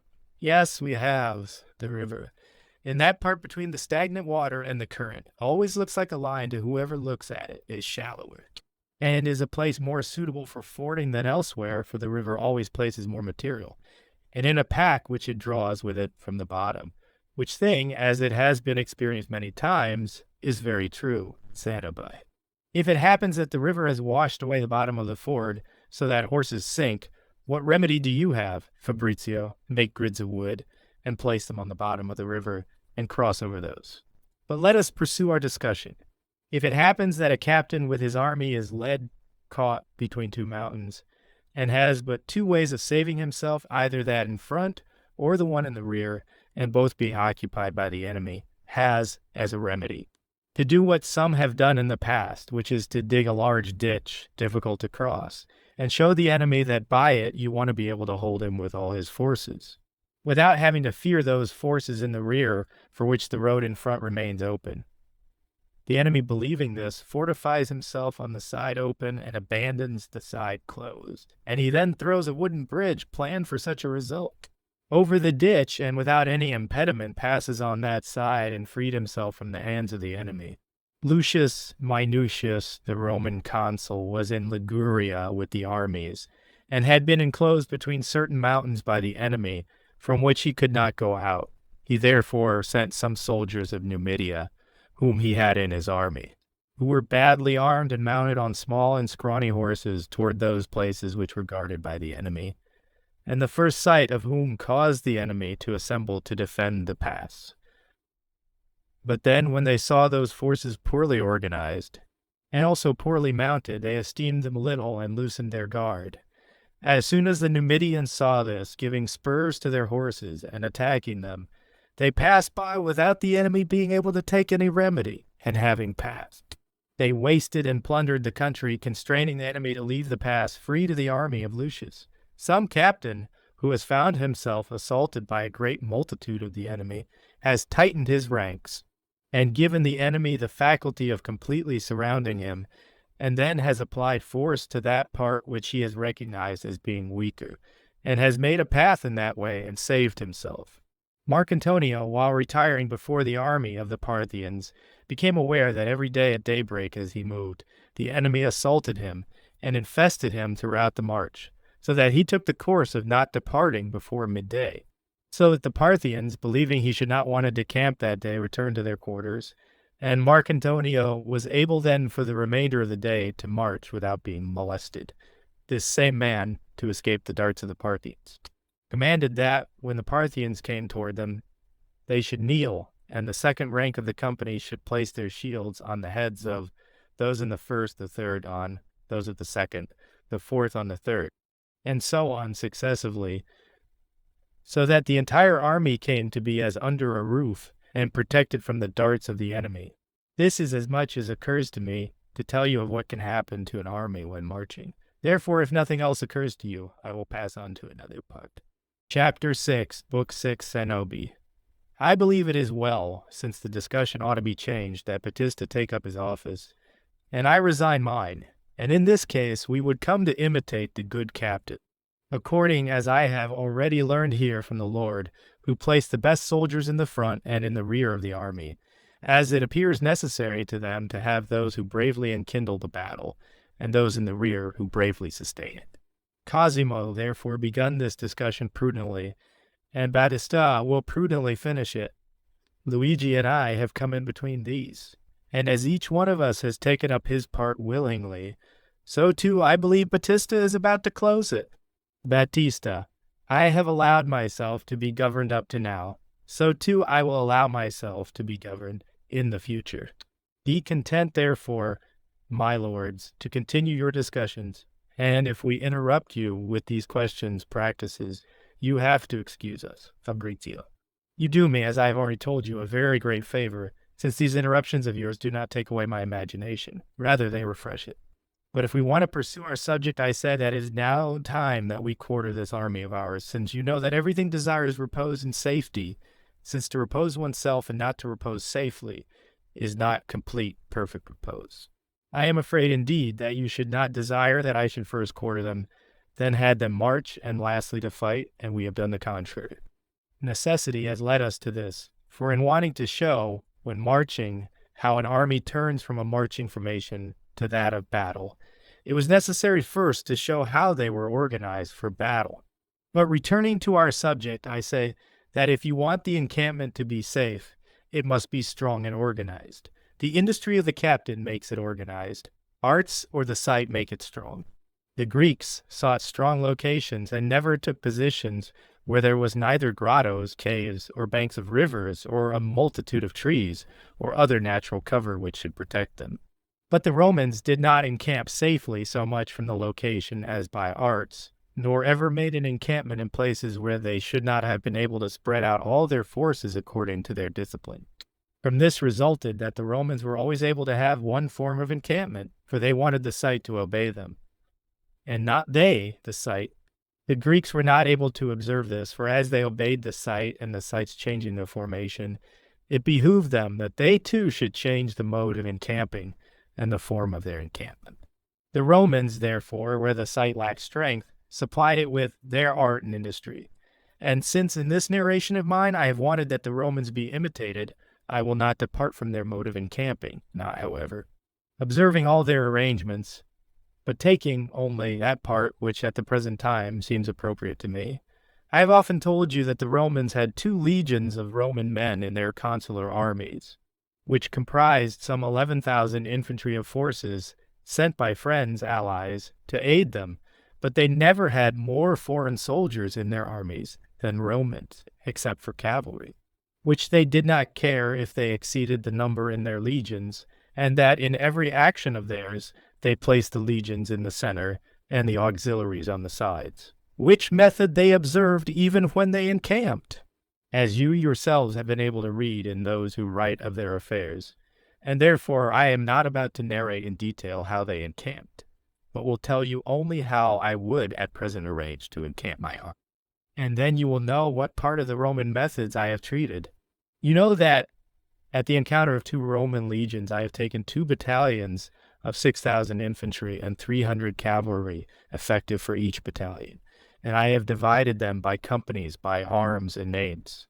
You know that in organizing the army for marching and fighting, I have not made mention of other forces, but have only shown that in doubling the forces, nothing else had to be done but to double the order's arrangements. Since at present I want to show you the manner of encamping, it appears proper to me not to stay only with 2 battalions, but to assemble a fair army, and composed like the Roman of 2 battalions and as many auxiliary forces. I know that the form of an encampment is more perfect when a complete army is quartered, which matter did not appear necessary to me in the previous demonstration. If I want, therefore, to quarter a fair-sized army of 24,000 infantry and 2,000 cavalry effectives, being divided into 4 companies, 2 of your own forces and 2 of foreigners, I would employ this method. When I had found the site where I should want to encamp, I would raise the captain's flag, and around it I would draw a square which would have each face distant from it 50 arm lengths, of which each should look out on one of the 4 regions of the sky, that is east, west, south, and north, in which space I would put the quarters of the captain. And as I believe it prudent, and because thus the Romans did in good part, I would divide the armed men from the unarmed, and separate the men who carry burdens from the unburdened ones. I would quarter all or a greater part of the armed men on the east side, and the unarmed and burdened ones on the west side, making the east the front and the west the rear of the encampment, and the south and north would be the flanks. And to distinguish the quarters of the armed men, I would employ this method. I would run a line from the captain's flag, and would lead it easterly for a distance of 680 arm lengths. I would also run 2 other lines, which I would place in the middle of it, and be of the same length as the former, but distant from each of them by 15 arm lengths, at the extremity of which I would want the east gate to be placed. And the space which exists between the 2 extreme end lines, I would make a road that would go from the gate to the quarters of the captain, which would be 30 arm lengths in width and 630 long, and call this the Captain's Way. I would then make another road from the south gate up to the north gate and cross by the head of the Captain's Way. And along the east side of the captain's quarters, which would be 1,250 arm lengths long and also be 30 arm lengths wide and be called the crossway. The quarters of the captain and these two roads having been designed, therefore the quarters of the 2 battalions of your own men should begin to be designed. And I would quarter one on the right-hand side of the Captain's Way, and one on the left, and hence beyond the space which is occupied by the width of the crossway, I would place 32 quarters on the left side of the Captain's Way, and 32 on the right side, leaving a space of 30 arm lengths between the 16th and 17th quarters, which should serve as a transverse road, which should cross through all of the quarters of the battalions, as will be seen in their partitioning. Of these 2 arrangements of quarters in the first tents that would be adjacent to the crossway, I would quarter the heads of men-at-arms, and since each company has 150 men-at-arms, there would be assigned 10 men-at-arms to each of the quarters. The area, space, of the quarters of the heads should be 40 arm lengths wide and 10 arm lengths long. And it is to be noted that whenever I say width, I mean from south to north, and when I say length, that from west to east. Those of the men-at-arms should be 15 arm lengths long and 30 wide. In the next 15 quarters, which in all cases are next, I would quarter the light cavalry, which, since they are 150, 10 cavalrymen would be assigned to each quarter, and in the 16th, which would be left, I would quarter their head, giving him the same space which is given to the head of men-at-arms. And thus, the quarters of the cavalry of the 2 battalions would come to place the Captain's Way in the center, and give a rule for the quarters of the infantry, as I will narrate. You have noted that I have quartered the 300 cavalry of each battalion with their heads in 32 quarters situated on the Captain's Way, and beginning with the crossway, and that from the 16th to the 17th, there is a space of 30 arm lengths to make a transverse road. If I want, therefore, to quarter the 20 companies which constitute the 2 regular battalions, I would place the quarters of every 2 companies behind the quarters of the cavalry, each of which should be 15 arm lengths long and 30 wide, as those of the cavalry, and should be joined on the rear where they touch one another. And in every first quarter of each band that fronts on the crossway, I would quarter the constable of one company, which would come to correspond with the quartering of the head of the men-at-arms. And their quarters alone would have a space 20 arm lengths in width and 10 in length. And in the other 15 quarters in each group, which follow after this up the transverse way, I would quarter a company of infantry on each side, which, as they are 450, 30 would be assigned to each quarter. I would place the other 15 quarters contiguous in each group to those of the cavalry with the same space, in which I would quarter a company of infantry from each group. In the last quarter of each group, I would place the constable of the company who would come to be adjacent to the head of the light cavalry, with a space of 10 arm lengths long and 20 wide.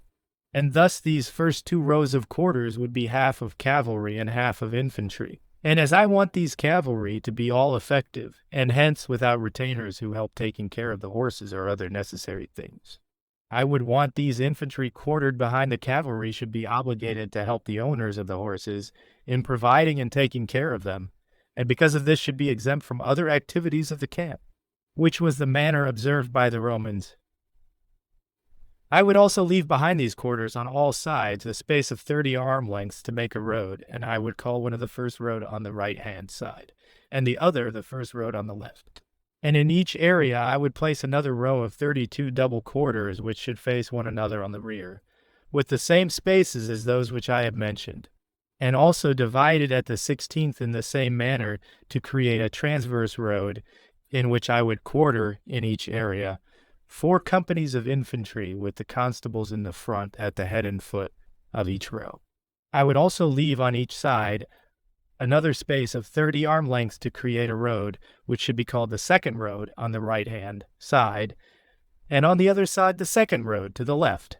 I would place another row in each area of 32 double quarters, with the same distances and divisions, in which I would quarter on every side 4 companies of infantry with their constables. And thus there would come to be quartered in 3 rows of quarters per area, the cavalry and the companies of infantry, of the 2 regular battalions, in the center of which I would place the captain's way. The 2 battalions of auxiliaries I would quarter on each side of these 2 regular battalions with the same arrangement of double quarters, placing first a row of quarters in which I should quarter half with cavalry and half infantry, distant 30 arm lengths from each other, to create 2 roads which I should call one the third road on the right-hand side, the other the third on the left hand, and then I would place on each side 2 other rows of quarters, separate but arranged in the same way, which are those of the regular battalions, which would create 2 other roads, and all of these would be called by the number and the band sign where they should be situated, so that all this part of the army would come to be quartered in 12 rows of double quarters and on 13 roads, counting the captain's way and the crossway. I would want a space of 100 arm lengths all around left between the quarters and the ditch moat. And if you count all those spaces, you will see that from the middle of the quarters of the captain to the east gate, there are 700 arm lengths. There remains to us now 2 spaces, of which one is from the quarters of the captain to the south gate, the other from there to the north gate, each of which comes to be, measuring from the center point, 635 arm lengths. I then subtract from each of these spaces 50 arm lengths, which the quarters of the captain occupies, and 45 arm lengths of plaza, which I want to give to each side, and 30 arm lengths of road, which divides each of the mentioned spaces in the middle, and 100 arm lengths which are left on each side between the quarters and the ditch. And there remains in each area a space left for quarters 400 arm lengths wide and 100 long, measuring the length to include the space occupied by the captain's quarters. Dividing the said length in the middle, therefore, there would be on each side of the captain 40 quarters 50 arm lengths long and 20 wide, which would total 80 quarters, in which would be quartered the general heads of the battalions, the chamberlains, the masters of the camps, and all those who should have an office duty in the army, leaving some vacant for some foreigners who might arrive, and for those who should fight through the courtesy of the captain. On the rear side of the captain's quarters, I would create a road 30 arm lengths wide from north to south and call it the front road, which would come to be located along the 80 quarters mentioned. Since this road and the crossway would have between them the captain's quarters and the 80 quarters on their flanks. From this front road, and opposite to the captain's quarters, I would create another road which should go from there to the west gate, also 30 arm lengths wide, and corresponding in location and length to the captain's way, and I should call it the way of the plaza. These 2 roads being located, I would arrange the plaza where the market should be made, which I would place at the head of the way of the plaza, opposite to the captain's quarters and next to the front road, and would want it to be square, and would allow it at 121 arm lengths per side, and from the right hand and left hand of the said plaza, I would make 2 rows of quarters, and each row have 8 double quarters, which would take up 12 arm lengths in length and 30 in width, so that they should be on each side of the plaza, in which there would be 16 quarters, and total 32 altogether, in which I would quarter that cavalry left over from the auxiliary battalions, and if this should not be enough, I would assign them some of the quarters about the captain, and especially those which face the ditch. It remains for us now to quarter the extraordinary pikemen and velitai, which every battalion has, which, according to our arrangement, in addition to the 10 companies of infantry. Each has 1,000 extraordinary pikemen and 500 velitai, so that each of the 2 regular battalions have 2,000 extraordinary pikemen and 1,000 extraordinary pikemen and 500 velitai, so that each of the 2 regular battalions have 2,000 extraordinary pikemen and 1,000 extraordinary velitai, and the auxiliary as many as they, so that one also comes to have to quarter 6,000 infantry, all of whom I would quarter on the west side along the ditches, from the point, therefore, of the front road and northward, leaving the space of 100 arm lengths from those quarters to the ditch. I would place a row of 5 double quarters, which would be 75 arm lengths long and 60 in width, so that with the width divided, each quarters would be allowed 15 arm lengths for length and 30 for width. And as there would be 10 quarters, I would quarter 300 infantry, assigning 30 infantry to each quarters. Leaving then a space of 31 arm lengths, I would place another row of 5 double quarters in a similar manner and with similar spaces, and then another, so that there would be 5 rows of 5 double quarters, which would come to be 50 quarters placed in a straight line on the north side, each distant 100 arm lengths from the ditches, which would quarter 1,500 infantry, turning then on the left-hand side toward the west gate. I would want in all that tract between them and the said gate 5 other rows of double quarters in a similar manner, and with the same spaces, in which there would also be quartered 1,500 infantry. And thus, from the north gate to that on the west, following the ditches in 100 quarters divided into 10 rows of 5 double quarters per row, the extraordinary pikemen and velitai of the regular battalions would be quartered. And so too, from the west gate to that on the south, following the ditches in exactly the same manner, in another 10 rows of 10 quarters per row, the extraordinary pikemen and velitai of the auxiliary battalions would be quartered. Their heads, or rather their constables, could take those quarters on the side toward the ditches which appeared most convenient for themselves. I would dispose the artillery all along the embankments of the ditches, and in all the other space remaining toward the west, I would quarter all the unarmed men and all the baggage impedimenta of the camp.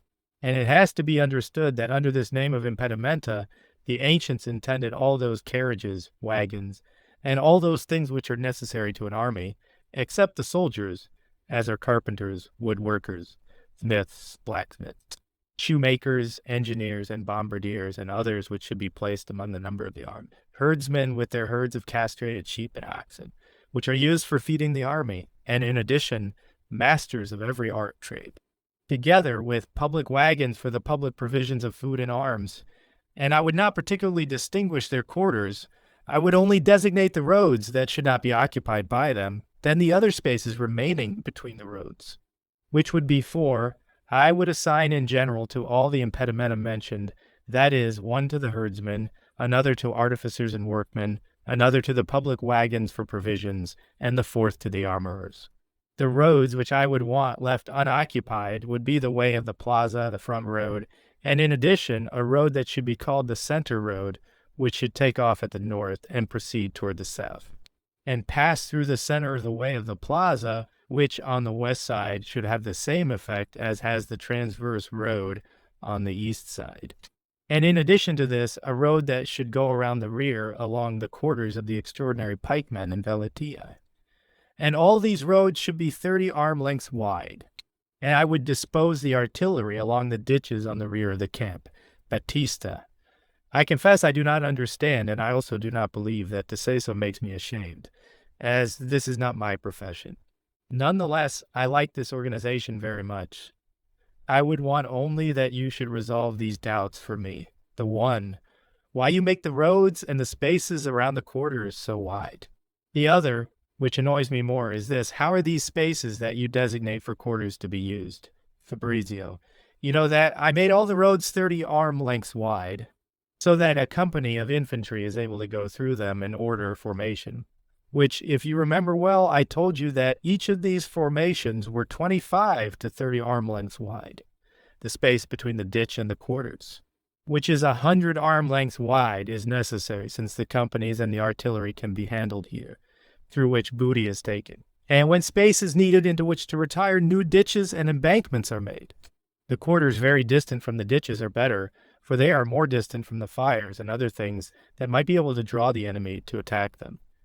As to the second question, my intention is not that every space designated by me is covered by only one pavilion, but is to be used as an all-round convenience for those who are quartered, with several or few tents, so long as they do not go outside its limits. And in designing these quarters, the men must be most experienced and excellent architects, who, as soon as the captain has selected the site, know how to give it form and divide it, and distinguishing the roads, dividing the quarters with cords and hatchets in such a practical manner that they might be divided and arranged quickly. And if confusion is not to arise, the camp must always face the same way, so that everyone will know on which road and in which space he has to find his quarters. And this ought to be observed at all times in every place, and in a manner that it appears to be a movable city which, wherever it goes, brings with it the same roads, the same houses, and the same appearance, which cannot be observed by those men who, seeking strong locations, have to change the form according to the variations in the sites, But the Romans made the places strong with ditches, ramparts, and embankments, for they placed the space around the camp, and in front of it they dug a ditch in ordinarily 6 arm lengths wide and 3 deep, which spaces they increased according to the length of time they resided in the one place, and according as they feared the enemy. For myself, I would not at present erect a stockade rampart unless I should want a winter in a place. I would, however, dig the ditch and embankment, not less than that mentioned, but greater according to the necessity. With respect to the artillery on every side of the encampment, I would have a half-circle ditch from which the artillery should be able to batter on the flanks. Whoever should come to attack the moats, ditches. The soldiers ought also to be trained in this practice of knowing how to arrange an encampment, and work with them so they may aid him in designing it, and the soldiers quick in knowing their places. And none of these is difficult, as will be told in its proper place. For now I want to pass on to the protection of the camp, which, without the distribution, assignment, of guards, all the other efforts would be useless. Batista, before you pass on to the guards, I would want you to tell me, what methods are employed when others want to place the camp near the enemy? For I do not know whether there is time to be able to organize it without danger. Fabrizio.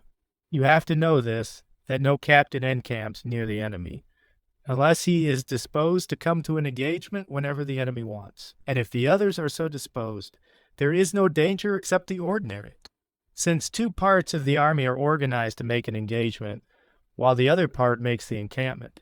In cases like this, the Romans assigned this method of fortifying the quarters to the Triarii, while the Principi and the Estati remained under arms. They did this because the Triarii, being the last to combat, were in time to leave the work if the enemy came, and take up their arms and take their places. If you want to imitate the Romans, you have to assign the making of the encampment to that company which you would want to put in the place of the Triarii in the last part of the army. But let us return to the discussion of the guards. I do not seem to find, in connection with the ancients guarding the camp at night, that they had guards outside, distant from the ditches, as is the custom today, which they call the watch. I believe I should do this. When I think how the army could be easily deceived, because of the difficulty which exists in checking, reviewing them, for they may be corrupted or attacked by the enemy, so that they judged it dangerous to trust them entirely or in part. And therefore all the power of their protection was within the ditches, which they dug with very great diligence and order, punishing capitally anyone who deviated from such an order. How this was arranged by them, I will not talk to you further in order not to tire you, since you are able to see it by yourselves if you have not seen it up to now. I will say only briefly what would be done by it. I would regularly have 1/3 of the army remain armed every night, and 1/4 of them always on foot, who would be distributed throughout the embankments and all the places of the army, with double guards posted at each of its squares, where a part should remain, and a part continually go from one side of the encampment to the other. And this arrangement I describe I would also observe by day if I had the enemy near. As to giving it a name and renewing it every night, and doing the other things that are done in such guarding, since they are things already known, I will not talk further of them. I would only remind you of a most important matter, and by observing it, do much good; by not observing it, do much evil, which is that great diligence be used as to who does not lodge within the camp at night, and who arrives there anew. And this is an easy matter to review who is quartered there, with those arrangements we have designated. Since every quarter having a predetermined number of men, it is an easy thing to see if there are any men missing, or if any are left over. And when they are missing without permission, to punish them as fugitives, and if they are left over, to learn who they are, what they know, and what are their conditions. Such diligence results in the enemy not being able to have correspondence with your heads, and not to have co-knowledge of your counsels. If this had not been observed with diligence by the Romans, Claudius Nero could not, when he had Hannibal near to him, have departed from the encampment he had in Lucania, and go and return from the marches without Hannibal having been aware of it. But it is not enough to make these good arrangements unless they are made to be observed by great security. For there is nothing that wants so much observance as any required in the army. Therefore the laws for their enforcement should be harsh and hard, and the executor very hard. The Roman punished with the capital penalty whoever was missing from the guard, whoever abandoned the place given him in combat, whoever brought anything concealed from outside the encampment, if anyone should tell of having performed some great act in battle and should not have done it, if anyone should have fought except at the command of the captain, if anyone from fear had thrown aside his arms, and if it occurred that an entire cohort or an entire legion had made a similar error, in order that they not all be put to death, they put their names in a purse, and drew the tenth part, and those they put to death. Which penalty was so carried out that if everyone did not hear of it, they at least feared it. And because where there are severe punishments, there also ought to be rewards, so that men should fear and hope at the same time. They proposed rewards for every great deed, such as to him who, during the fighting, saved the life of one of its citizens, to whoever first climbed the walls of enemy towns, to whoever first entered the encampment of the enemy, to whoever in battle wounded or killed an enemy, to whoever had thrown him from his horse. And thus any act of virtue was recognized and rewarded by the consuls and publicly praised by everyone. And those who received gifts for any of these things, in addition to the glory and fame they acquired among the soldiers, when they returned to their country, exhibited them with solemn pomp and with great demonstrations among their friends and relatives. It is not to marvel, therefore, if that people acquired so much empire when they had so great an observance of punishment and reward toward them, which operated either for their good or evil, should merit either praise or censure. It behooves us to observe the greater part of these things, and it does not appear proper for me to be silent on a method of punishment observed by them, which was that as the miscreant was convicted before the tribune or the consul, he was struck lightly by him with a rod, after which, striking of the criminal, he was allowed to flee, and all the soldiers allowed to kill him, so that immediately each of them threw stones or darts, or hit him with other arms, of a kind from which he went little alive and rarely returned to camp, and to such that did return to camp, he was not allowed to return home except with so much inconvenience and ignominy that it was much better for him to die. You see this method almost observed by the Swiss, who have the condemned publicly put to death by the other soldiers, which is well considered and done for the best, for if it is desired that one be not a defender of a criminal, the better remedy that is found is to make him the punisher of him, the criminal. For in some respects he favors him, while from other desires he longs for his punishment. If he himself is the executioner, then if the execution is carried out by another, if you want, therefore, that one is not to be favored in his mistakes by a people, a good remedy is to see to it that the public judged him. In support of this, the example of Manlius Capital that can be cited, who, when he was accused by the Senate, was defended so much by the public up to the point where it no longer became the judge, but having become arbiter of his cause, condemned him to death. It is therefore a method of punishing this, of doing away with tumults, and of having justice observed. And since in restraining armed men the fear of laws or of men is not enough, the ancients added the authority of God. And therefore, with very great ceremony, they made their soldiers swear to observe the military discipline, so that if they did the contrary, they not only had to fear the laws and men, but God, and they used every industry to fill them with religion. Baptista. Did the Romans permit women to be in their armies, or that they indulge in indolent games that are used today? Fabrizio. They prohibited both of them, and this prohibition was not very difficult, because the exercises which they gave each day to the soldiers were so many, sometimes being occupied all together, sometimes individually, that no time was left to them to think either of venery or of games, or of other things which make soldiers seditious and useless. Baptista. I like that. But tell me, when the army had to take off, what arrangements did they have? Fabrizio, the captain's trumpet was sounded 3 times. At the first sound, the tents were taken down and piled into heaps. At the second, they loaded the burdens, and at the third, they moved in the manner mentioned above, with the impedimenta behind, the armed men on every side, placing the legions in the center. And therefore, you would have to have a battalion of auxiliaries move, and behind it its particular impedimenta, and with those the 4th part of the public impedimenta. which would be all those who should be quartered in one of those sections of the camp, which we showed a short while back, and therefore it would be well to have each one of them assigned to a battalion, so that when the army moved, everyone would know where his place was in marching. And every battalion ought to proceed on its way in this fashion with its own impedimenta, and with a quarter of the public impedimenta at its rear, as we showed the Roman army marched, Batista. In placing the encampment, did they have other considerations than those you mentioned, Fabrizio? I tell you again that in their encampments, the Romans wanted to be able to employ the usual form of their method, in the observance of which they took no other consideration. But as to other considerations, they had two principal ones. The one, to locate themselves in a healthy place, to locate themselves where the enemy should be unable to besiege them and cut off their supply of water and provisions. To avoid this weakness, therefore, they avoided marshy places or exposure to noxious winds. They recognized these not so much from the characteristics of the site, but from the looks of the inhabitants, and if they saw them with poor color, or short-winded, or full of other infections, they did not encamp there. As to the other part of not being besieged, the nature of the place must be considered, where the friends are, and where the enemy, and from these make a conjecture whether or not you can be besieged. And therefore, the captain must be very expert concerning sites of the countries, and have around him many others who have the same expertness. They also avoided sickness and hunger so as not to disorganize the army.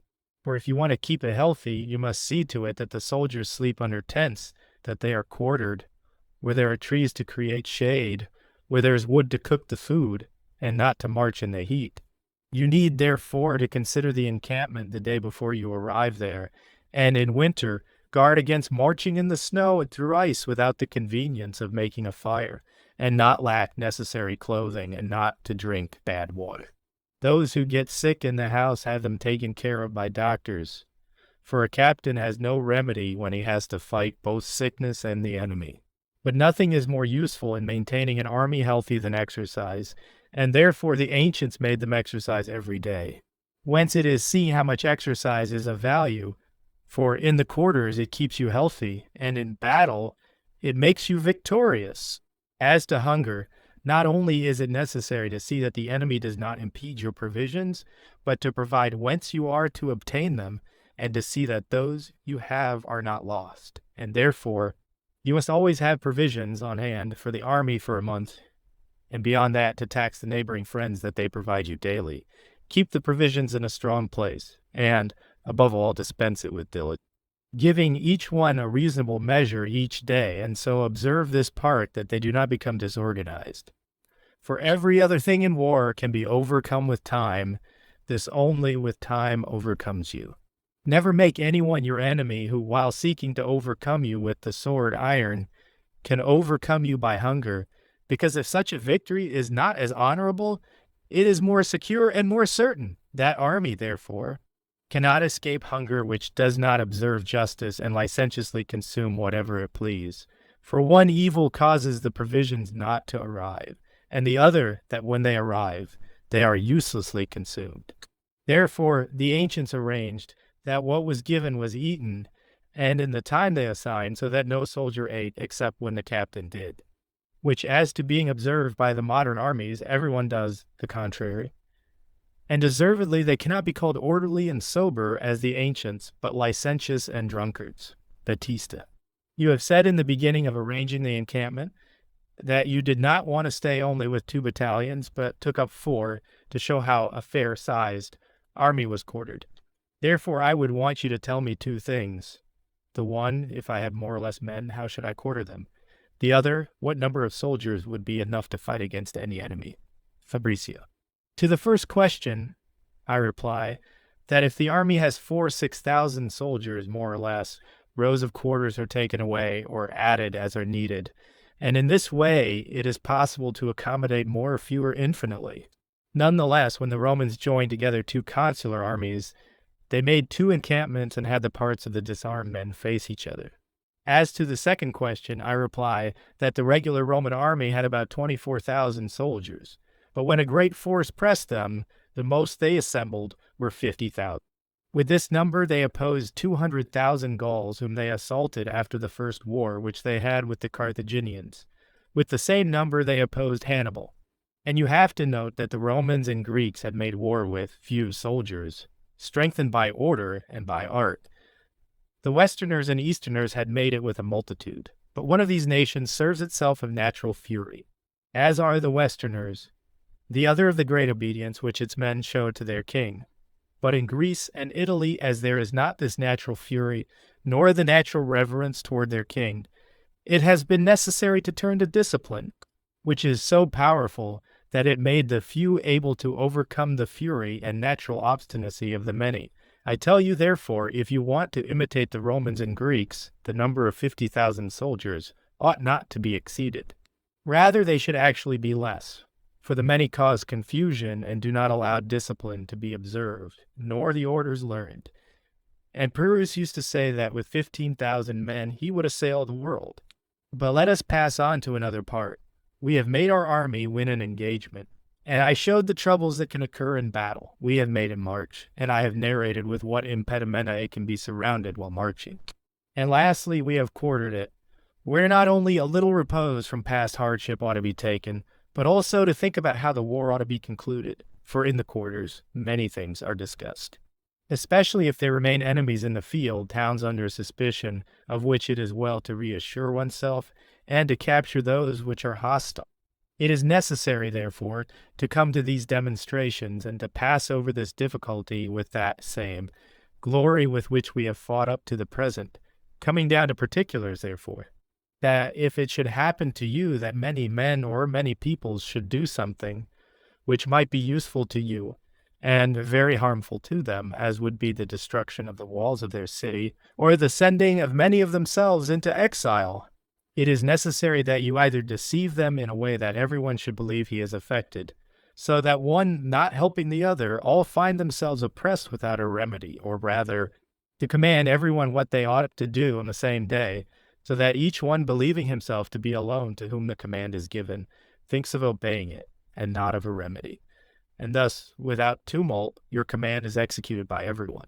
If you should have suspicion of the loyalty of any people, and should want to assure yourself and occupy them without notice, in order to disguise your design more easily, you cannot do better than to communicate to him some of your design, requesting his aid, and indicate to him you want to undertake another enterprise, and to have a mind alien to every thought of his, which will cause him not to think of his defense, as he does not believe you are thinking of attacking him. And he will give you the opportunity which will enable you to satisfy your desire easily. If you should have present in your army someone who keeps the enemy advised of your designs, you cannot do better if you want to avail yourself of his evil intentions than to communicate to him those things you do not want to do, and keep silent those things you want to do. And tell him you are apprehensive of the things of which you are not apprehensive, and conceal those things of which you are apprehensive, which will cause the enemy to undertake some enterprise, in the belief that he knows your designs, in which you can deceive him and defeat him. If you should design to decrease your army, sending aid to some friend, and they should not be aware of it, it is necessary that the encampment be not decreased, but to maintain entire all the signs and arrangements, making the same fires and posting the same guards as for the entire army. Likewise, if you should attach a new force to your army, and do not want the enemy to know you have enlarged it, it is necessary that the encampment be not increased, for it is always most useful to keep your design secret. Whence Metellus, when he was with the armies in Spain, to one who asked him what he was going to do the next day, answered, that if his shirt knew it, he would bum it. Marcus Crassus, to one who asked him when he was going to move his army, said, Do you believe you are alone in not hearing the trumpets? If you should desire to learn the secrets of your enemy, and know his arrangement, some used to send ambassadors, and with them men expert in war, disguised in the clothing of the family, who, taking the opportunity to observe the enemy army, and consideration of his strengths and weaknesses, have given them the occasion to defeat him. Some have sent a close friend of theirs into exile, and through him have learned the designs of their adversary. You may also learn similar secrets from the enemy if you should take prisoners for this purpose. In the war he waged against Cimbri in order to learn the loyalty of those Gauls who lived in Lombardy and were leagued with the Roman people, sent them letters open and sealed. And in the open ones he wrote them that they should not open the sealed ones, except at such a time. And before that time he called for them to be returned, and finding them opened, knew their loyalty was not complete. Some captains, when they were assaulted, have not wanted to go to meet the enemy, but have gone to assail his country and constrain him to return to defend his home. This often has turned out well, because your soldiers begin to win and fill themselves with booty and confidence, while those of the enemy become dismayed, it appearing to them that from being winners, they have become losers. So that to whoever has made this diversion, it has turned out well.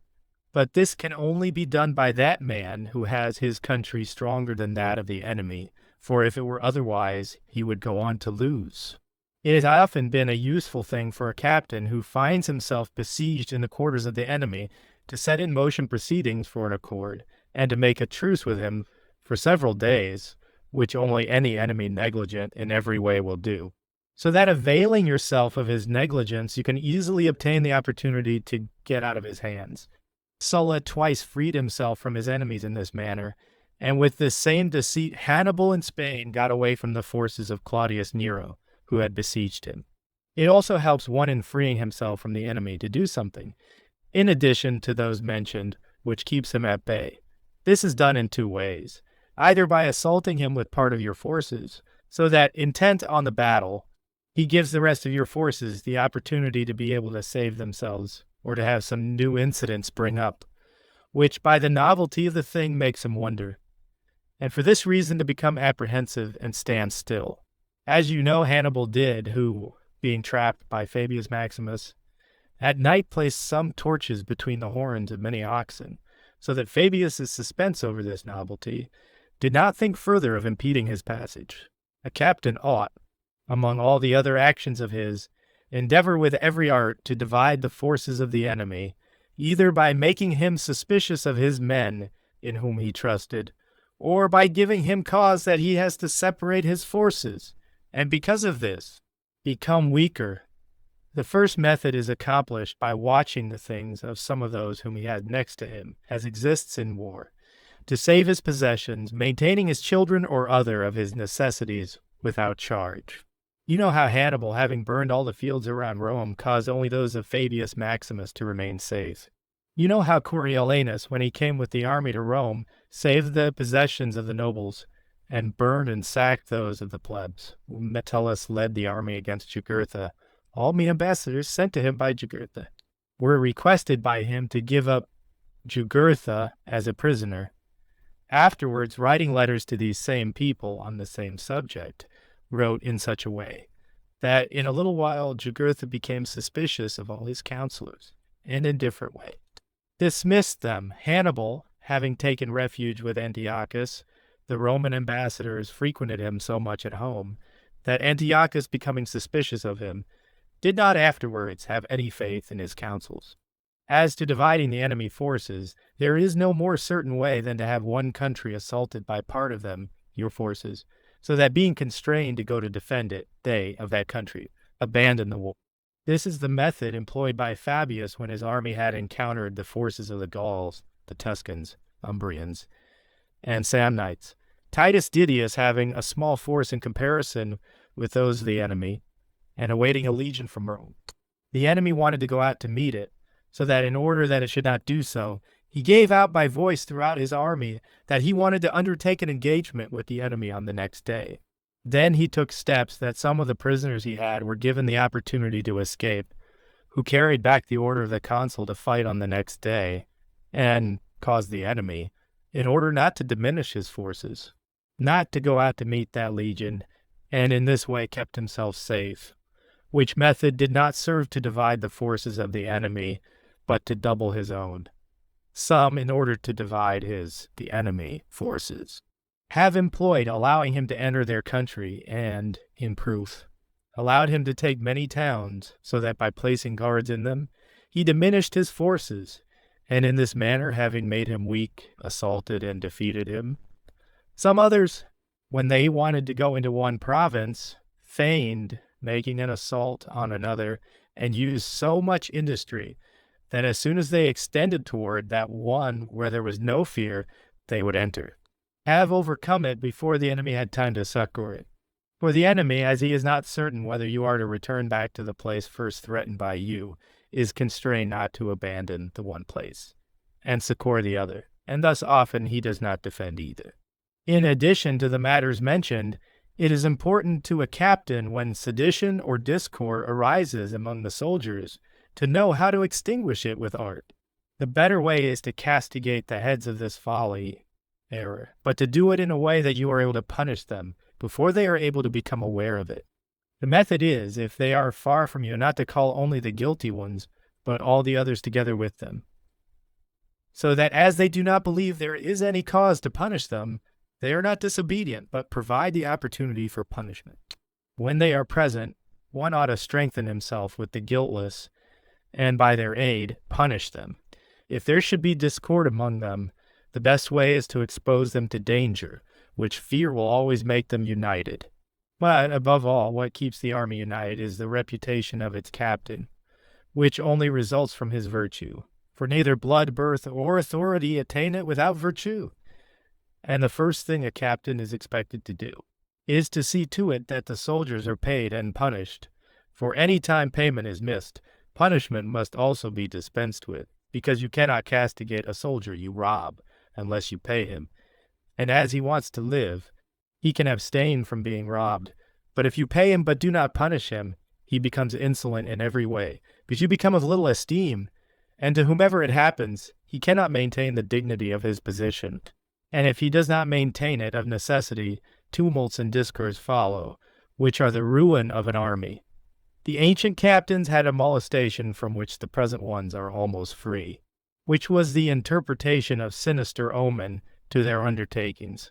For if an arrow fell in an army, if the sun or the moon was obscured, if an earthquake occurred, if the captain fell while either mounting or dismounting from his horse, it was interpreted in a sinister fashion by the soldiers, and instilled so much fear in them that when they came to an engagement they were easily defeated. And therefore, as soon as such an incident occurred, the ancient captains either demonstrated the cause of it, or reduced it to its natural causes, or interpreted it to favor their own purposes.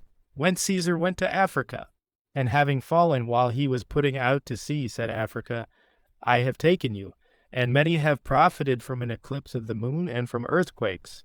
These things cannot happen in our time as much, because our men are not as superstitious, as because our religion by itself entirely takes away such ideas. Yet, if it should occur, the orders of the ancients should be imitated. When either from hunger or other natural necessity or human passion, your enemy is brought to extreme desperation, and driven by it, comes to fight with you, you ought to remain within your quarters, and avoid battle as much as you can. Thus the Lacedaemonians did against the Messenians. Thus Caesar did against Afranius and Petreius. When Fulvius was consul against the Cimbri, he had the cavalry assault the enemy continually for many days, and considered how they would issue forth from their quarters in order to pursue them. Whence he placed an ambush behind the quarters of the Cimbri, and had them assaulted by the cavalry. And when the Cimbri came out of their quarters to pursue them, Fulvius seized them and plundered them. It has been very effective for a captain, when his army is in the vicinity of the enemy army, to send his forces with the insignia of the enemy, to rob and burn his own country, whence the enemy, believing they were forces coming to their aid, also ran out to help them plunder, and because of this have become disorganized, and given the adversary the faculty of overcoming them. Alexander of Epirus used these means, fighting against the Illyrici, and Leptinus the Syracusan against the Carthaginians, and the design succeeded happily for both. Many have overcome the enemy by giving him the faculty of eating and drinking beyond his means, feigning being afraid, and leaving his quarters full of wine and herds. And when the enemy had filled himself beyond every natural limit, they assaulted him and overcome him with injury to him. Thus Tamarus did against Cyrus, and Tiberius Gracchus against the Spaniards. Some have poisoned the wine and other things to eat in order to be able to overcome them more easily.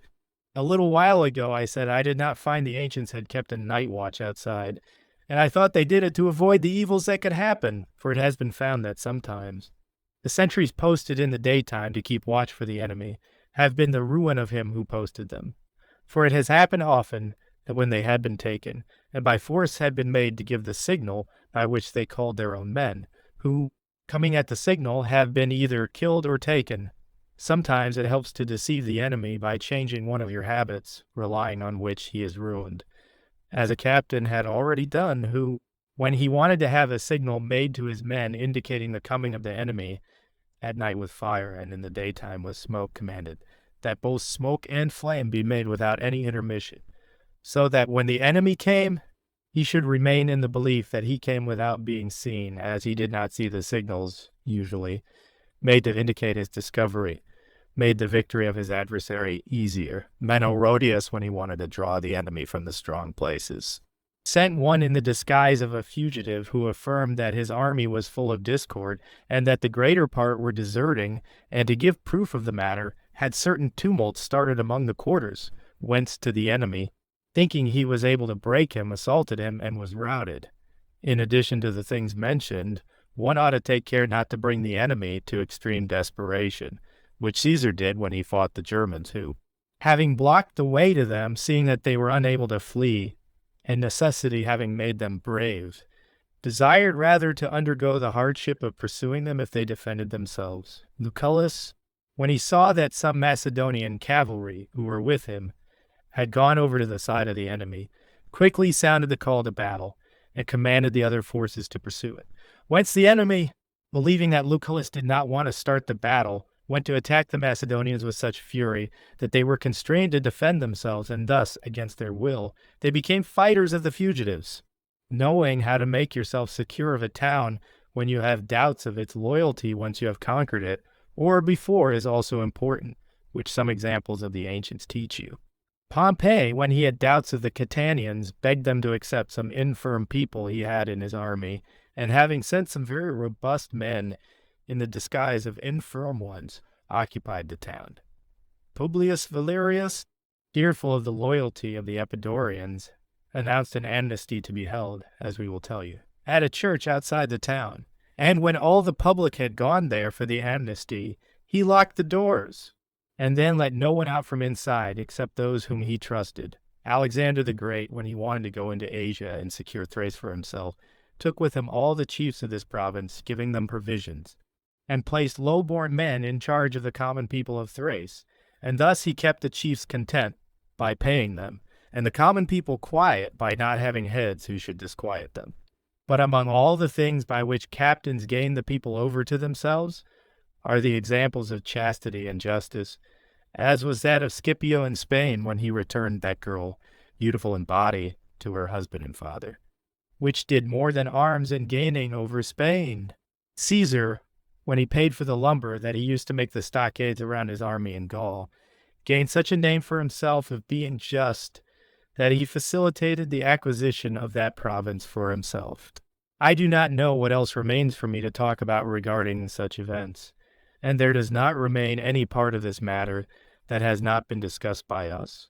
The only thing lacking is to tell of the methods of capturing and defending towns, which I am about to do willingly, if it is not painful for you now, Baptista. Your humaneness is so great that it makes us pursue our desires without being afraid of being held presumptuous, since you have offered it willingly, that we would be ashamed to ask you. Therefore, we say only this to you, that you cannot do a greater or more thankful benefit to us than to furnish us this discussion. But before you pass on to that other matter, resolve a doubt for us, whether it is better to continue the war even in winter, as is done today, or wage it only in the summer, and go into quarters in the winter, as the ancients did. Fabricio. Here, if there had not been the prudence of the questioner, some part that merits consideration would have been omitted. I tell you again that the ancients did everything better and with more prudence than we, and if some error is made in other things, all are made in matters of war. There is nothing more imprudent or more perilous to a captain than to wage war in winter, and more dangerous to him who brings it than to him who awaits it. The reason is this: all the industry used in military discipline is used in order to be organized to undertake an engagement with your enemy, as this is the end toward which a captain must aim, for the engagement makes you win or lose a war.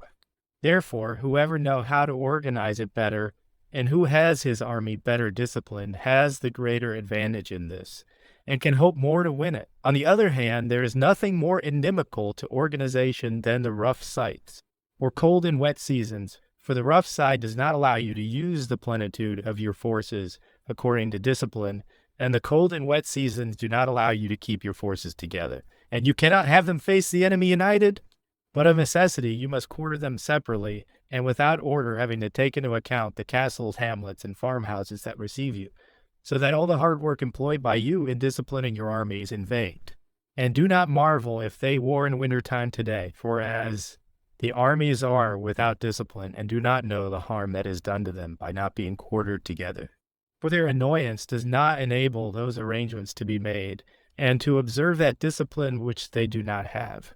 Yet, the injury caused by campaigning in the field in the winter ought to be observed, remembering that the French in the year 1503, were routed on the Garigliano by the winter, and not by the Spanish. For as I have told you, whoever assaults has even greater disadvantage, because weather harms him more when he is in the territory of others and wants to make war, whence he is compelled either to withstand the inconveniences of water and cold in order to keep together, or to divide his forces to escape them. But whoever waits can select the place to his liking and await him the enemy with fresh forces, and can unite them in a moment, and go out to find the enemy forces who cannot withstand their feud. Thus were the French routed, and thus are those always routed who assault an enemy in winter time, who in itself has prudence. Whoever therefore does not want the forces, organization, discipline, and virtue in some part to be of value, makes war in the field in the winter time. And because the Romans wanted to avail themselves of all of these things, into which they put so much industry, avoided not only the winter time, but rough mountains and difficult places, and anything else which could impede their ability to demonstrate their skill and virtue. So this suffices to answer your question. And now let us come to treat of the attacking and defending of towns, and of the sites, and of their edifices.